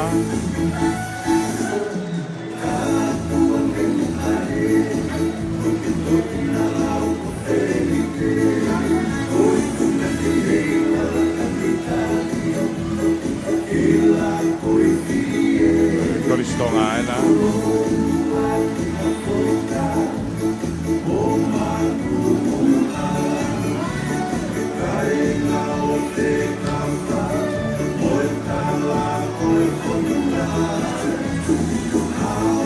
Taine princessi Angelica Latu Rebecca Tuaho Fuaki ato e whamomoko ki he Koristonga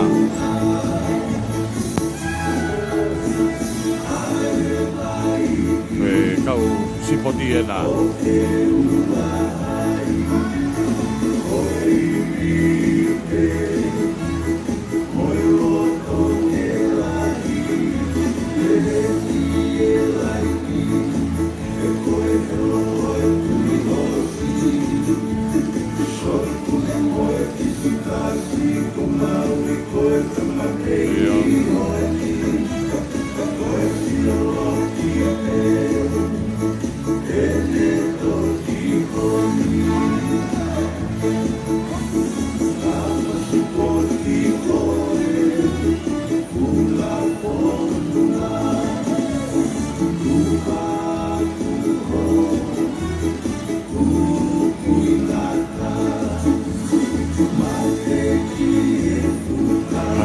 si whamomoko ni a wangi tim supporti a tere. Ko ia.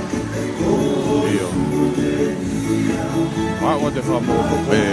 Me tu whapea ne nai ka wangi ku. Na koe nau te. Tem te tau pio ki whalawalawa pepe mo e ngahi field events. Io koe diskasi ena. Pe foke sika. Lere pe. Ngari os kakato e shot puti a bia. Osi kakato e shot puti. Kakato e shot puti. Tari fuaki pe tari pe a shot puti. Bueno, korisi Anastasia Siena. Pea me matatoa. Ako ang ako'y siyaso tonga.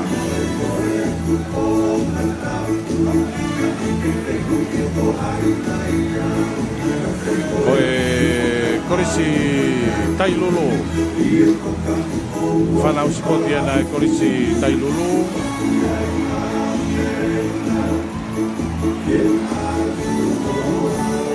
Korisi Tailulu ana.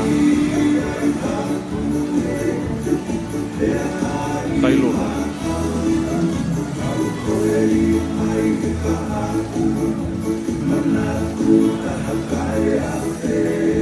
Buena koe kau whawhi ao pēna. Se la tai la kepa. Koe purea koe korisi koe salo te. Whawhi ao atu pe i he tahine princesi. Koe na. Koe korisi koe salo te ena. Whake atu pe amo ena o whakamoko. Lave ia tu e fofonga fie e whanau. Fie e whanau. Fie taha pea a tere wa o maiki Anastasis. Tailulu koe ngua kunsalo te eni. Koe whakawhetai. Oia. Whakahoifua. Koe moe tukupa. Tukupa. Whakawhetai. Lave ia toa a fo o muta kuirau ange koe ke nato i heni. Mo foki mai ki whakao se tau spoti. Fo ngari hifo makihi pe whamomoko. Koe mea ia he whamomoko. Koe whamomoko. Kau koe ke pehe a tere ia mo tonga hai. Aia koe talate ue whakamoko. Kamata hengo tama uru aki. Koe fu whakamoko e na ia e foi. Moko ange ia ka haaki mai e konga ao koe ni. Unu mai pia me tawhaki whakatonga. Koe ia. Unu maamaria mai pe. Whanau pe mei he koris kunsalo tēna. Kunsalo tēna. Ia. O tonga mea kia e tahine pe sesi.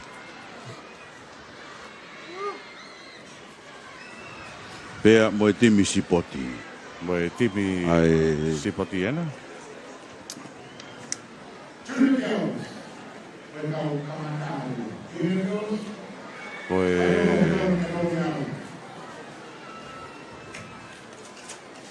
Junior Girls, o si mau mai ai Junior Girls. Tau teo te pehe ki he tolo, whainolo, mita e tolu ngiau. Ai koe tolu ngiau nu tau kamata, Ai Junior Girls.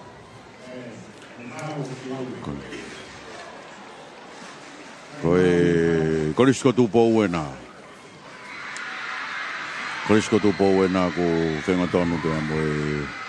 Koe na, koe reni uruaki gaya Olivia Lire, tau tahatolu pia mei he korisi mai le whihi pia mo siurik tapo.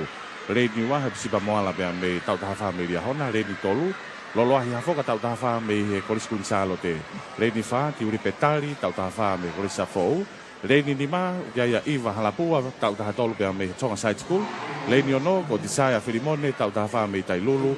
Pia koe reni fitu, ko Lavnia Vanilla, tau tahatolu mei korisi kunsalo te.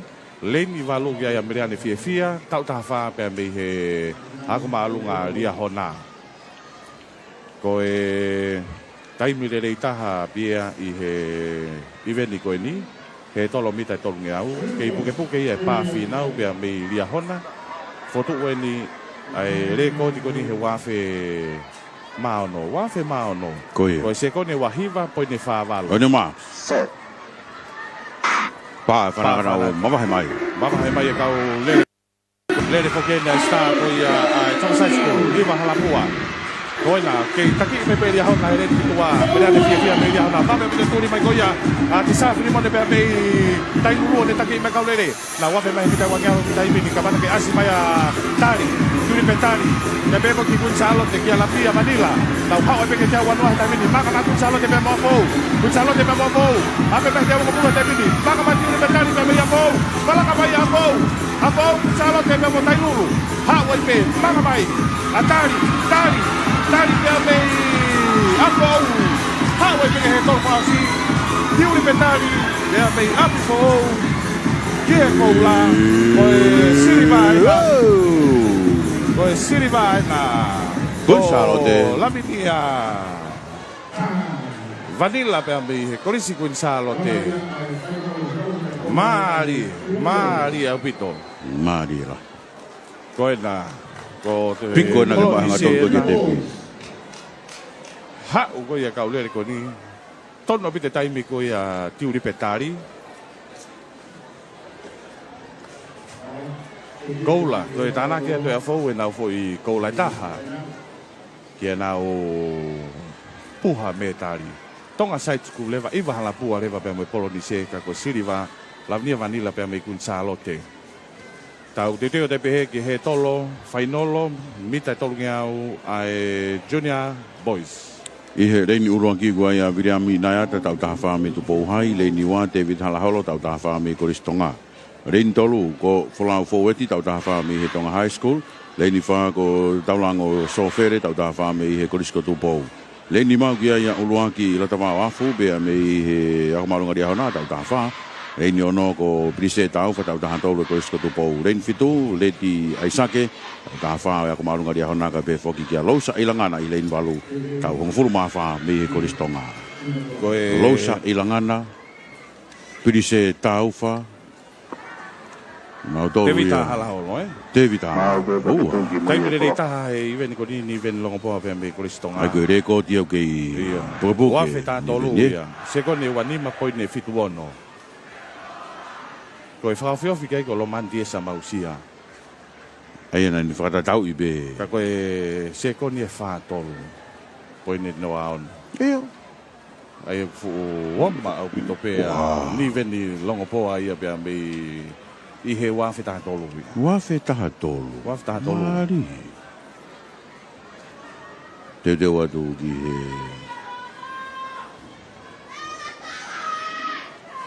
Whainoro koe ni ai whanau tangata.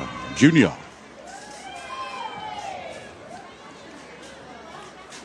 Ai au gai whawhawhonga ua pia mei he koristonga, ua pia mei lia hona, ua mei toloa, tok taktaha lewa tonga hai pia mo tupou hai. Lausa ilangana. Oa me lia hona. Pilise taufa. Ene. Uraki latavao. E kia folau foweti. Taulango, sofere. Tau toki veteki kotoa pe me he tepi. E teimu taki ua pe hei pia. Koia. O ia e whenga maari e. Koia. I toloa, ria Koia. hona pe moa tere. Ke polonise, ke Koia. koula siriva polonise. Polonise. Ai e tō atu. Ke wei e whainga maari e. Ki e ngai apea koe ai kutaki ua mai a toloa Koia, mori hona koia. moa tere. Koe kau tani le reita hafo ki e. Ke nagu mau me tari, wei whainga maari e. Ke i kai nau mau me. Whatonga ki whapuri-puri, Gervin. Nau mei maalunga tatau pe nau tō. Koe? Koe kau star mon. Kako ulaki latavao. Ulaki latavao. Ria hona. Eo. Ala Koe vau nai e. reini nima.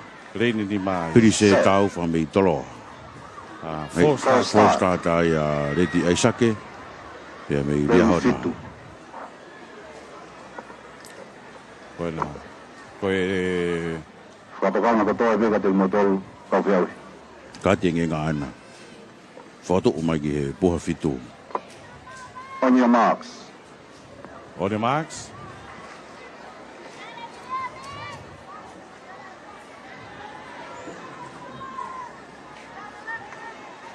Te teo ki lova. Set. Patere. Nai ai e mea nei raki pato moni pe. Iyo. Leun whika o waki. O whika o waki e. Ko tupou hai. Ngari autia tupou hai. Kau pia moe whe mau ke ua e te ngā haha e. Koia. He ku... Koe tu e tau whatokanga. Ai o autia... Viriami nai. Nau toko whitu On your e. marks.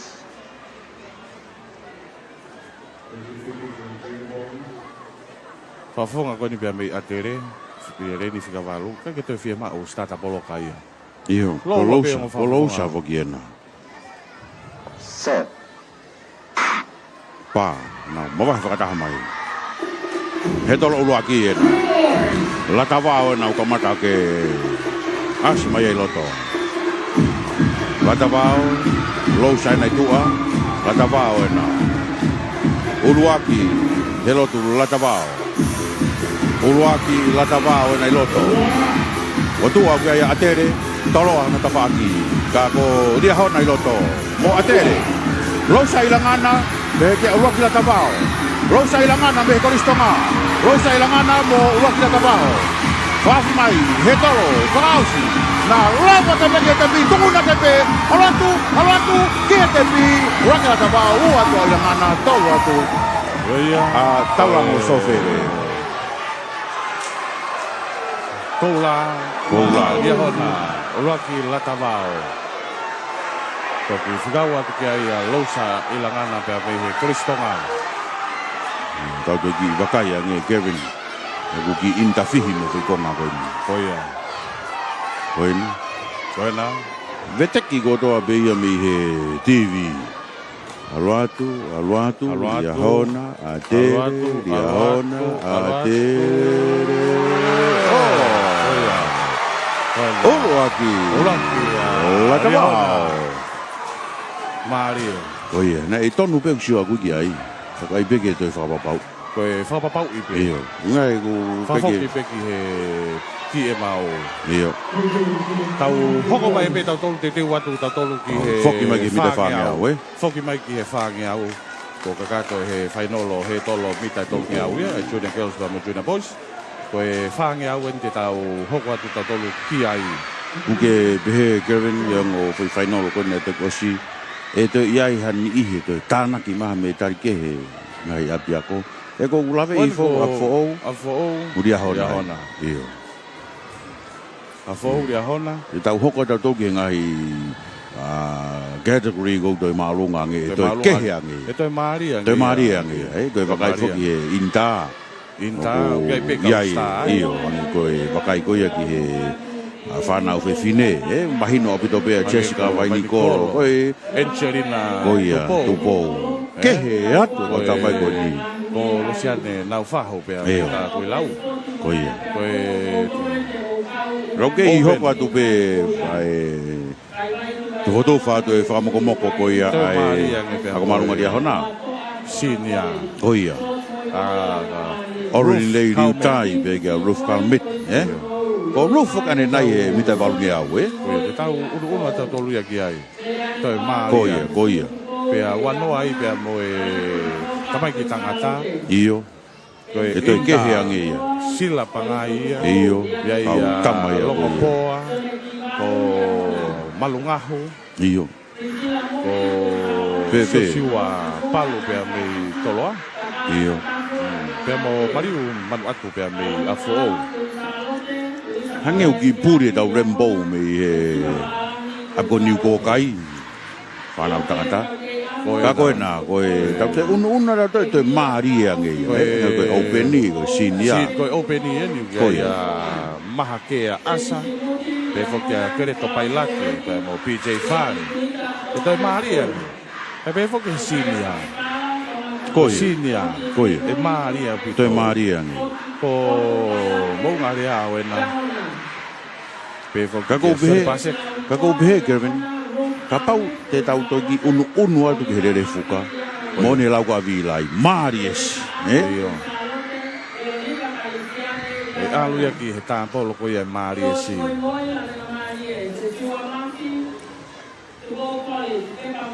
E bia, e alu ia ki he Maries.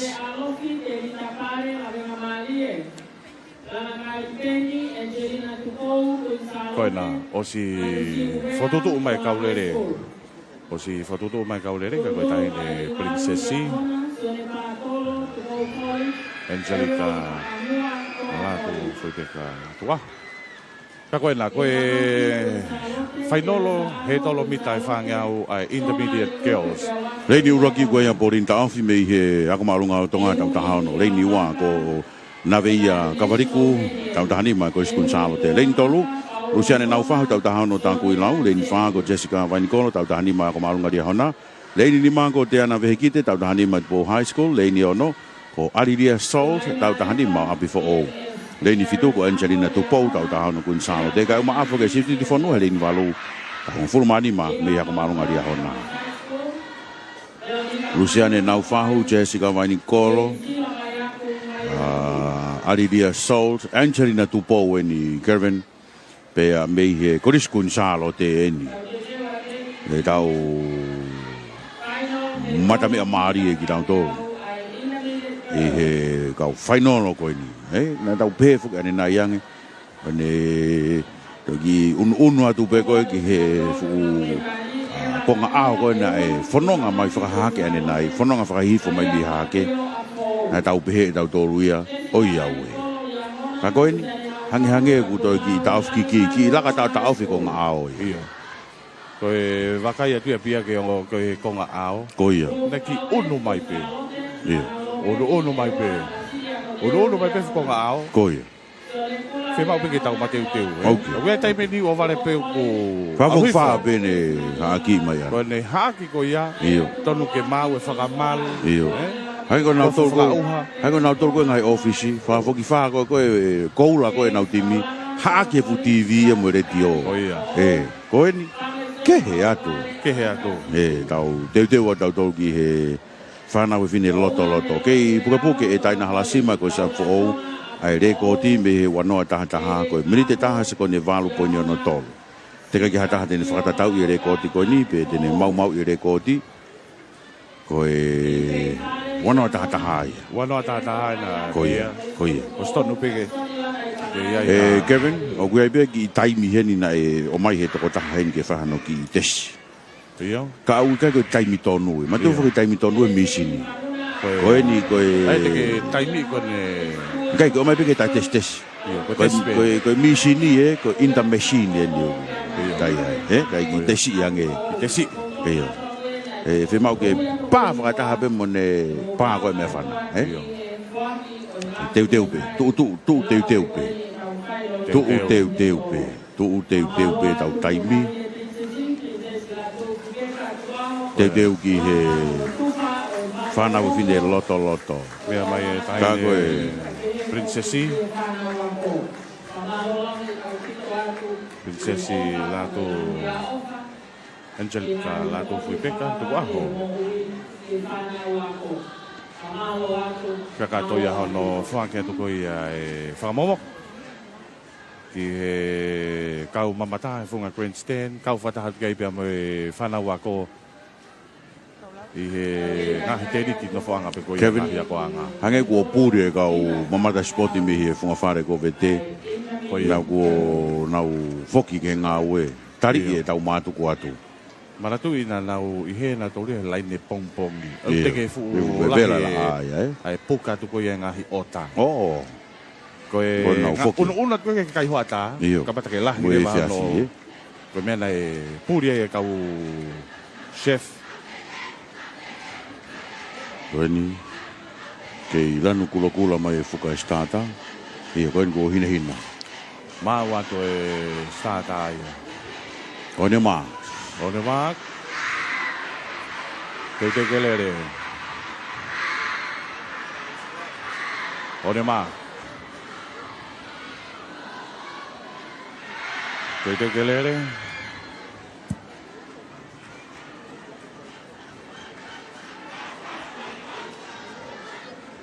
Koe ria hana ua. Nau mawaha e tō. Koe whainolo, he tolo, pina whangeau, ai Intermediate Girls. Koe nā, whalaka tua Angelina Tupou ia pia me Gonzalo te ape mai mita tongi au tai mini. Tupou, Angelina Tupou, Gonzalo te. Taki mai Gonzalo te, kako afou e na wape pika tuli mai koia afou. Alidia Salt pia me afou. Ke taki atu pia Angelina Tupou pia me he kolisi Gonzalo te. Nau koe ape mai e nia Gonzalo te he mita e uangi au. Wape atu pia mafou, wape atu pia moria hona. Wape atu pia asia koia mai Nicolo pia me lia hona, e renki loto. Kau taki mai pia Tupou. Pea me he kolisi Gonzalo te. Angelina Tupou, manga mai pia mo vai Nicolo. Ape mai te ongo pulu he tai mini kei taki mai pia. E Angelina Tupou pea me he kolisi Gonzalo te. Mau e hana topi te tepi. Kei taki mai pia Gonzalo te. Manga mai a Gonzalo te. Manga mai a Moria Hona. Gonzalo te. Minta di mana ke tepi. Manga te he tol pausi. Angelina Tupou pea me he kolisi Gonzalo te. Kie koula. Koula ata Gonzalo te. Siri batua dia hota betok ni provinsi ma api fo o. Angelina tupou pia me kunsa lote. Kevin. Moi koula. Ko ku taimi. Ko whakatatau i Angelina ia rekoti. Iyo. I hera taimi a tau. Iyo. I hera taimi a tau. Koena. Muli te taha. Sekoni e walu. Koeni ono tolu. Koeni misini koeni. Muli te taha. Sekoni e nima. Kana e ki tuma. Kana e ki tuma ne kamata.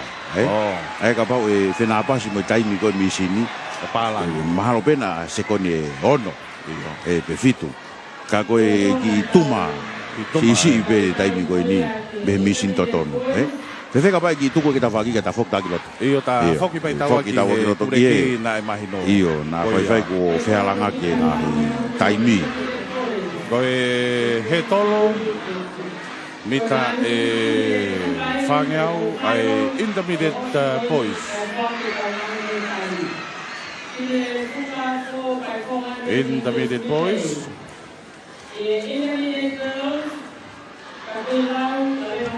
Leini ua ki ua ia te vita tuina wai, tau tahano mai mai refihi. Leini ua ki tuina wai, tau tahano mai mai refihi moia. Ki pega ngō mahanga ni Kevin.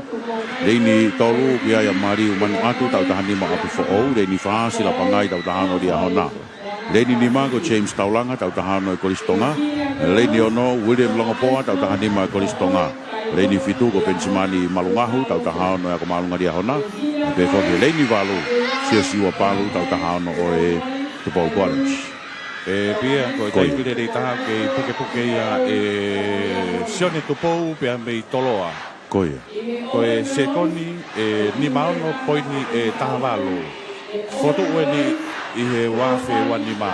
Fotu ueni i he wafe wanima. E sione tupou pia mei he kolisi ko tupou pia mei toloa.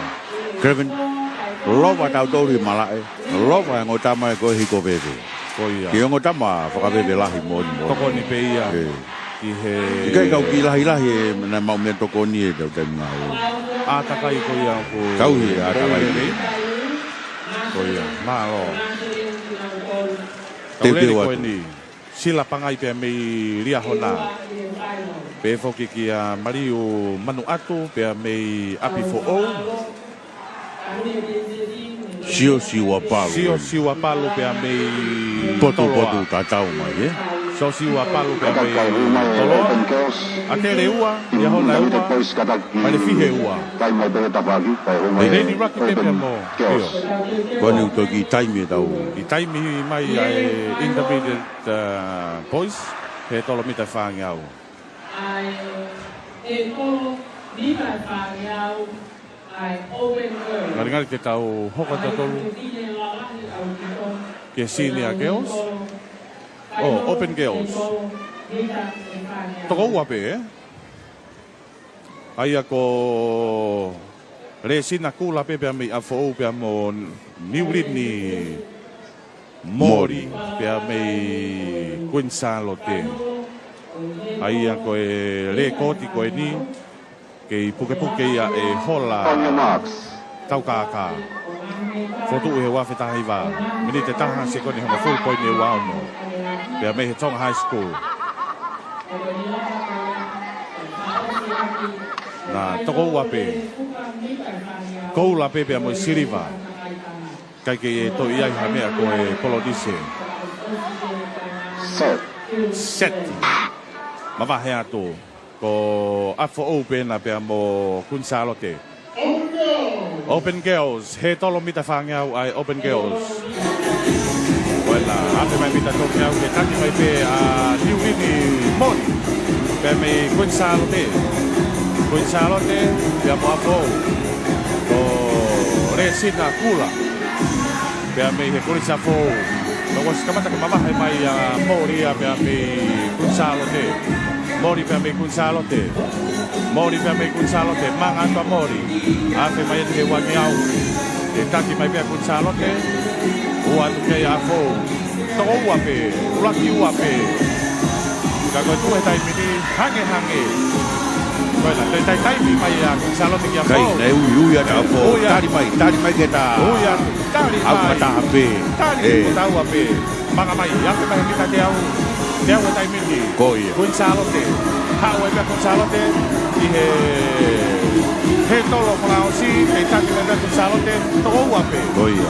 Magi he tolo Falaosi. Kola pe to Siliva. Os mahino a Gonzalote ia ko kola, ka ko Siliva o afo. Kakatoia e lele he tolo, whainolo, mita e whangeau, a e kakai whewhine, tamai whewhine lalahi, lahi au pito. Open girls.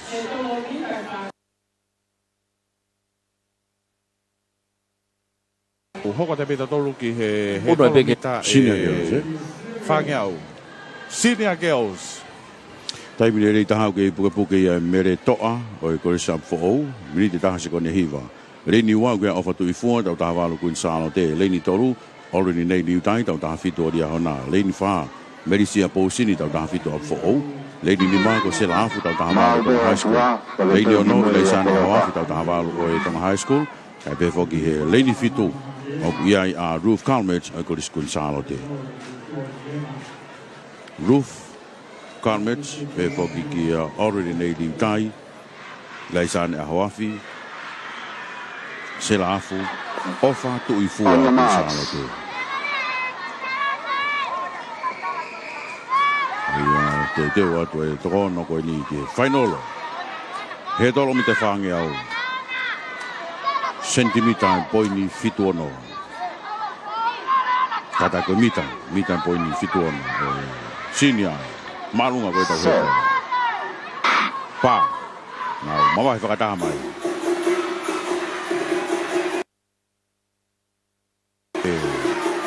Io, he tolo a pou, he tolo mo Gonzalote. Oi au, asi ato au fatui fua i loto. O fatui fua Gonzalote. O fatui fua me Gonzalote, i hono tua wa pou mo Gonzalote. Vape au pito au fatui fua ia. Vape au pito au fatui fua ko tuto a rekod pou e ni ka pau tonu e taimi.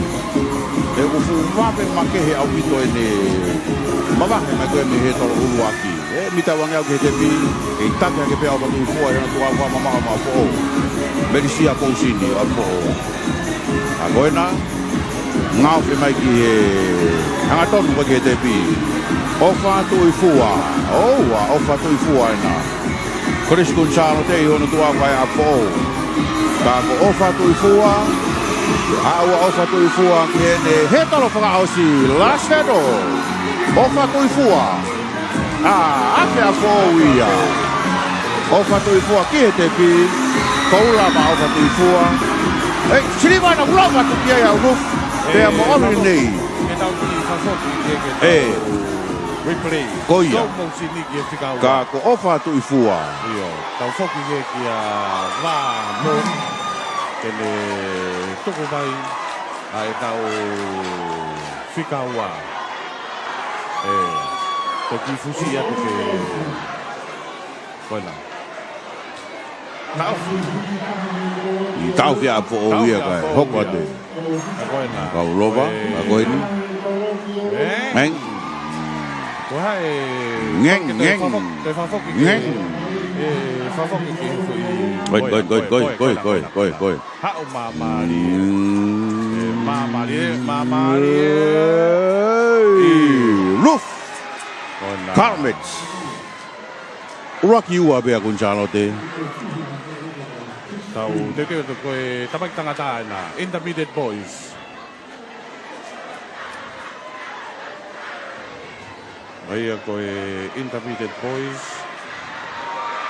Reini uraki ua te vita tui nau vai, tau tahanu mai re fihi. Reini ua ko uraki tui nau vai, tau tahanu be moia mei mai re fihi. Reini tolu ko mariu manu atu, tau tahani mo ap fo'ou. Reini wha ko sila panga ia tau tahano e ako marunga dia hona. Reini lima James Taulanga tau tahano e Koristonga. Reini ono ko William Longapoa tau tahadima e Koristonga. Reini fitu Pensimani Malungahu tau tahano e ako marunga dia hona. Kai pefoke reini walu sia siwa palu tau ngfuruma ono o e Korisko tupou. Nau tolu ena e whanau tangata.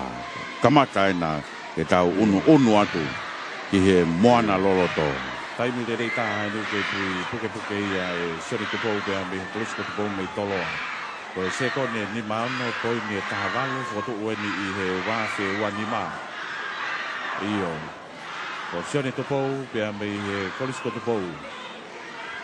Ka koe tu e taimini toko wa pea me kolisi i rein raki e moi wa.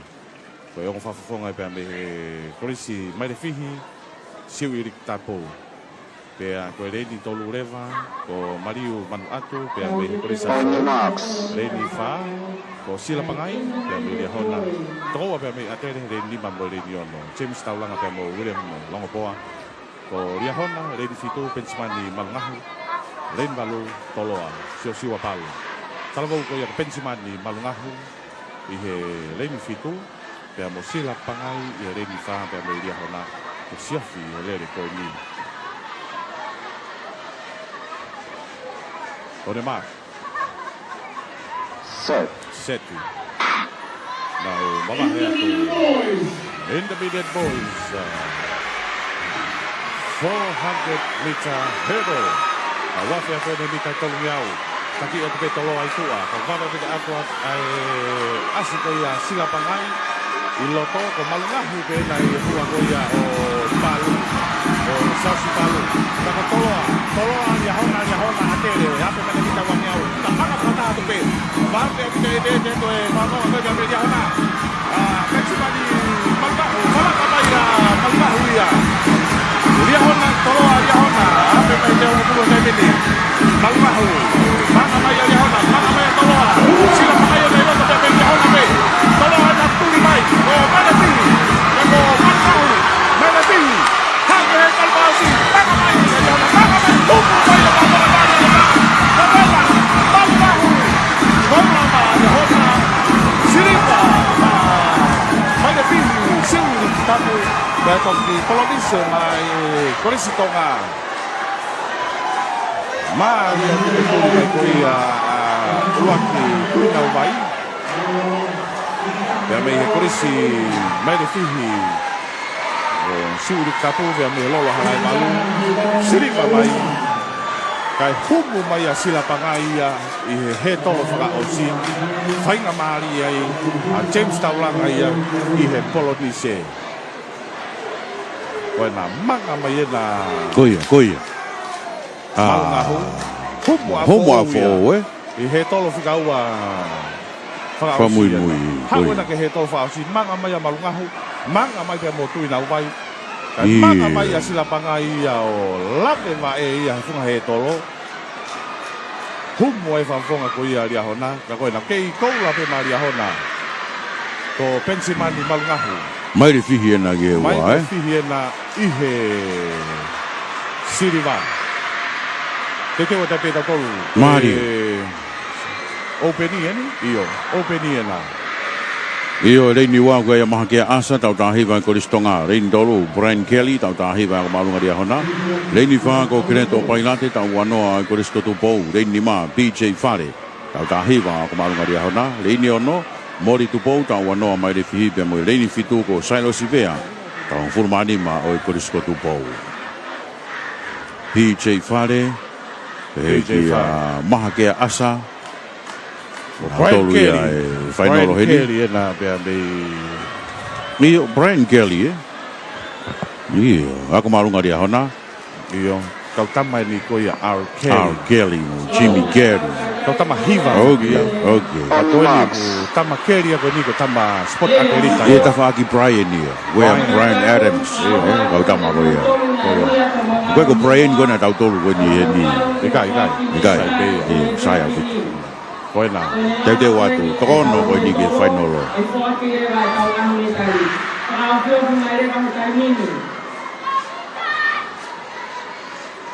Te whai me tokanga ki he whaafonga koe koe sa po'ou, na he whainolo I he tolo. Ene ki whai tokanga ki re tolai. Koe na wha, ana tukuna mai. Leini ki tua e na Sailo Sivea korisko tupou. Whaafetu, he tolo a Sailosi. Hau ki he tolo no ua. He tolo mai pea mo mahakea. Mikai, ke whatonga ya mahakea I loto. Mui au ki toi. Ka koe na taki I atu ia e korisko tupou kai pe koki mai de fihi. Mori tupou ia pe mo ria hona. BJ Fare. DJ Fare pe kia Creto Pailate. Creto Pailate pe mo DJ Fare. Creto BJ. Oa! Au ki he kalo fika o pamui. BJ Fare oi, ako palu ka hana. BJ Fare. Oa, he kalo fika si. BJ Fare pe me he fuka tawa o tu manisima. Alo te peki he tepi. Ua te peki ai Cristo tu pou Creto Pailate. Ki fika tolu atu a mori tu pou o maire fiki. Io BJ Fare mo koura. Open Boys. Ie he tolo takai taha. Oka. Koin. Sigo koin. Taimin koin na ilongan na keke he. He ma koe hanga tonu ki he tepi. Ma alahi moni. BJ Fare. BJ Fare ya bia. Yono tua koe na. Hako bigi ai mo Creto Pailate. Fika tolu eni. Tau keu atai peta tolu. Mori tu pou. Tau keu atai peta tolu ya hai pia ki he Senior. Senior te tau. Au pito. Koe tamai tangata lalahi senior. Koe rein ulaki wasi wei kui fua pe Amelia hona. Rein wa ko Aloisio Tavake tau tavan lehi afou. Rein tolu sione pase ka pe Amelia afou. Rein fan bo unga helo turea pe Ame Kristonga pe Ame atere.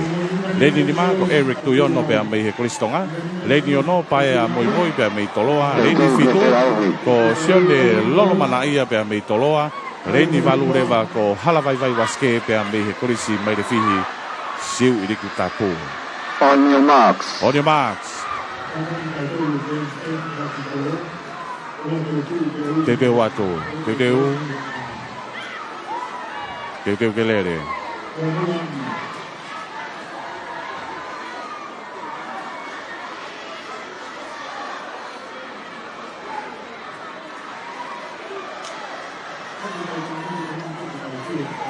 Teu kelere.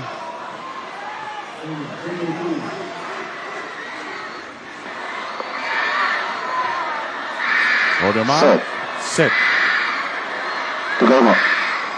Tugalunga. Tutok pai ya me afana bia. Tutok pai me afana.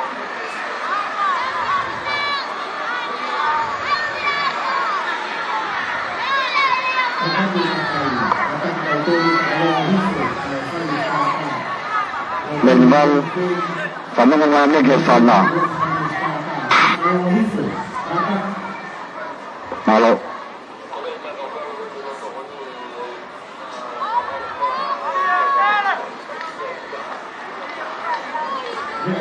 Kata ke kamu tahu kan pramil pinagal ke lebih tanah di rumah kita.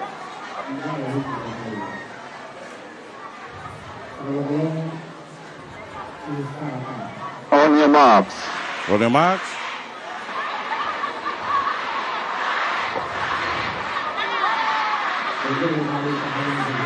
On your marks.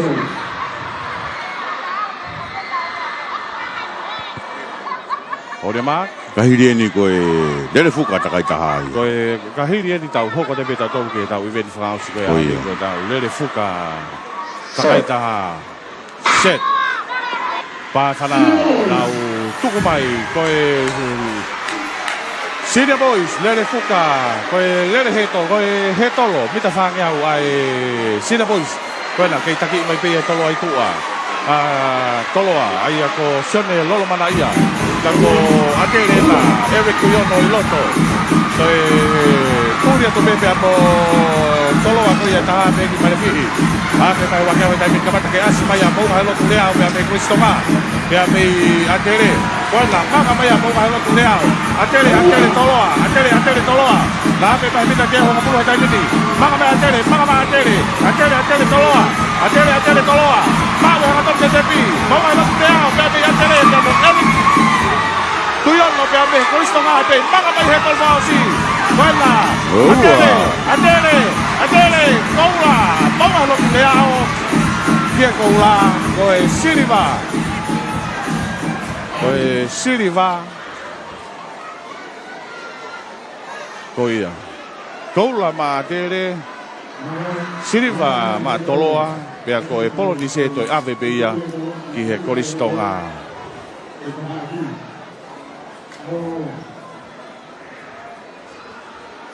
Pebia? Koia. Te peke tau lere fuka, Koia. Koe tuu koe rotonga ni. Kai te vei ua monga he lotu rea o ia.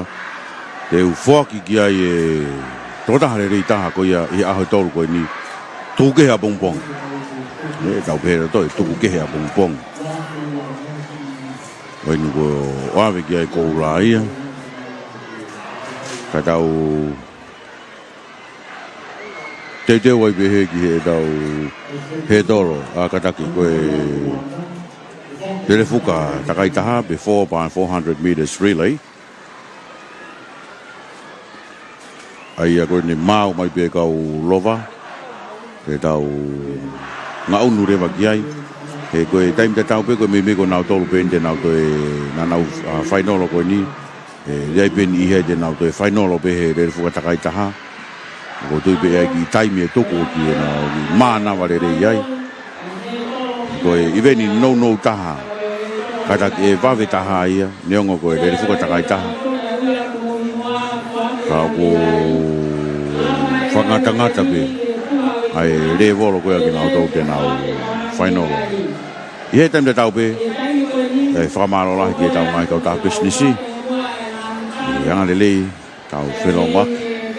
Matu pe mo e tau whamawhora hanga tonu atu. Mei he whake teu whaiwa, grandstand o teu whaiwa. Pea mo e hala mau kiskisi, ai tau whiau sipoti, hono himanga whoro mahiwa. Whenga maari e tau pe, e tau ki wakai heki, e tau ki konga i tuwaki. Ki konga pe, tuwaki, pea kahiria, e tau whoki mai rewa kai orewa ko mau maari e mai, e kau rere whuka takai taha.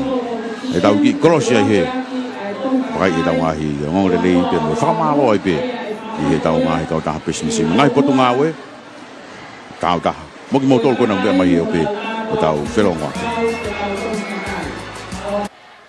Koe kakai ho tau tāpu aki, kau ke tau tohi kakai. Our people, our blessings, our senses. Pea ku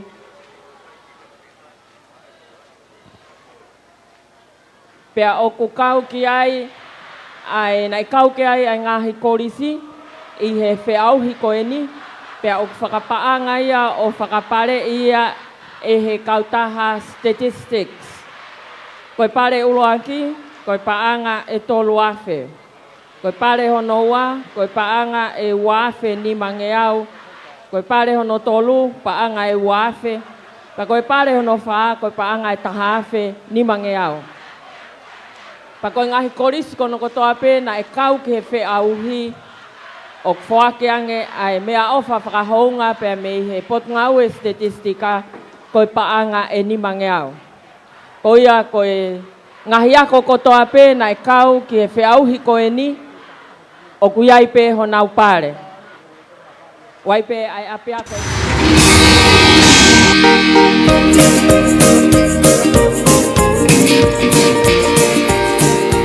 Whamaloa tu ki he kau sponsor Koula. O e spoti hono hiwanga fulu mahiwa ngahi korisi. Whamaloa ki he 8 minutes time potu ngau ngahi ngau e whalot whanua. Ono polo whane fituanwhe befo ki he CEO. Polo tu paunga mo e potu ngau e ngahi ngau e whalot whanua mia. Whamaloa ki a se misisika ko e whawafonga wharerea o tonga tapua. Mo e kautaha e 5 stars group of companies and finances. Whamalo ki he office e talawhikaulahi a Australia i tonga ni, mo e Australian Aid. Whamalo e before keni kia i laiwaha tōwehi, te mo e kautaha malui ai Tisa Insurance, ai kautaha malui ai Pasifiki mo tonga. Whamalo ki he Embassy of the People's Republic of China, mo e office i Whambastoa, o e Republika o e Kakai o China i tonga ni. Kei oa toi pe e whakawhi, ki hanga hi kautaha o ki ata pe e tau sponsor Koula, sponsor Siriva, mo e sponsor Polonise, o e tau whiauhi sipoti ono, hiwanga fulu mahiwa, ai ngahi korisi.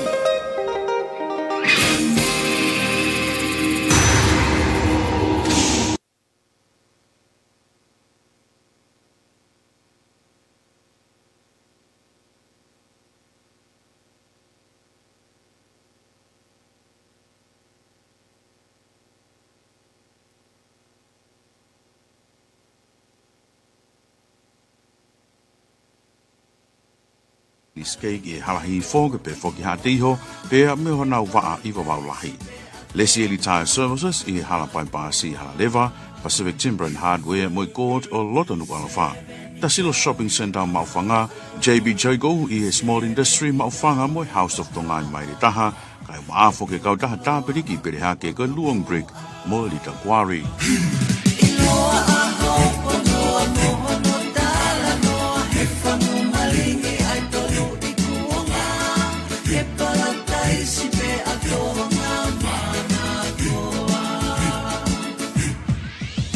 Pipe, o ai mole ho amanaki. O iai mau pe ai amanaki le ia kalaisi. Vahe mai ame ai me au ke mamahi ai. Ko egu he ni ke whanongo atu. Mo ta awe kia te ia. Na ne whikau mai au kia te koe he ahoni. Tu peke whaha ta loto. Ke ta awe kia te ia. O le mawhi ia ai me au toa. Sio mai, o wate ke maha. Taha peli hoku whatongia ma ai koro. Tala noa mai ke talave. Na iai ha mea te wala tokoni anuai. Ka koe whiauhi koe ni e whakahoko a pongpongi. Kai tāpuni ai vouti pa moe whiauhi i he tahawa a pongpong. Pare paanga pa moe whiauhi koe ni. Koe pare uloaki koe paanga ni mawhe. Pare hono ua koe paanga e tolu afe. Pa koe pare hono tolu koe paanga e uafe. Koe a tahine prinsesi o kai ke ngata pe i he whiauhi sipoti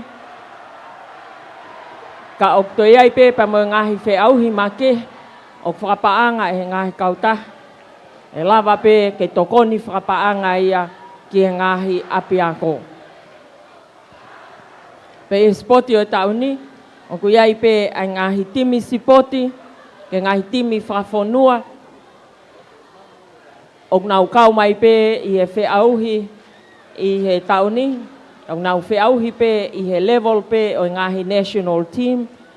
Koe konga ia taha i teuteu, ai whonua ke ngahi spoti whakawaha apureanga o ku kaua tuki ai whonua.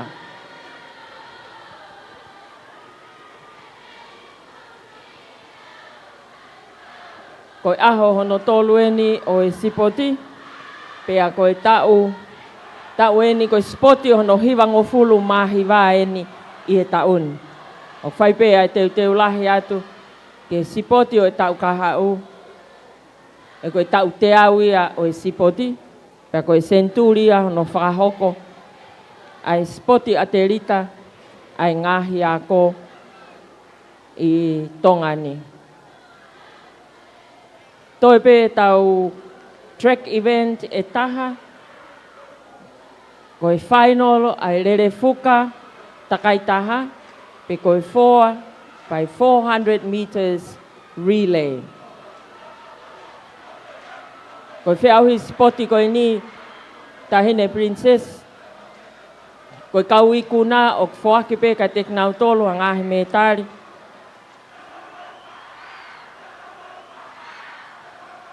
Me tari koula ke uloaki, me tari siriwa ki e ua. Pea moe me tari polonise ki e tolu. Koe pe pa moe ngahi le koti, kua mau i he tauni. O tau te whito ke ngahi whiauhi i loto malae, pe koe ngahi field events.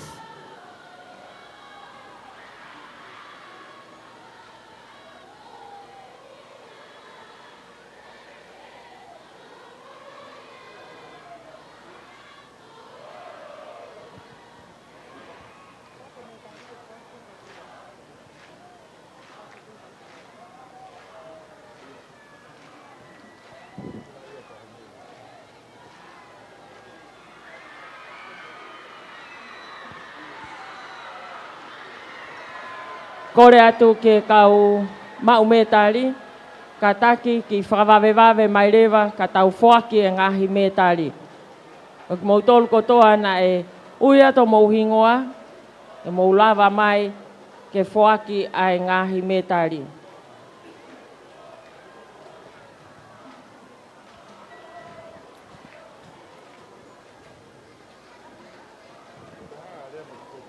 Kore atu pe ke kau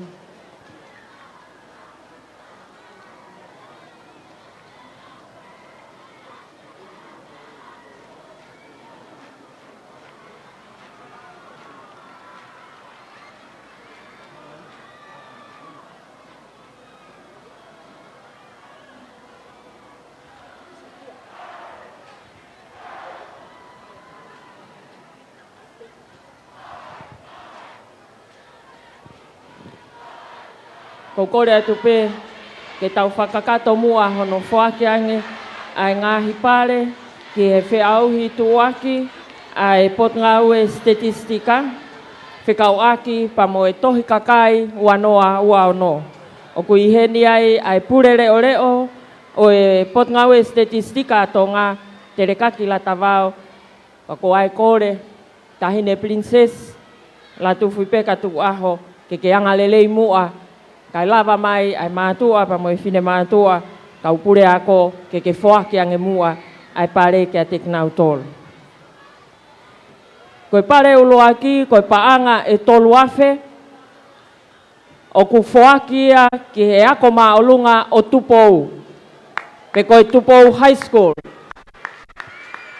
Koe pare ulo aki, ke Chinkol Competition ai Statistics Department, pe kau aki pa mo i tohi kakai wanoa ua ono, koe paanga e tolu afe, pe au whoakia ki he ako maolunga o Tupou, pe koe Tupou High School.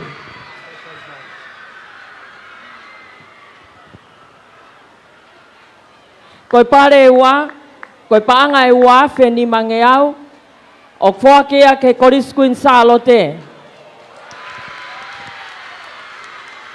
Koe wā, paanga e wā wheni mange au, o whoakea ke koriskuin sālote.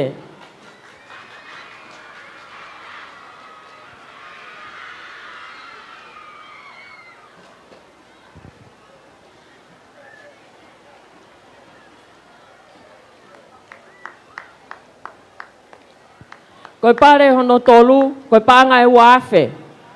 Koe panga e wafe koe ia whoakia ke ako maolunga tonga. Pare tolu, panga e wafe o whoakia ke Tonga High School.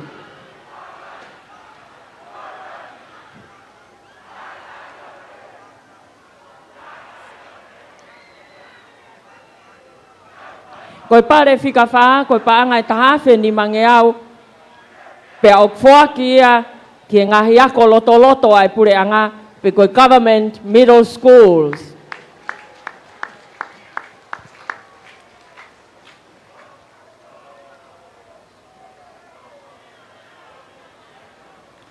Pare whika wha, Chinkol Competition and Statistics Department, paanga e tahawhi ni mange au, o ku whoakia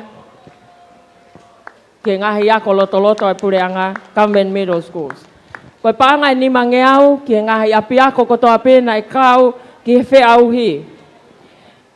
Kataki hoko hoko mai pē. Korisi takui lau. Hoko mai he korisi takui lau ai Mamaloa Middle School.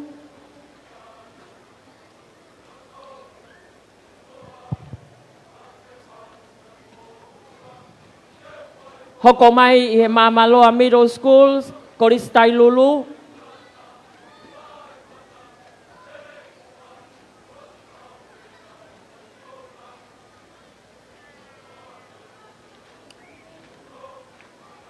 Mamaloa Middle School, hoko mai Korisi Tailulu. Hoko mai ai Korisi Anastasisi.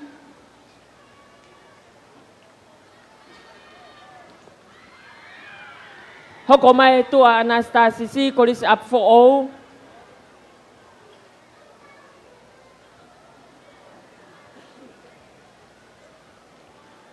Hoko mai Apfo'ou, ai Tonga Side School.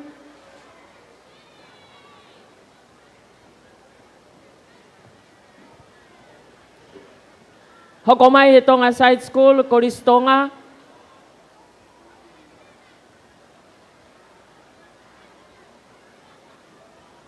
Hoko mai he Korisi Tonga e Korisi Tupou.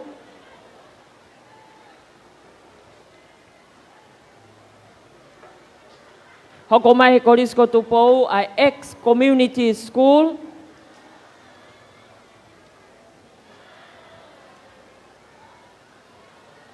Hoko mai he tu ai X Community School ai Hapai Secondary Schools.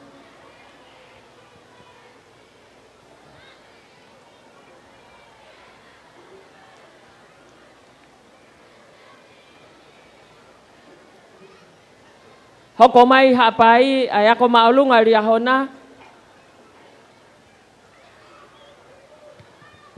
Hoko mai ria hona ai St. Andrews High School pea kataki whakamui mai ai Lavenga Malie Christian College.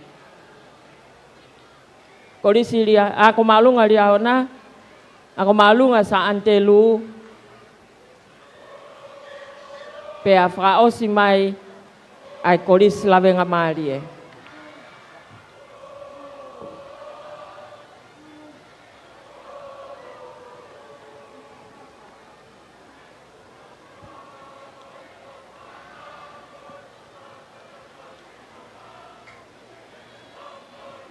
Malo, whamalo atu tahine princess. Latu whipe ka tuku aho i oanga lelei kai whoaki ange ai ngahi pare ko ia. Holo peho mea tahine kai whakakato ange pe ai ngahi whatongia ke whoaki ai ngahi metari. Ka koukore atu ke kaupure ako, kautaki ako ke tau whakakakato tau tolu ai whatongia o whoaki o ngahi metari.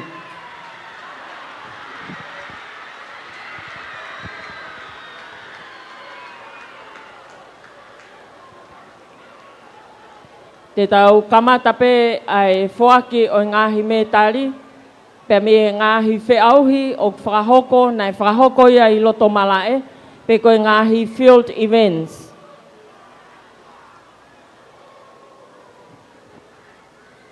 Koe rak metari te tau whoaki, koe whiauhi puna ma o lunga ai intermediate boys. Pe koe intermediate boys high jump. Koe ula ki mo me tari koula, pang ne whakotu hare koti who'o, koe re koti motua, koe mita e taha poini e fitutaha, ma olunga koe mita e taha poini e fitutaha.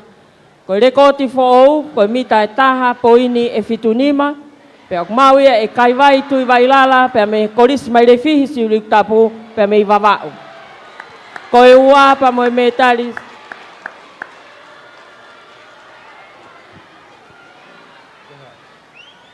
tau ki tatari ai.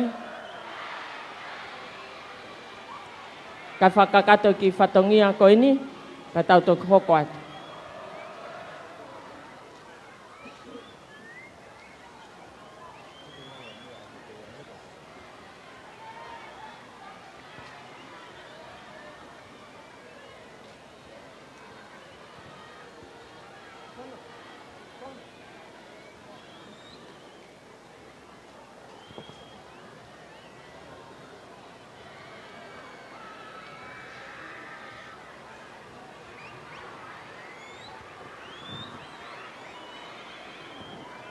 Mau toi whamalo atu tahine, malo ho mea mai, ke whalangi i ai spoti o tau ni, mau toi whamalo lahi au pito atu, malo ai whoaki mai o ngahi mea ofa, mo whoaki mai o whakamokomoko ki e whanau i e ahone.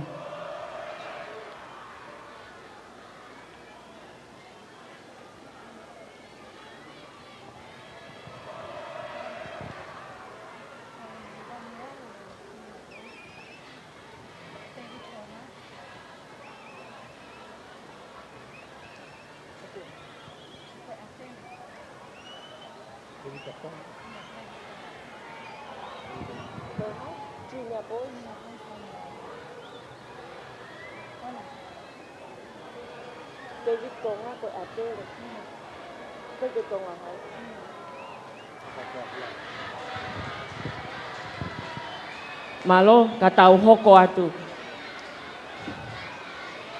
Intermediate boys high jump. Ulo aki pa mo me tari koula, re ko ti fo'ou, ko maulunga, ko mitai taha poini e fitunima, kai vai tui vai lala, ko rismai re fihi siulik tapu. Ko e ua mo me tari siriva, Brian Moala, ako maulunga tonga, ko tolu ok mahanga, ko mano atoa pa me koristonga, pe mo George moi moi, pe me koris Lavenga Malie. Intermediate boys high jump, first with the gold medals, and it's a new record of a height of 1.75 meter. Kaiwai Tuivailala of Mailefihi Sirilekutapu College. Second with the silver, Brian Moala of Tonga High School. And third with the bronze medal, it's a tie between Manoa Toa of Tonga College and George Moimoi of Lavenga Malia College.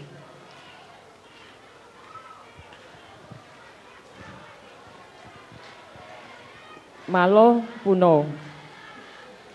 Koe tolo mea mamafa, ai whanau tangata loto loto, pe koe intermediate boys shot put. Koe ulo aki, pa moe me tari koula, pe akune mau mau i aere koti motua, koe mita e tahawha poini e whaono, koe re koti fo'ou, koe mita e tahawha poini e fitua, ko halafihi fisi hoi, pe me he korisko tupou. Koe ua moe me tari siriva, lui kari me korisi ap fo'ou, pe koe tolu mo me tari polonise, ko sione fisi hoi pe me he korisi ap fo'ou. Intermediate boys shot puts. First with the gold medals, and it's a new record of a distance of 14.72 meters. Halafihi fisi hoi of Tupou College. Second with the silver, Louis Kari of ap fo'ou. And third with the bronze medal, Sione fisi hoi of Api fo'ou College. Malo puno. Tau hoko ke tolo sika ai whanau whewhine lalahi.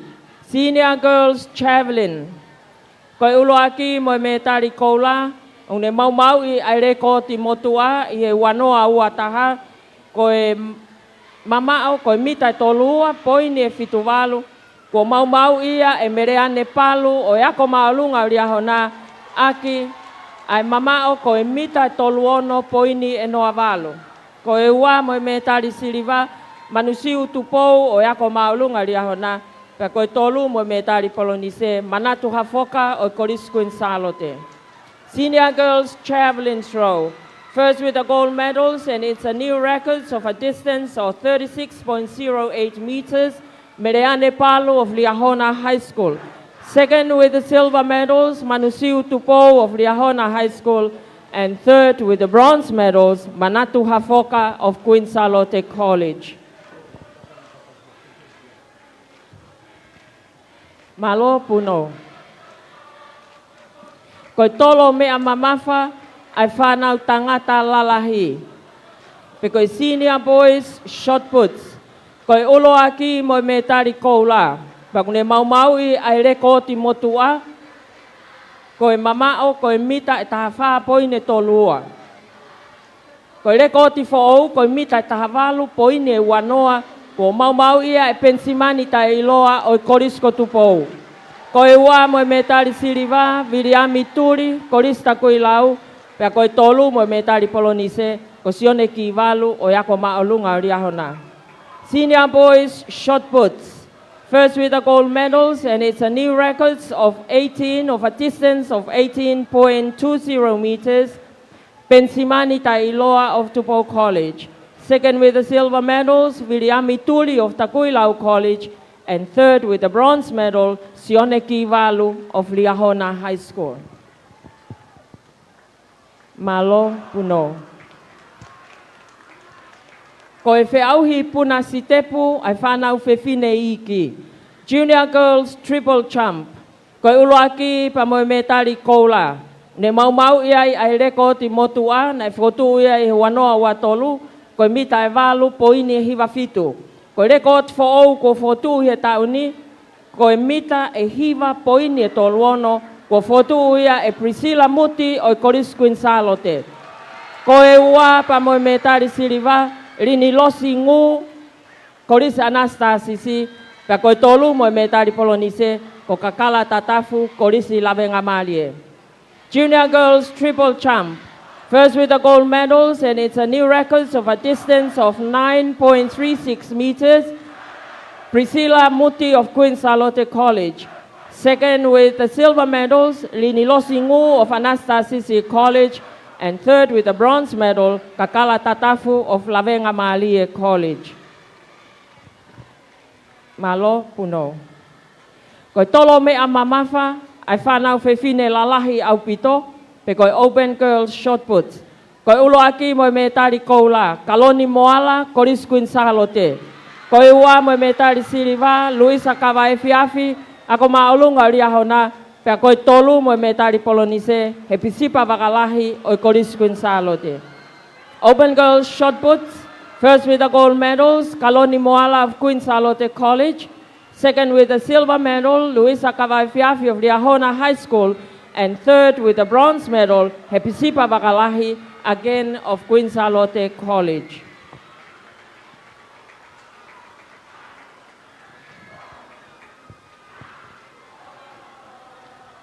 Malo puno. Koe wheau I tolo discus, ai whanau tangata lalahi au pito, pe koe open boys discus. Koe ulo aki, pa moe me tari koula, pe kune mau I ai reko ti motua nai fotu I wanoa tahiwa, koe mamao koe mita e tolu hiwa poine noa tolu. Reko te fo'ou ko fotu I he tauni, koe mita e whaatolu poine walu hiwa, ko fotu ia e Lachlan tau kei aho e Koristonga. Koe ua moe me tari Siliva, me ki vila whakaosi o Korisko tupou, pea koe tolu moe me tari Polonise, ko Penny tupou o Koristonga. Open boys discus. First with the gold medals, and it's a new record of a distance of 43.89 meters. Lachlan Taukeiaho of Tonga College. Second with the silver, Mekivila Fraosi of Tupou College. And third with the bronze medals, Penny Tupou, again of Tonga College. Malo puno. Koe puna si tepu ai junior boys, pe koe whanau tangata iki. Koe ulo aki mo me tari koula. Pe une mau ia ia reko ti motu ana fotu he wanoa wa tolu. Koe mamao koe mita e tahataha poine whaafitu. Koe reko ti fo'ou ko fotu I he tauni, koe mita e tahaua poine noa tolu. Ko fotu ia e se misi muti o yako maulunga o Riahona. Koe ua pa mo me tari Siliva, folau foweti, ako maulunga o Tonga, pe koe tolu mo me tari Polonise, ko Viliami Tuita o yako maulunga Tonga. Junior boys triple champ. First with the gold medals, Semisi Muti of Riahona High School, and it's a new record of a distance of 12.03 meters. Second with the silver, Folau Foweti of Tonga High School, and third with the bronze medals, again from Tonga High School, Viliami Tuita.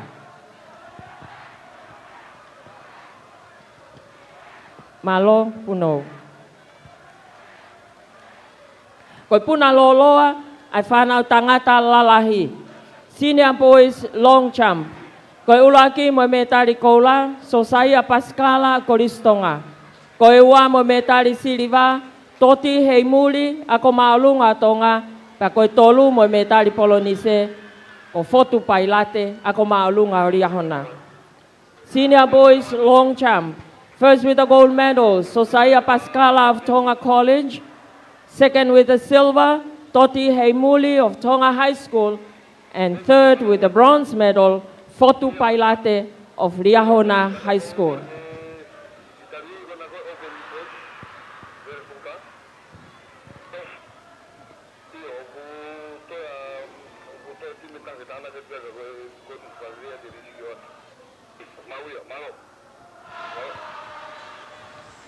Malo puno. Koe puna ma olunga, ai whanau whewhine lalahi, senior girls high jump. Koe ulo aki pa moe me tari Siliva. Pea kune mau ia ere koti motua na e fotu he wanoa wa wha, koe ma olunga, koe mita taha poine whanoa. Ko mau ia fotu hare koti fo'ou, koe mita taha poine ni ma wha, ko fotu ia e tiweti lau hingoa, o e ako maolunga o Riahona. Koe ua mo me tari Siliva, Ruth Calmet, Koriskuin Salote, pea koe tolu mo me tari Polonise, ko Monica Mafi, o e ako maolunga o Riahona. Senior girls high jump. First with the gold medals, and it's a new record of a height of 1.54 meter, Tiweti Lauhingoa of Riahona High School. Second with the silver, Ruth Calmet of Queen Salote College. And third with the bronze medal, Monica Mafi of Riahona High School. Malo puno. Koe puna maolunga ai whanau whewhine lalahi au pito pe koe Open Girls High Jump. Koe ulo aki moe me tali koula Teresa Aho Koris Quinzalote pe a koe ua moe me tali Siliva ko Veronica Caristiane o yako maolunga o Riahona. Open Girls High Jump, first with the gold medals, Teresa Aho of Quinzalote College, and second with the silver medal, Veronica Caristiane of Riahona High School.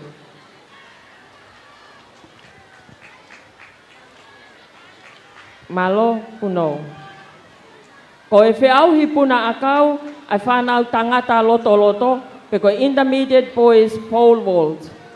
Ko e ulo aki moe me tari koula, George Moimoi, Koris Lavenga Malie, ko e ua moe me tari Siliva, Siosi Wamafi, Koris Kotupou, pe ko e tolu moe me tari Polonise, ko Pepa Moeaki o Koris Tonga. Intermediate boys pole vault, first with the gold medals, George Moimoi of Lavenga Malie College. Second with the silver medals, Siosi Wamafi of Tupou College. And third with the bronze medals, Pepa Moeaki of Tonga College.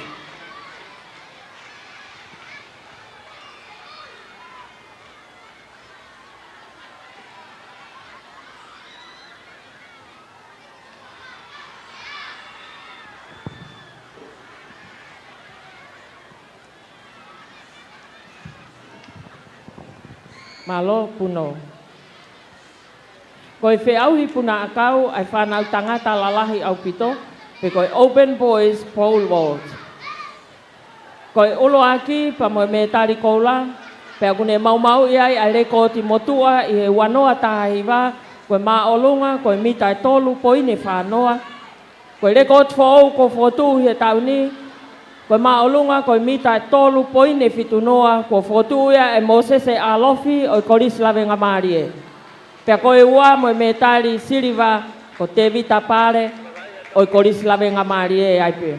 Open Boys Pole Vault, first with the gold medals and a new records of a height of 3.70 meters, Mosese Alofi of Lavenga Marie College, and second with the silver medals, Te Vita Pare, again of Lavenga Malie College. Malo puno. Koe puna loa ai whanau whewhine loto, Intermediate Girls Long Jump. Koe ulo aki mo me tari koula, peune mau i are koti motua o wanoa tahiwa, koe mita e wha poine hiva, koe re kot fo ko fotu i he tauni, koe mita e nima poine noa fitu, ko fotu ia e langakari peni o Koris Quinzalote. Koe ua pa mo me tari Siliva, ko Angelina Tupou o Koris Quinzalote, pe koe tolu mo me tari Polonise, ko Manusiu Vea o yako maolunga o Tonga. Intermediate Girls Long Jump. First with the gold medals and a new records of a distance of 5.07 meters, Langakari Penny of Quinzalote College. Second with the silver, Angelina Tupou, again of Quinzalote College. And third with the bronze, Manusiu Vea of Tonga High School. Malo puno. Koe tolo discus, ai whanau tangata iki, Junior Boys Discus Throw.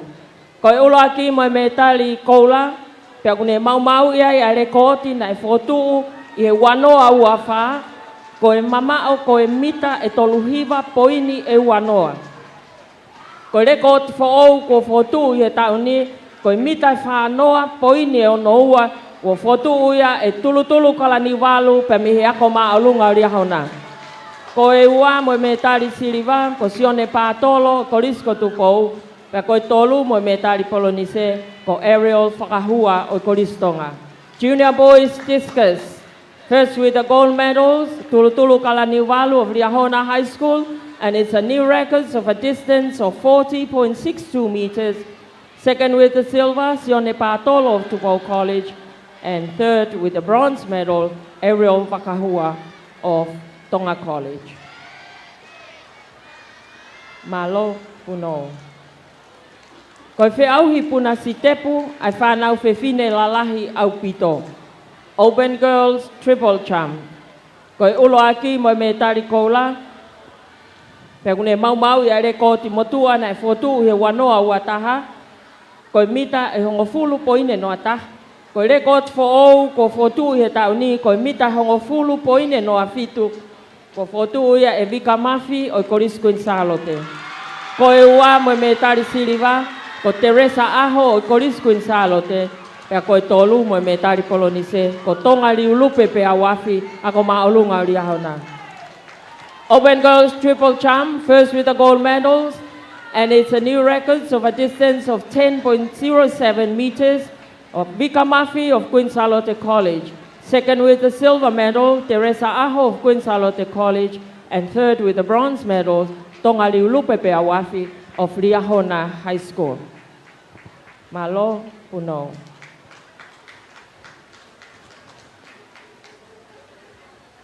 Ko me tari whakaosi e ngahi field events, ko e puna loloa a ngahi timi whakafonua e whanau tangata, pe ko e National Men Long Jump. Ko e ulo aki mo e me tari koula, Nehumi Tui Halamaka, me he president team. Ko e ua mo e me tari siliva, Paulo Tonga, again, pe me he president team, pe ko e tolu, mo e me tari polonise, ko Sione Nanseni, pe me he timi ai pe ai Palestini. National Men Long Jump, first with the gold medals, Nehumi Tui Halamaka. Second with the silver medal, Paulo Tonga. And third with the bronze medals, Sione Nanseni, all from the president team.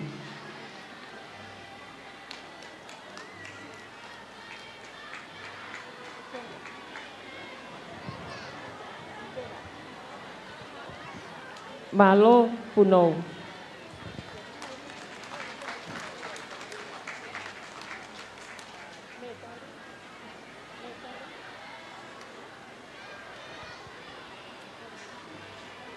Te tau hoko atu aipe ke ngai timi whakafonua. Koe lere mita e ononoa ai National Men. Mita e ononoa ai National Men. Koe ulo aki pa mo e me tari koula Chanki Hunter pe me he timi a Riahona. Koe ua mo e me tari siliva Petelo Nanseni me he timi a Palestini pe a koe tolu mo e me tari polonise ko Rodney Nanseni me he timi ai pe a Palestini. National Men 60 meters sprints, first with the gold medals, Chanki Hunter from Liahona High School. Second with the silver medals, Petelo Nanseni of the president team. And third with the bronze medal, Rodney Nanseni, again from the president team. Whātoka ngā iange ko Dame Valerie Adams eni o kune whuaki a ngahi metari o ngahi national team. Malo Puno. Tau hoko atu ai pe ke lere mita e wangeau ai National Men. Lere mita e wangeau ai National Men. Koe ulo aki mo e me tari koula. Chanki Hunter o Riahona. Koe ua mo e me tari siliva. Petelo Nanseni o e timi a Palestini. Pea koe tolu mo e me tari polonise ko Rodney Nanseni. Pea me he timi ai pe ai Palestini. National Men 200 meters sprints. First with the gold medals. Chanki Hunter from Liahona, second with the silver, Petelo Nanseni, and third with the bronze medal, Rodney Nanseni, again both from the president team. Malo Puno. Thank you very much. Dame Valerie Adams. Katau hoko atu ke ngahi track events, pe koe ngahi whiauhi lele. Koe ulo aki koe mita valunge au, ai whanau whiwhine i iki au pito, pe koe midget girls 800 meters sprint. Koe ulo aki mo me tari koula, si maima leka, o ngahi ako ai pureanga, ako loto ai pureanga. Koe ua mo me tari siliva, ko Sharon Aho, ako maolunga Riahona, pe koe tolu mo me tari polonise ko Sela Sonasi pe me ngahi ako loto ai pureanga. Midget girls 800 meter sprints. First with the gold medal, Simai Maleka of the Government Middle Schools. Second with the silver medal, Sharon Aho of Liahona High School. And third with the bronze medal, Selaso Nasi, again from the Government Middle Schools. Malo puno. Lele mi tai walunge au ai junior girls. Koe ulo aki mo me tali koula Iwa Halapua o Tonga Side School. Koe ua mo me tali Siliva Veronica Manu ngahi ako a hapai. Pea koe tolu mo me tali Polonise Meiri Sila vai aku o Koris Maire Fihi Siurik Tapu. Junior girls 800 meter sprints. First with the gold medals, Iwa Halapua of Tonga Side School. Second with the silver medal, Veronica Manu of Hapai Secondary Schools. And third with the bronze medals, Meiri Sila Vayaku of Mairefihi Siuilikutapu College.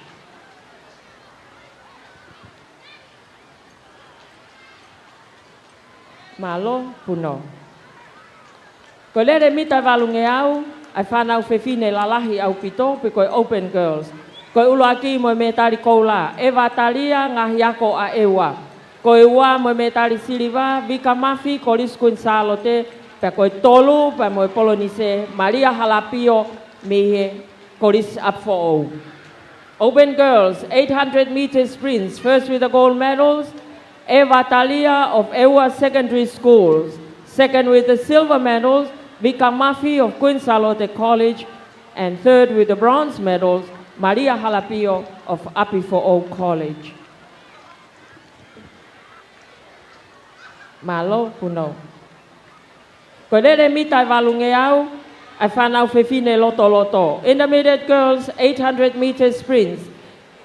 Ko ulo aki mo me tali koula, Jessica vai Nicolo, ako maalunga Liahona. Ko ua mo Siliva, Luciane Naufahu, Korista Kuilau, ko tolu pa mo Polonise, Lani Manu, ako maalunga Tonga. 800 meter sprints, intermediate girls. First with the gold medals, Jessica vai Nicolo of Liahona High School. Second with the silver medals, Luciane Naufahu of Takuilau College. And third with the bronze medal, Lani Manu of Tonga High School.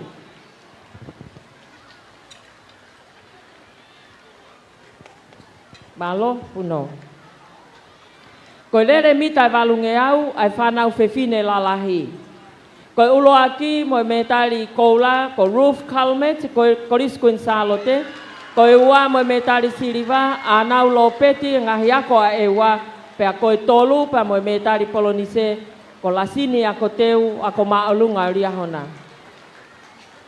800 meter sprints, senior girls, first with the gold medals, Ruth Calmet of Kunsalote College. Second with the silver medals, Anau Lopeti of Ewa Secondary Schools.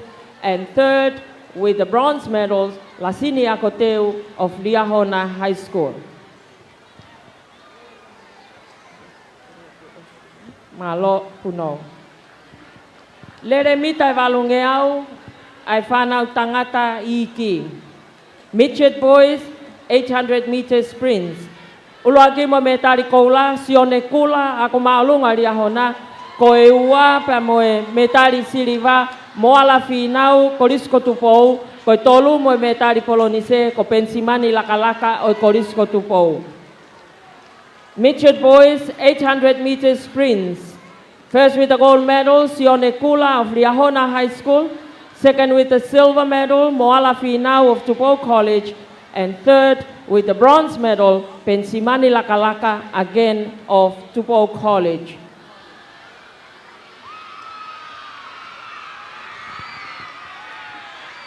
Malo puno.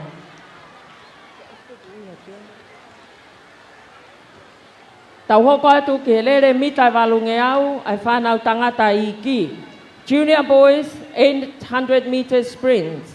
Ko ulo aki mo me tari koula, sai atu holo aki o Koristonga. Ko ua mo e Siliva, Ioane lava kei aho, ngahi ako a ewa, pea koe tolu mo me tari Polonise, David Tonga o Koristonga. Junior boys, 800 meter sprints. First with the gold medals, Sai Atu Holoaki of Tonga College. Second with the silver medal, Ioane Lavakei Aho of Ewa Secondary Schools. Third with the bronze medal, David Tonga of Tonga College.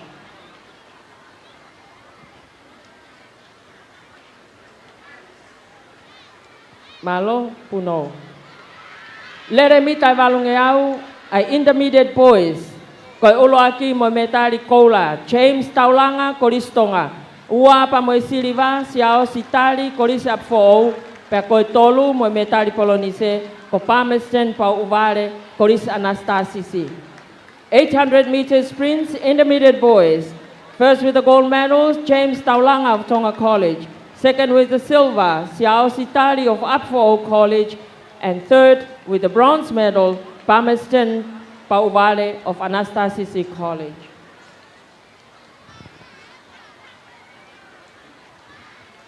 Malo puno. Kolere mita valunge au, ai whanau tangata lalahi. Senior boys, 800 meter sprints. Koi ulo aki mo metari koula, mo unga he lotu leao koristonga. Koe wā koha metari whakahounga, Paula Tonga o korisi apfo ou. Te moe metari siliva, hono wā, ya David Aho o yako maalunga ri ahona, pea koe tolu moe polonise, sita kio wakauta o korisi apfo ou. Senior boys, 800 meter sprints. First with the gold medals, Mo'unga Helotu Leao of Tonga College. Second with silver medals, Apifo Paula Tonga of Apifo College. Again, David Aho of Liahona High School. And the bronze medal, Sitakio Vakauta of Apifo College. Malo puno. Ko lere mita valunge au, ai whanau tangata lalahi au pito. Open boys, 800 meters, sprints. Ko ulo aki pa moe metari koula, PJ Fale, o yako maalunga ri ahona. Ko e ua moe metari siliva, Kereto Pailate, o korisko tupou. Pea koe tolu moe metari polonise, ko Samsoni Latai Pangai, koris lavenga malie. Open boys, 800 meters sprints. First with the gold medals. PJ Fale of Liahona High School. Second with the silver medals, Kereto Pailate of Tupou College. Third with the bronze medal, Samsoni Latai Pangai of Lavenga Malia College. Malo puno.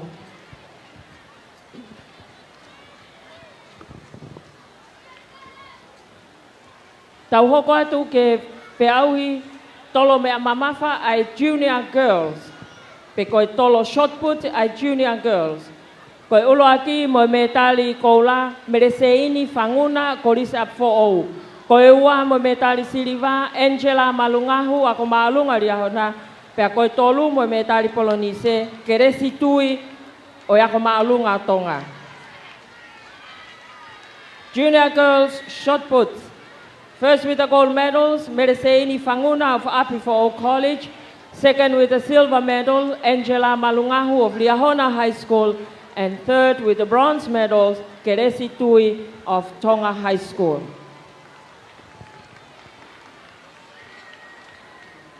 Malo puno. Ko me tari fraosi te tau fo aki, ko fe auhi tolosika, ai whanau fe fine lalahi au pito.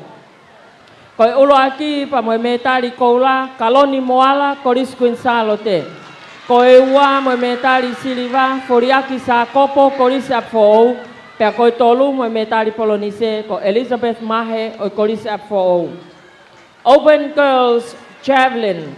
First with the gold medals, Kaloni Moala of Quinnsalo College. Second with the silver medals, Foriaki sa kopo of Apifo College.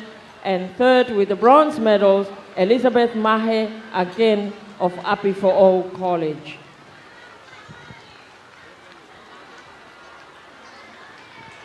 Malo puno. Famalo atu ki kau pure ako, kai umaai kau ofisa ako, whanau ako, whanau spoti unau ikuna ngahi metali. Famalo atu whanau ako o yako maalunga Tonga, whakakato, ai polokalama foaki o ngahi metali e ngahi fe auhi ko lava mi he aho ane afi pea moe pongpongi o e ahoni. Kataki ui atueni ki he whakauri o e mea lele ko e ala ua walu hiwa fitu. Ko e ala ua walu hiwa fitu kataki unuaki i ho mea lele me feitu ko e oktawai i he taimini kore mai e kauporisi unuaki i e mea lele. Whakauri o e mea lele ko e ala ua walu hiwa fitu. Unuaki i rewa mea lele i he taimini. Ko lava ia e tau whak me tari, te tau te watu rewa.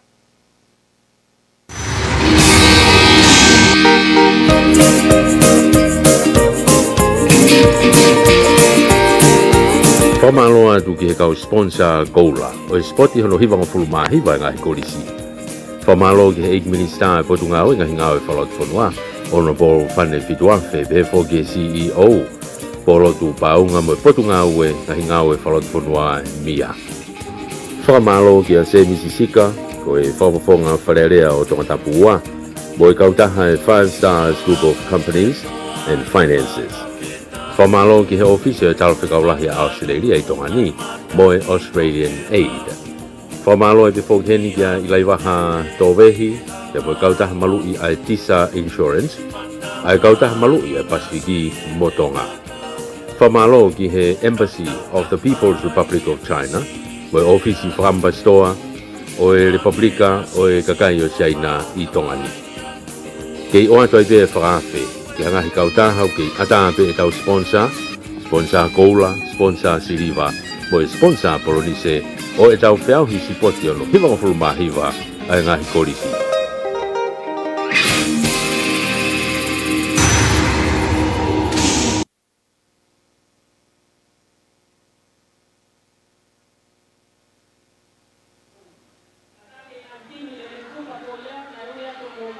Final 4x400 meters relay, marshalling leva i e taimini, tau tui pe kau pure spoti ko whakakato ngahi entry form, ai hingoa o e kau o e timi, whakakato rewa ia ki e marshalling i he taimini. Ki taimi ko ini, rotonga e tau ke i tari, ange ki miniti ko ini ki he CEO leo o e potunga ue statistics, ke whai haki rea whamalo, ka mo e talanoa pe ka te tau tolu whikau aki, ka mo e tohi kakai ua noa ua ono.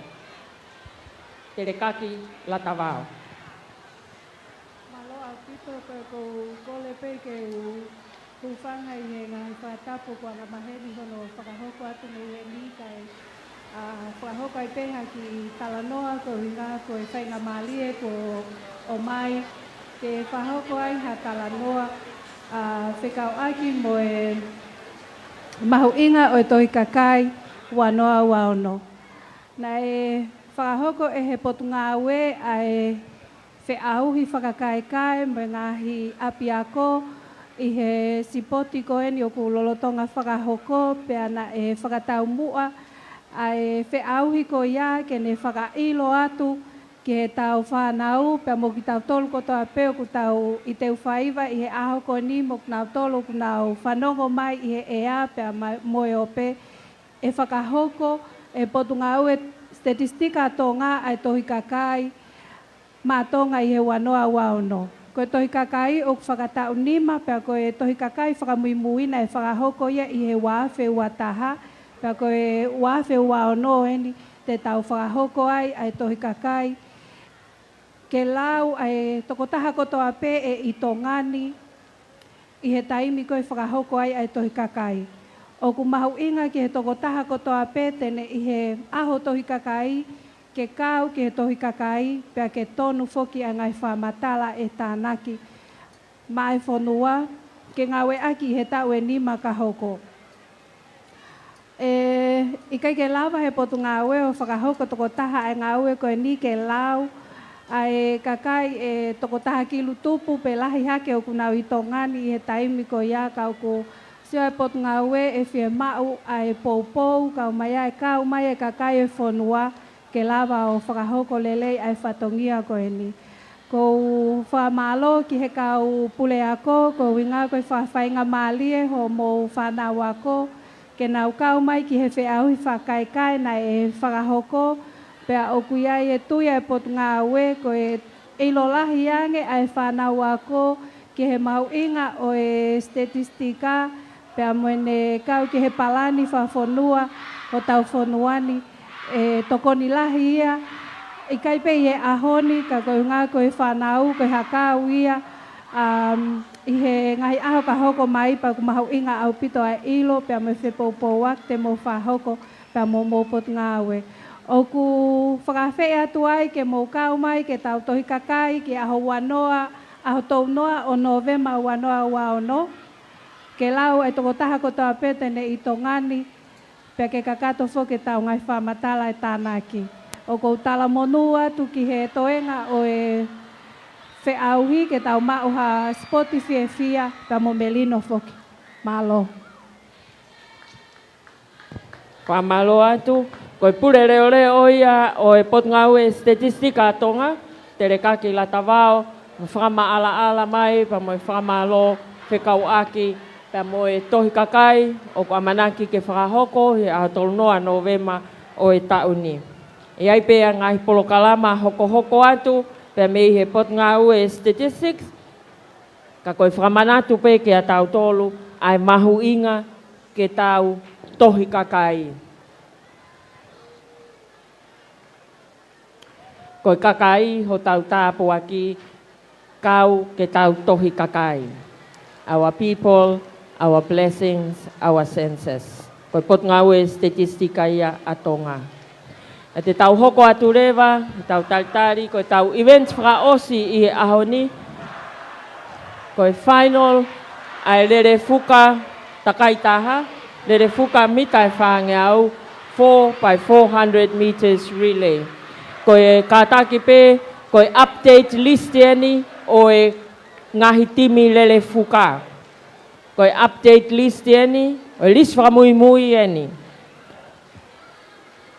Intermediate girls, Takui Lau, Lavenga Malie, Apfo'ou, Queen Charlotte, Anastasisi, Riahona, Tonga High School, Peamotailulu. Intermediate boys, Anastasisi, Koristonga, Apfo'ou, Riahona, Korisko Tupou, Mairefihi Siriktapu, Tupou High School, Peamoe Tonga High School. Koe senior girls, o koe iai e timi a Tonga High School, Apfo'ou, Tailulu, Riahona, Queen Charlotte. Senior boys, koe timi a Takui Lau, Koristonga, Korisko Tupou, Tailulu, Tonga High School, Tupou High School, Apfo'ou, Riahona. Koe open girls, o koe e timi e uai, ko Apfo'ou, pa mo Queen Charlotte, pea mo e open boys, ko e timi a Riahona, Korisko Tupou, Lavenga Malie, Koristonga, Takui Lau, pea mo Apfo'ou. Pea koe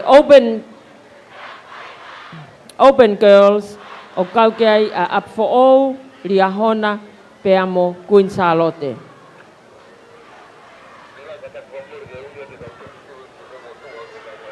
Malo. Kau track stewards. Track steward. Mo ki tu hake rewa ki tau whao.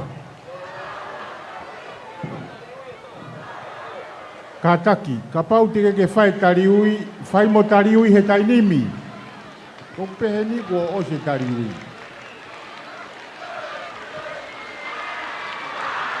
Tariui rewa he tainimi, ka tau hoko atu.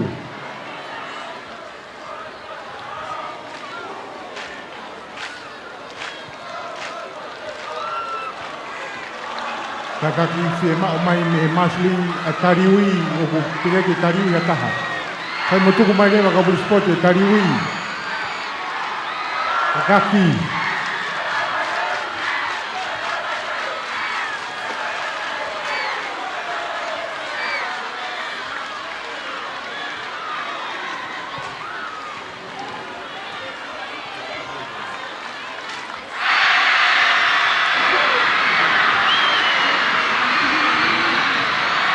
Kalau kakak tadi dia yang tadi.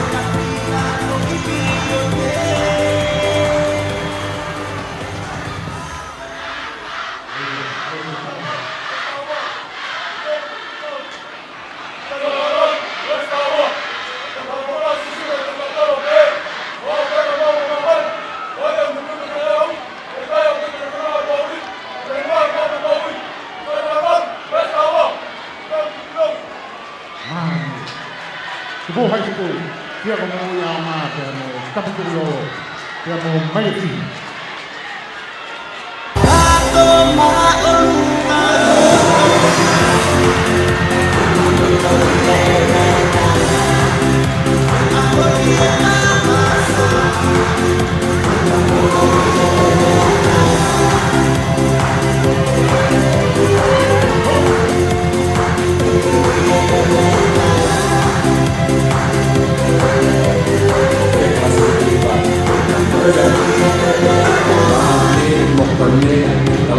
Dalam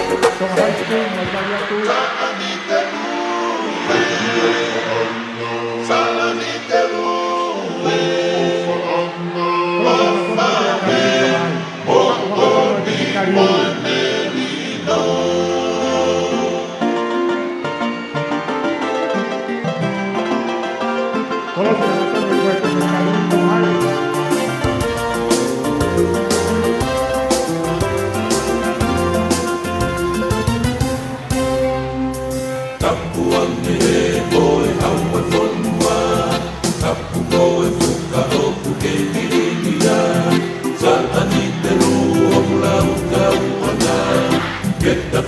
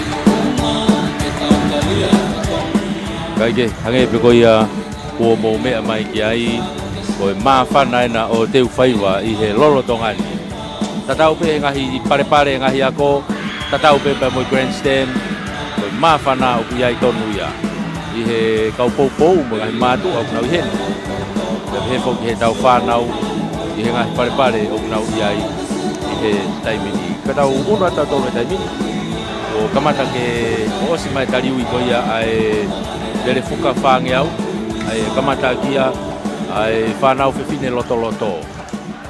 Kamata kia whanau whiwhine loto. Ulawe I pe au koe openia ai whanau whiwhine. Agata koe tipe ia ua kui ai. Ai koe timi pe ia, ai openia. Ka koe intermediate enu tau iai, pe hoko ture vai openi. Pea toki tātuku rewa he senior whiwhine.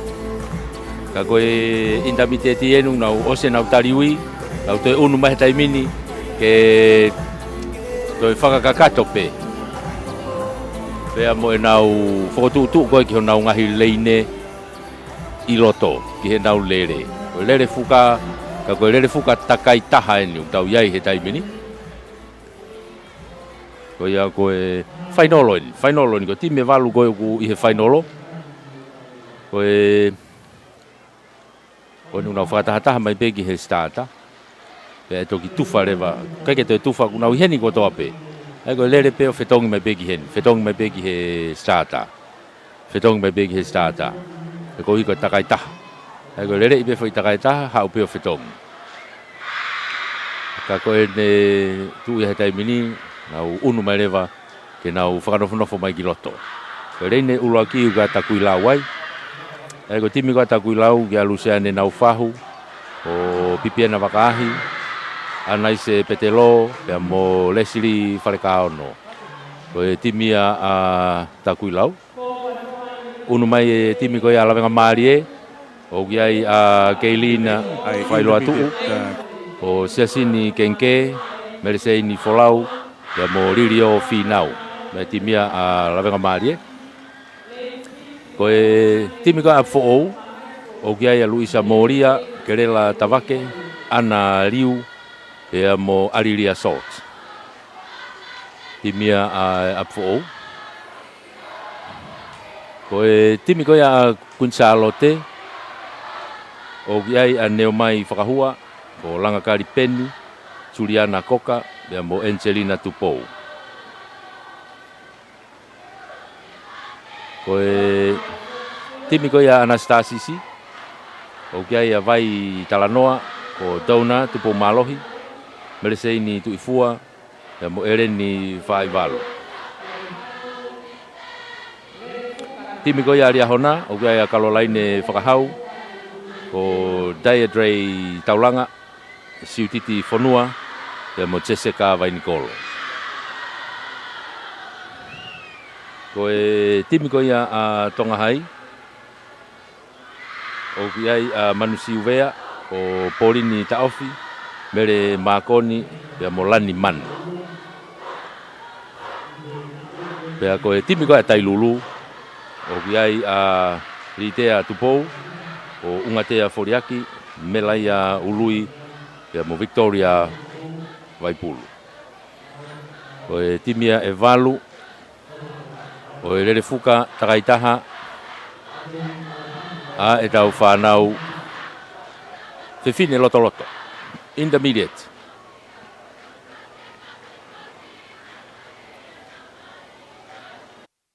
Melaia ului pea koe tepi lewa kia Victoria Vaipulu koe na ko kau koe tau kau final loe na ai intermediate girls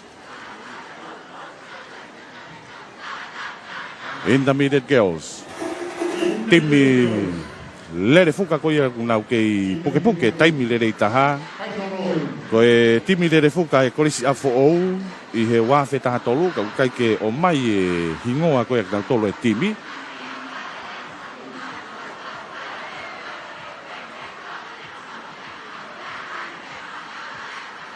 ka koe teu watu ki he lere fuka takaitaha final ai intermediate girls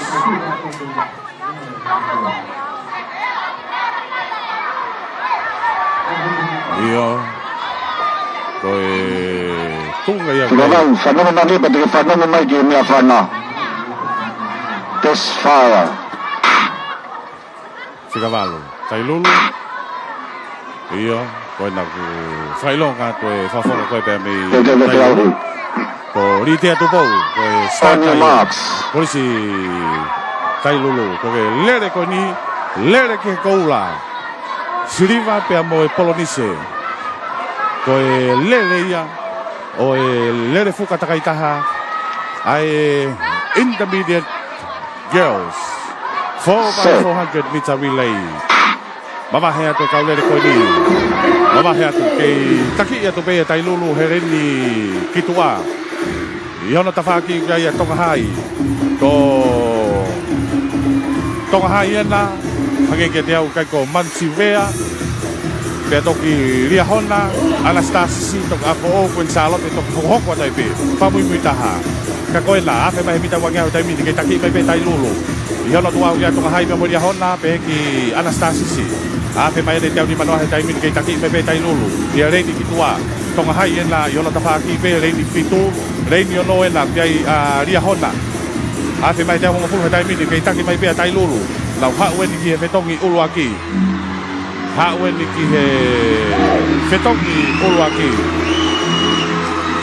koe fetongi ulu aki ena ku hauen halaka mai ia tonga hai ia ki he fetongi ulu aki tonga hai toki honghoko taipe toenga kaulere fetonga tonga hai fetonga Anastasis fetonga afo toki fetonga talia hona fetonga ta Charlotte ka ko tonga hai ena ko Anastasis ena yo pikke tu petua ko tonga hai koena tonga hai ave mai pita tonga au palaka ke Anastasis ia palaka ke ai kolisi Anastasis o taki mai kaulere lau wapere mai ni kiloto kei taki mai pe Anastasisi ka ko tonga hai pe amu afo kuin Charlotte na ko kuin Charlotte na langa kari penni pe ame kuin Charlotte na wafe mai wangia ta mindi ka ke hola ka mo ko pe ame Anastasisi ko tonga hai na ka ko afo hiki ba afo ta mindi hiki ba afo pala ka mai afo ta mindi ya pe mai te ko ko ta mindi kei taki mai pe afo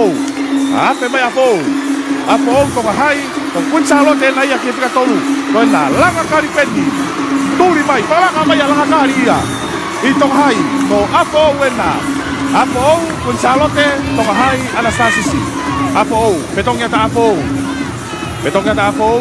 petongnya tu biamo kun Charlotte toki petongnya tu tonga hai biamo Anastasisi ka befo ki dia hona tu ko to kaulere ko ni ko sta na dia hona petene lava turi ape mai afo wi tonga ho taimini ko afo wena ia ria hona na kuturia Turia ka ria hona mo kun Charlotte Auresa manga lahia kun Charlotte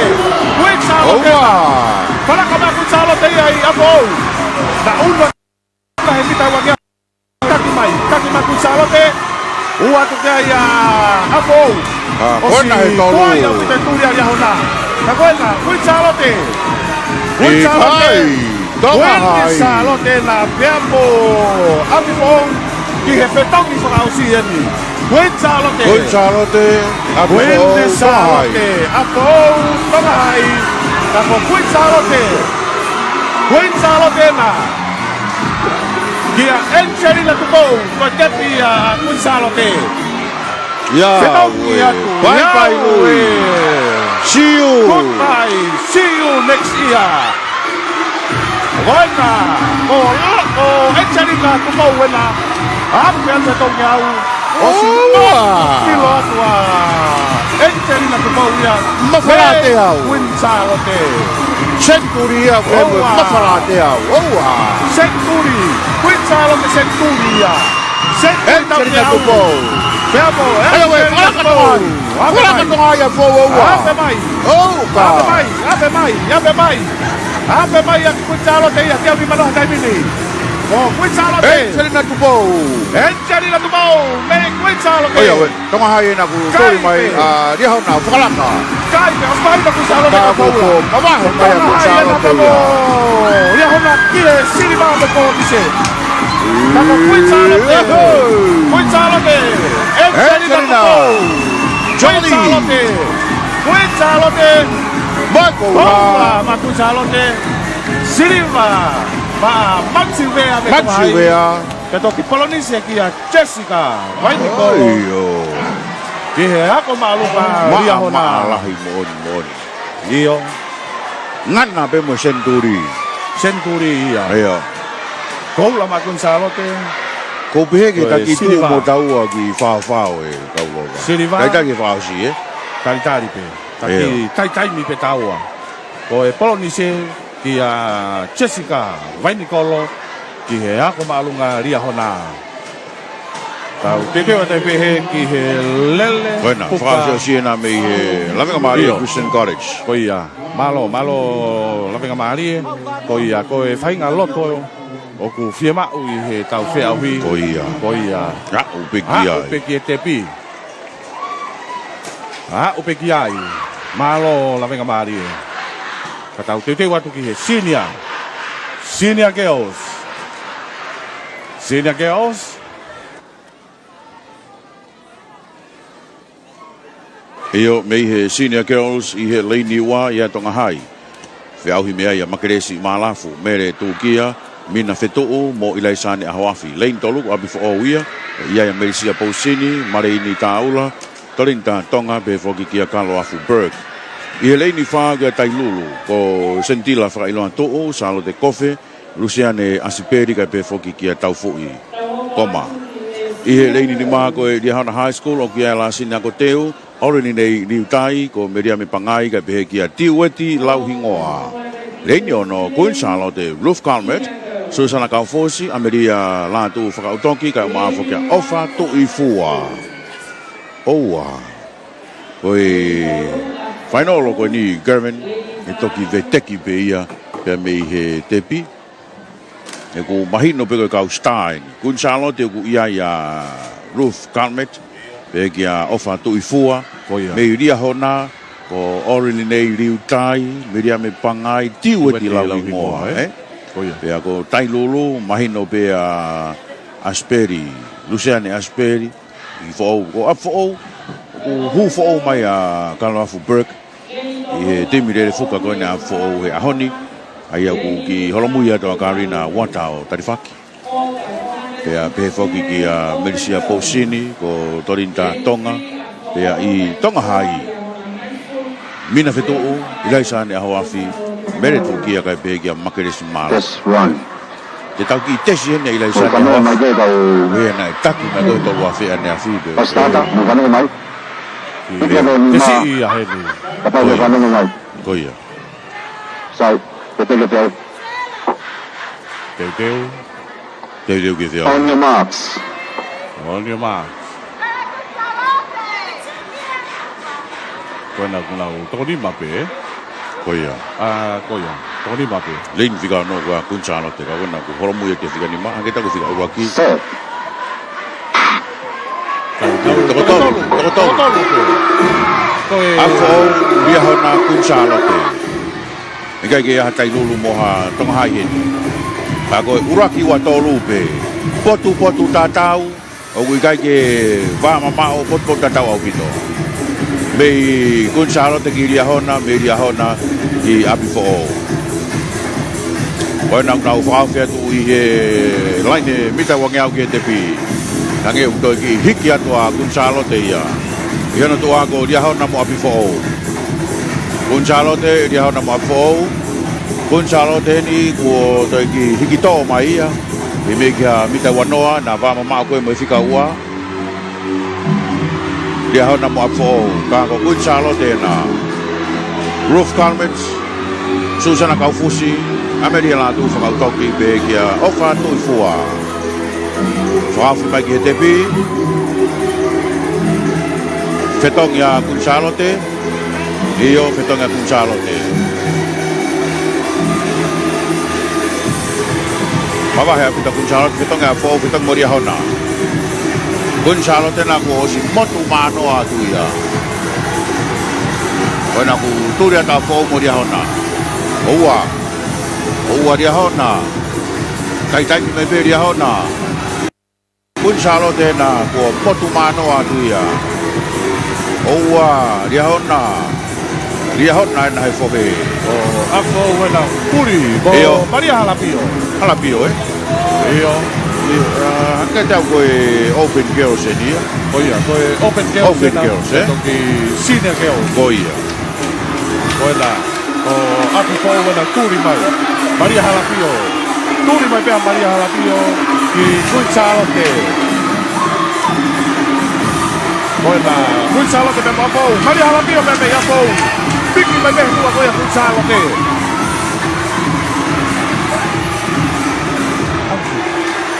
Oela, kunsalote na mafo na whakawhet ki tepi.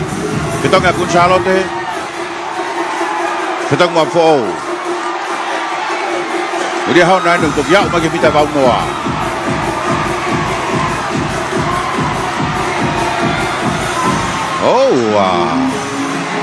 Afo mo kunsalote. Ya we, au ke mita tokiau ke tepi. Falak afo ya.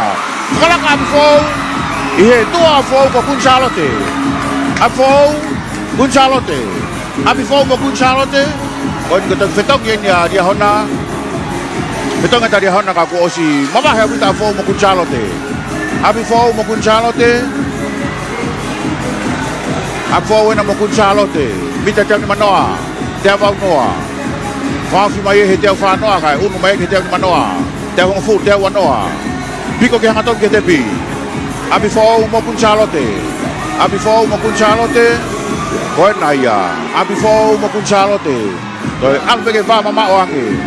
Kako kunsalote na kuturturin pe tu ako ya afo bida wanoa iyo toi takai frausi iyo awa toi afo fitok mo kunsalote o dia hona ni wa umagi te ho ngofulu ako na ko afo wena ko mama he tuia hono to kunsalote turi maria bida kunsalote ya Bos au pito e turia kunsalote na aratu pita kau au fava na tua fou aratu pe kunsalote moraki e pechini kia hongo furu faraka ya fou fego dia hona ba ko na ko kunsalote na ko mamahe au pito mita wange au kai peto e felave kunsalote Mita te ati manoa kunsalote awakiai homu me kai mafou. Ako na ko ikai peto e felave. Siu leika in alkaita. Iyo, mei he koris kunsalote. Koe ua akie. Hai, Pia, koia. Tau e dia kunsalote. Tau se turi. Koia. Peku ke sio pita koila e oua. Iyo, nai pe mo ewa. Ewa pe. Iyo, nai pe mo ewa. Osi, o au ke kunsalote mo koula. E waia. Afo. Whawhia ki he tepi. Siliwa fo kona lia hona Maria lia hona malo ia lia hona fo fai pe tau ki Koia mui koia ai do tau ki vai vai pe Popo ia ko pe koia Popo ia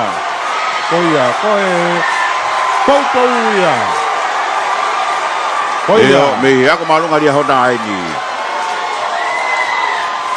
koe tare niti ai whanau whanari Polonise ai pe mo tau ki vai vai iyo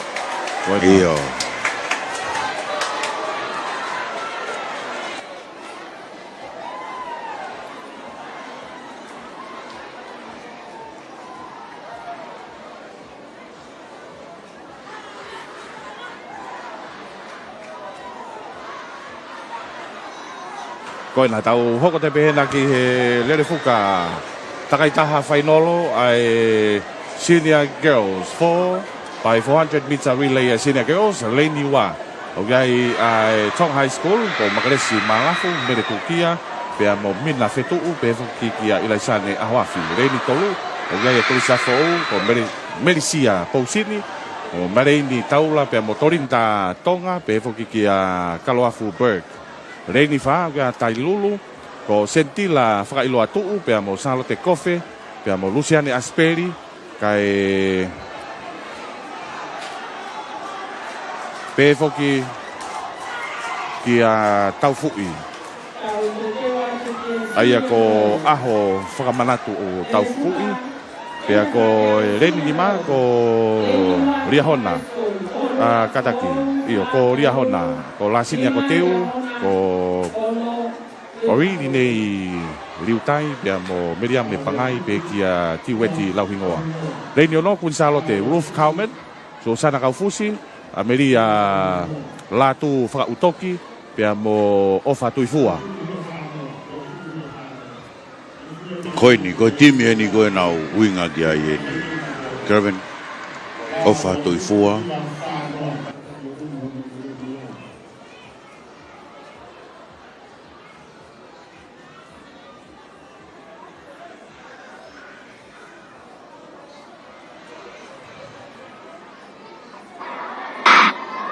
Koia, mama he mai kaulere koe ni. Mama he mai kaulere koe ni. Taki ia ko koe kun Salote. Kun Salote. Ko kun Salote na i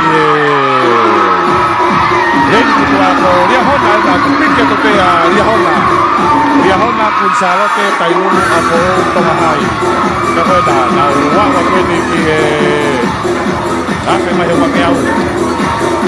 Que kun Salote pe riahona pe pokiki ko apo wena ko tailulu i kola apo wena ka tolu ka kun Salote ame ka te ko tolu hau te me ko bulu aki ke tati pe kun Salote ko ki kau ka riahona ko hau ki ko bulu aki pe kun Salote riahona apo tailulu ka te mahai kun Salote ke ulang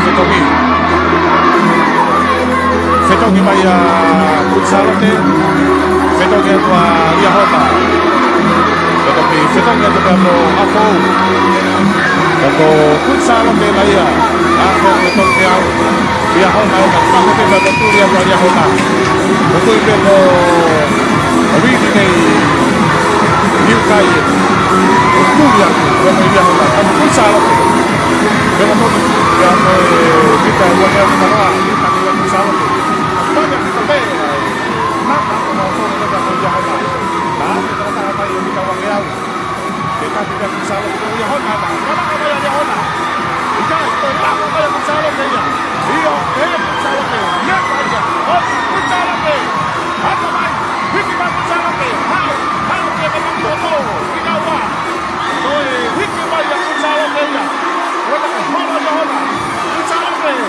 Que Fetogi Kinawa. Kun Salote. Kali-kali ada kun Salote. Bepehuia. Apa itu? Oh, wow. Lavia dia Honda. Tak kena kun Salote. Fetogi Kinawa dia Honda. Ame main itu kau. Tak kena kun Salote. Korea hona na. Mame bebe a motulia na ria hona ku salo ke. Minta nai tahua. Kagoela. Kamaka ke opa bebe a motulia ku koira. Na ria hona holo ku salo ke. Mame bebe a motulia ku mini ku salo ke. Ku salo ke. Korea hona na. Ria hona na hokua. Korea hona na hokua ku salo ke. Fala na ria hona. Ku salo ke na. Piki na ku salo ke. Ku na ria hona. Ate na teo. Kusalame, Riahona, Kusalame, Yabo, Riahona, Hikima, Riahona, Hikima, Riahona, dia memang Frausi, Hikima, Riahona, dia memang Frausi, kalau Kusalame, Riahona, dia memang Frausi, memang ada Riahona, ya, oke, bye bye, bona, Riahona, ya, oh, simpat, Filota, Riahona, ya. Kun salo tenang tokuri aku. Afya ta Riahona ni tolong yau. Wala ko tokyaw ato na iya kun salo ni tolong yau. Iyo. Kaya jadi ang pa bebe mo mga haka kun salo te. O turi aku ko ya Riahona. Ko ko roof kau ni teni. Kagoyan ako pakai aku. Oma uto turi ka ko va mama oia. Iyo, si va mama oia. Oia. O maturi na wasma mamao, ate mai dia Riahona, ki hetepi, kun salo tena kweng ke turi mai, o si va mamao ia. Riahona ia, ki koula. Riahona ki koula. Riahona ki koula. Oh. Riahona. Koula ma Riahona. Ma siriva. Ma kun salo tena. Kakoe polo ni se dia oku ia afo iyo afo como to hai ko afo we dia tolo paanga mau tolo keve no mau tafaki iyo so ke tolo mau tau pito we mau tafaki mau tolo tak panga ua fefe ya iyo kai ai o farisima polo ni se na o via corisi afo o che polo ni se koina Polonese. Mai corisi afo o tonga hai na tai lulu ni ku to mai mari iyo tako tak bangai ni mo pangai ua kerven iyo tolong ke mau tafaki nga ko tomu ye to ge koina tai lulu malo tai lulu koia pinepe tai lulu te ke tau unuan tu tau tolu ki he lere koia fuka takai taha koia ai intermediate boys oa Mario ko tau unuan tu ni tau tolu ki he Maries iyo alu ya ki ai koe na Dede watu ki he intermediate boys final 4x100 meters 4x400 meters relay. Then urangi ko tong high school o gaya kal Magrora. Before ki Ahovea ko po sungalu kay matara no tu tabuki. Leni wa tu po high school. Sene nai toko sigareti ko hinoa ko se mamerikiola kay be ki hala sika tori. Leni tolu madefi. Ya urangi tu inawai te vita tu inawai.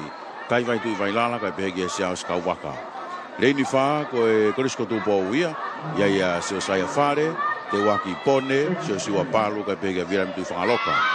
Leini mau ka Riahona, Benjamari Malungahu, ofa su ulua, o Edward Fotukama ka pega sila pangai. Leini ono biai abi fo'o, mama loa vairea, se stadi, koloa mahoni ka pega mari umanu atu. Leini fitu ka kulista kaya, soape kuri kefu, Jali Taufa, William Longopoa ka pega James Taulanga, leini valu ka Anastasisi, se siwa ulu ave, se Nicolo, lua Luka, ka pega Bamaston, Pau Vai. Kau iyo, ke pia, lere kau lere. Koia. Fa umai ofa me lolo halai valu. Koi manak media ke time ke kau hele fuka. Tangata ko parei vaha. Pa vaha i. Koia. Isulu ko more ko hala tutonga Iyo. Pa vaha i be mo asamita. Koia. Mo sa kau ka be fokia sa salafina.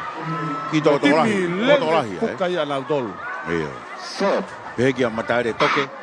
Pai whana ta mini kana o mama he whakataha tupe. Iyo. Whainolo, lele fuka takaitaha. Whana o tangata loto. Intermediate boys, now kei potu tatawa tupe. Kakona ko abifo na modia hona, kamata ke na Asia tu loto. Mau hanga tonu koe ke mita wangi au. Anastasis, atere, abifo, dia hona, toloa. Mita wangi au ke tepi. Piko mai kia toa ngai urakiwa tolu. Kakona ko Asia ke abifo loto. Abifo modia hona. Abifo modia hona. Abifo modia hona. Abifo modia hona. Piko mai ke mai hanga tonu koe ke tepi na hanga tonu mai hitai mini. Abifo modia hona. Abifo na modia hona, atere. Atere ni tafak mai koe ke grandstand. Whakalaka ia te atere. Ki he whetongi uruaki. Aroa tu, whaafia tu. Whetongi atere, whetongi apfo, whetongi ria hona, whetongi motoloa. William. Iyo, mei he korisko tu pau ia. Tui whakaloka. Koe na kune, taki atu e kauloba koe na. Iyo mo ria hona. Na wafe katoa ki he reini ta putaha ki loto. Te auhi mai ai. Iyo. Toloa, atere, apfo. Toloa, atere mo apfo wena. Toloa, koe na ko atere nei mui, mo apfo. Oua koe atere. Oua koe atere. Oua koe atere. Whakalaka mai atere. Toloa pe apfo. Oua apfo e pehei. Koe na atere. Atere mo toloa. Koe na kature pe atere mui. Koe na atere. Atere motoloa, atere motoloa, atere motoloa, atere motoloa, atere motoloa, fetangi. Fetangi atere, fetangi toloa, fetangi mo afo. Fetangi mo moria hona. Fetangi mo tonga hai. Ka koe na ia. Mei he korisko tupou, sio siwa palu. Atere motoloa, atere motoloa, atere motoloa, ki he mita tolunge au. Atere motoloa. Mei he koristonga, James Taulanga. Koe na ia. Mita wangea koe ki he tepi, piko mai ai, atere motoloa, afo wena. Koe na afo wena i mui o tua toloa. Afo wena i mui, whalaka ma afo wena toloa. Atere, afo motoloa. Atere mo afo. Atere mo afo.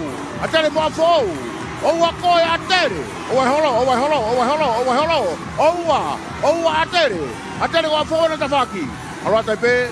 Fetonge afo, fetonge atere, fetonge motoloa. Koe na ia. Koe mao na e tau fua ki tau tolu. Ki he meta di kou la. Atere afo. Oua koe afo.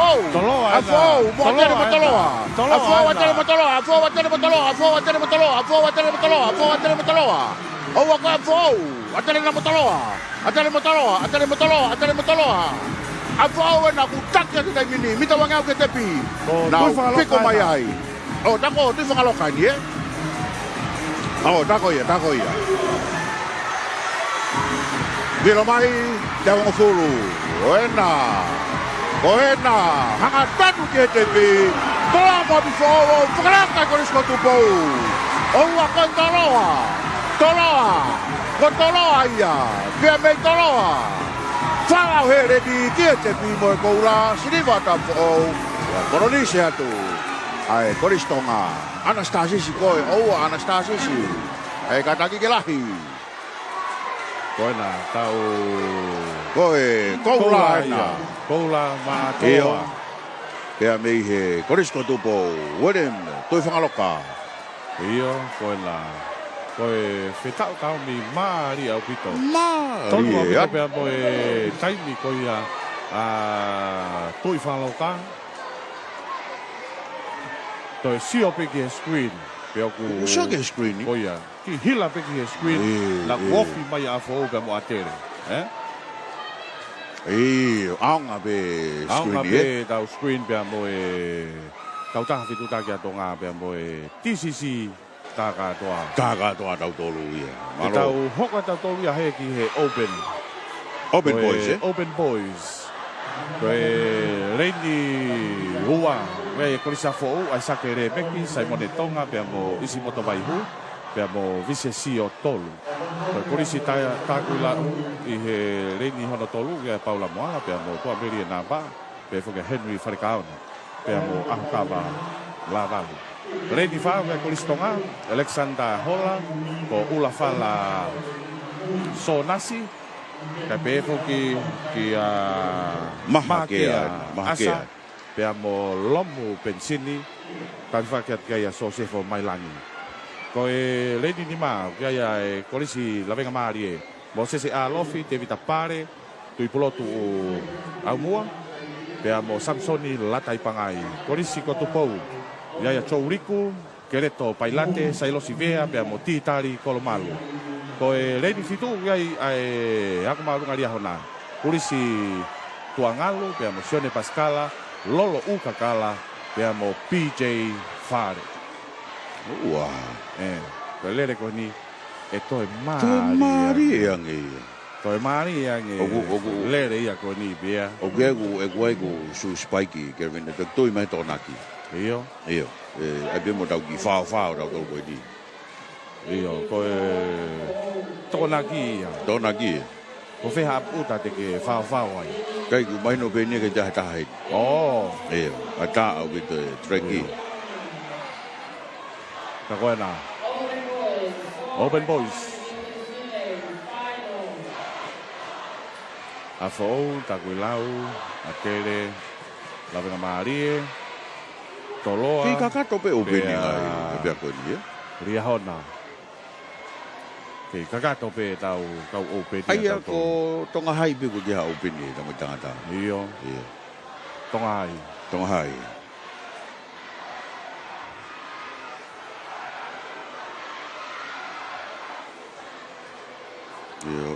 ogu ia be mo tau timi le fuka timi wataha kapten ya si ni pa ba to ko nya ana ve ka ko e fetong fra ausi ia rubeolo pe mo vai moana i starta ia tau timi le fuka ia te mau hene to na ki o fa oi go fa yakwa ko na ko Lele fuka takaitaha 4x4 pizza relay ai Open Boys.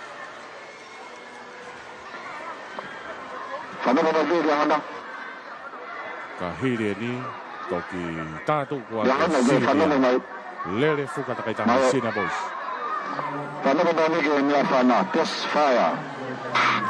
Kola pegi mo half ni ma Gavin On your marks. On the marks. On the marks. Hey, Atele. Tokiolunga. O fega ufficiale che ta. Ufficiale che conosco na mata. On your marks. Io. Teu galere. Tu io maka. Whakalau loto. Ia ngā tekniki pe ngā here soni. Iyo. Taimi ko makolu siolo lo ke palani. Koe nā. Nau tūna mai nau tolu. Koe Open Boys 4x400 meter relay. Taki et pe ria hona. Ia reini ki tua. O ria hona. Toloa. Lawe ka maari atere. Ka koe nā. Ko ria hona e nā. Pea mo toloa. Pea mo lawe ka maari Nau wafe mai. O ria hona ena, ia reini valu, tolo a pena no tua, pepo ki lavenga maari to afo wena e tika wha, pero tolo ena, whala ka matolo e ria hona. Hau ke he petok ulu aki. Hau ke petok ulu aki. Wena, to toloa, tonu e, ko atere na ia, turi a te pea atere ia. Ki he petok ulu aki. Fetong matolo. Fetong atele. Peki a fo. Toloa a fo atele. Lau mama he atu. A fe mai he tolu au taki ma fo toloa atele. A fo toloa atele. Kamata ke ununu atua atele. Ki toloa i e fikaua. Falaka ka atele o fikaua taimini. Ke taki pe a fo tok fikatolu mai a toloa. Os mama hai mai kauleria ko ni a fe mai wangia ho tamin ke taki mai pe afo hau ke fetong fikawa tamin ki ko api fo o ia no tua ka e kolistonga pe atoki fikatolo mai toloa ko ba be me tuli mai toloa a fe mai te au ke fetong fikawa ko afo pe mo atere pea mo toloa. Koe raki wa tolu ia afo ka turia tu pe atere. Turia tu pe atere. Atere aluatu fetongi afo fetongi atere fetongi pea mo toloa. Na umama hayatu. Kotok fetongi tu na ia ria hona. Api fo ou afe mai he tolu ngeau. Os mama ya pita afo. I mama ya tu pe afo. Tau mei pala nisi mai pe. Kako toloa. Fatoka te talabo ko pe mei toloa. Ko tekniki ko nenga we aki. Wama au pitoia. Na wafe mai he wangi au. Hawen ke fetok fra ausi. Fetongi fra ausi yendi. Tepia titari pe mei toloa kako ena. Toloa api fo o pe mo atere. Toloa api fo. Falaka ma toloa ia fo. Falaka ma toloa ia fo. Toloa apo atere. Toloa apo atere. Toloa apo atere. Toloa apifo atere. Fetoknya toloa, fetoknya apo fetong pa mo atere. Kita di Kolomalu. Mai kolis ko tupau. Iyo. Kita di Kolomalu. Toloa apo atere. Apo atere. Buena toloa. Toloa na mo atere na pe amo apifo. Toki fina pa apa ya PJ Fare. Pe ame dia hona. Kagona. O si mama hayatu. Kita di Kolomalu. Mo aterena ye fika wa ya mo apo. Buena, kamata ke hikia tua apo. Hikia ta apo. Hiki mai apo. Oa. Ape mai ne dia. Oa. Hiki mai apo. Oa atere mo Hiki apo. mai apo. Oa atere mo apo. Kita di Kolomalu. Oa atere mo apo. O kita di Kolomalu buena. Kolomalu. Kita di Kolomalu. Iyo. Alatu. Alatu. Kaulaba. Toloa Silva Matere Polisi ma Kita di Kolomalu.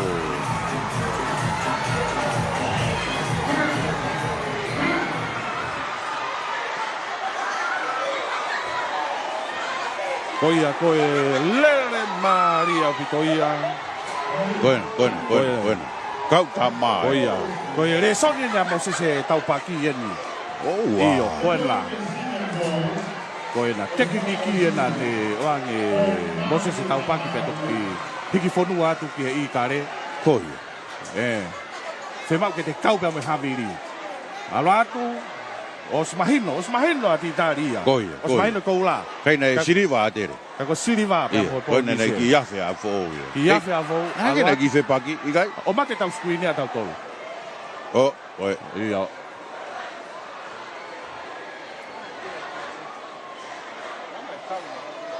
ya taha lave tau misini screeni ko ia te fai vani kau ko fai ngamari pe television e tonga ia iyo tonga taponi pe ki ka pai veo ka koena 400 meters relay senior boys senior Leino Raki me he ako malunga dia hona ko se kona taufa Edward Kaufana David Aho ka pe foki ka pai la te foto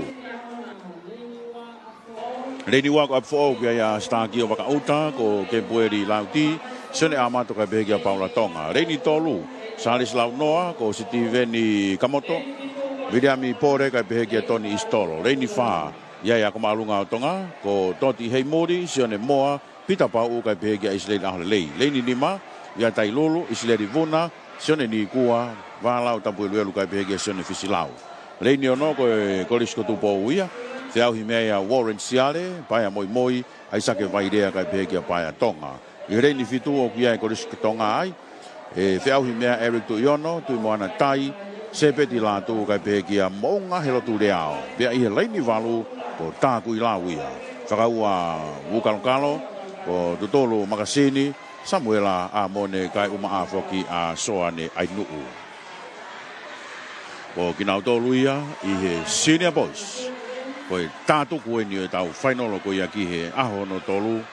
Whawhi e te beki mo tolu a pongpongina, I aho no wha. Ka koe pōnia, e hiri e ni, koe ke toi tari ia ke tō la a.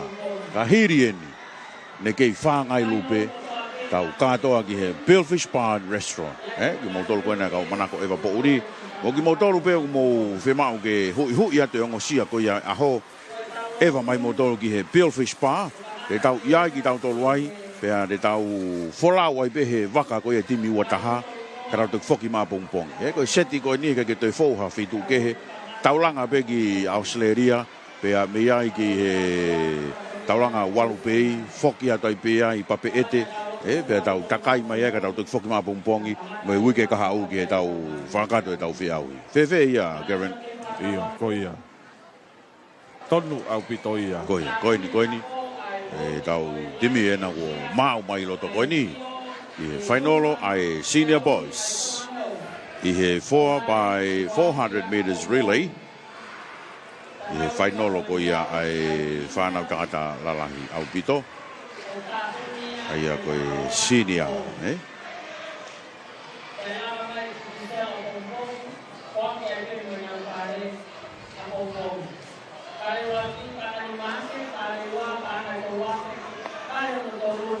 Takilau ke sana memang. Kena ko. Lepas ke sana memang takilau ini mana lima. Jadi double check. Takilau ke sana memang. Ka koe rekodi koe Lere fuka ke puka ia tim lere fuka tau kosi. Ke koristo tupou o Paia Tonga, Paula Tonga, Savea ka begi a Devita Colomar.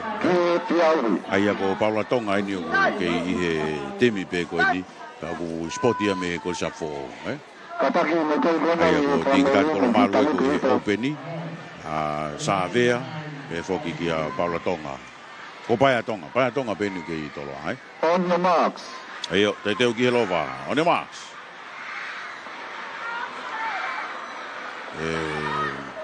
Foki ko koe ki he whaiwa sinima. Ta ta ta ta ta ta ta ta ta ta ta. Papehea koe. Te te te te. Ta ta ta ta. Te teo ine koe ke. Koia. Te teo ki helova ai. Te teo ia ki helova. Koe foi hiti whausia. Koe whainolo whausia. Koia, kai pepe tu aki koe tonga health. Pam pam. Pam pam. Pam pam. Iyo, paa whanai ta mini kunau. Mawahe whakataha mai te. Senior boys. Ei, oua koe, tonga hai. Whewhea ke kau tonga hai koe ni moi. Pou koe an mihi heo pe. Koe na taket pea. Kei taket pea atere ia. Atere hino tua kua toloa pe mo tonga hai. O tai pe whalaka mai koe na tonga hai koe ki he wha. O atu mo ia ki a Sofia, Lavi, Petty Break, kai pe ki a Nurse Cat, pe mo Veisinia. Mo tolu me heo pe. A koe nu kei taki mai kore stonga ia. Hino tua kua toloa, taku i lau ria hona. Kai umaa foki a Tonga High School. Atere, toloa, taku i lau ria hona. Fetongi a kore stonga. Fetongi mo ria hona. Ei, maki mo apita asmai a ria hona. Ria hona mo atere, toloa mo afo. Ka koe na ko ria hona na ko motu mano ta ria hona ia. Kau whana Edward Devita aho, whatu pailate, pea pefoki ki a sekona tauwha. Timia ai, ako maalunga ria hona, me funga taua. Mita wangau ke tepi, ke iau awa ke kia ia ria hona, atere, a whawena pe motoloa, una kita tau bea tu ke tolu. Kako, ria hona, atere, ria hona mo atere, ria hona na mo atere, atere na kuturi mahe tua ko ia ria hona. Atere mo ria hona. Atere mo ria hona. Oua atere. Whakalaka to atere ria hona. Whakawhea tu ki he tepi. Whetongi atere, whetongi ria hona. Whakawhea kei mo taloa. Rap kei mo fou. Ako na ko motu mano ato atere hino toa kwa ria hona. Toloa whika tolu whaata fou. Nima tia tonga hai ono ato a tailulu. Atere mo ria hona. Mei ria hona. Ria hona. Timi kai koristonga erutu iono, timona tai, sepeti lātu kai pehekia, ponga helo tu reao. Mita wangau ke te pike, tatu me pia atere, ino toa kua ria hona. Atere mo ria hona, atere mo ria hona, atere mo ria hona, atere ria hona, atere ria hona. Atere, oua koe atere, koe na waki ria hona na tua, whakatatawi ma atere, whakalaka. Ikai, nakei mahanga pe, koe na, toki whakalaka mo ni e, whakalaka i pia ria hona, ria hona mo atere, alatu, whetongi atere, whetong mo ria hona, oi aue. Ko maunga helo tu rea o ena, pia mei he koristonga, lai o ne. Meihe, koristonga, hono tua guaria hona. Bana na mata tau hita min gihe mida tau ngiau. Atere modia hona, Falaka tu adia hona. Falaka tu adia hona ia tere. Dia hona mo atere, va ma pita pe mo tolu.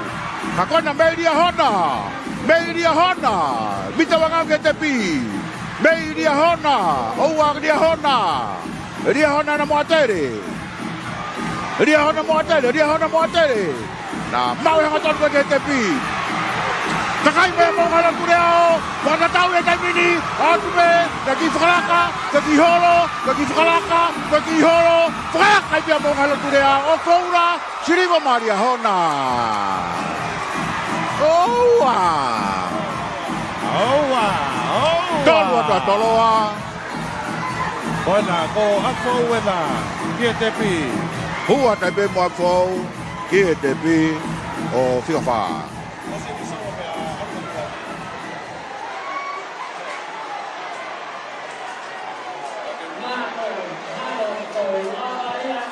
Koe replay na Kevin. Koe timide de fukaila sidia la. Meihe real. Koia. Koe kakato ai peia tau gahi veni koia ki he ahoni. Koe foi lele mari ia pia. Tapau e te replay i vai e foi toki fafeti toki pile i mai ria hona. Koia. Toki pile mai ria hona. Ka koe ivi lahi pe. Koe na mata tatau pe. Koe na ria hona na ku fafeti ki mai pe ria hona. Koe na Matere, ria hona. Au, Falaka. Aluatu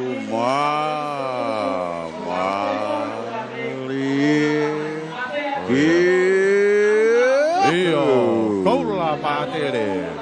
Lava kakato i pia e tau sipoti ko ia ki au ni. Whawhungai a te peka whawhungai hawani pia mi he tau tureki. Pia mo e mea whana ko so saya mau whapea lolohea. Pia whoki a usaya skin. So kaya ki meta pia mo Francis Mailangi. Pia whoki ki he kau whaita kahi ata koe nā. O temsiane mania pe foki a lupeolo tamo hilda minoneti pe koe kautama to ta ko ne hango filifili atu ko ya ngahi ata pe foki Francis Mailangi koe ngahi ata ko na e tuku atu ta live grisoni ko soni va hilama pe ke ta replay ki a vai mana mori pe mo ta kwefiki ko resieri toki fifita pea pefo ki a asusa Takeuchi san pea mo apa finau pefo ki a solo mone finau pea mo anatuifua ko siunipa istolo pea mo sela pefo ki a pia orie pea mo fekita pea mo usaya skin pea mo sosaya lolohea pefo ki a sokayak meta malo apito kau Kevin Lea pa mo pia orie malo mo mea mai katau toki felonga ki habompongi tau afra osi katau kolosi kau fataha no fakato atu aki Amerika ki tonga famalo lahi atu mo famalo loto honga mo oni tau toki fetau laki mai ki he aho fra osi ka bompongi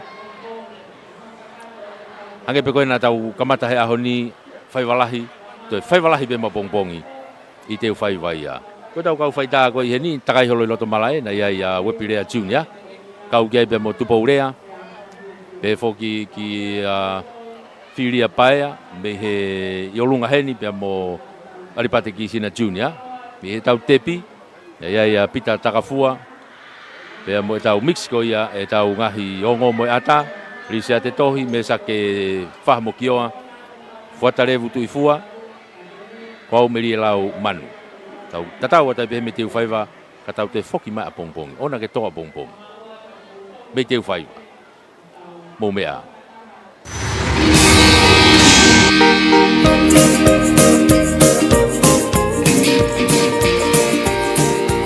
Pamaloa tu ki he kau sponsor Gola o spoti hono hiva ngofulu mahi vai ngai kolisi Whamalo ki he 8 minister e potu ngā oe ngahi ngā oe whalot whanua. Honorable Fane Fituafe, befo ke CEO, polo tu paunga mo potu ngā ue, ngahi ngā ue whalot whanua mia. Whakamalo ki a se Misisika, ko e whapafonga wharerea o tonga tapua, mo e kautaha e 5 Stars Group of Companies and Finances. Whamalo ki he ofisio e talo whikaulahi a Australia i tonga ni, mo e Australian Aid. Whamalo e befo keni kia i laiwaha tōwehi, te mo kautaha malui ai Tisa Insurance, ai kautaha malui ai Pasifiki Motonga. Whamalo ki he Embassy of the People's Republic of China, mo e ofisi whakambastoa o e Republika o e Kakai o China i Tongani. Kei oa toi pe whakawhi, ki hangahi kautaha o ki atape e tau sponsor Koula, sponsor Siliva, mo e sponsor Polonise, o e tau whiauhi sipoti ono, hiwa ngofuru mahiwa, ai ngahi korisi.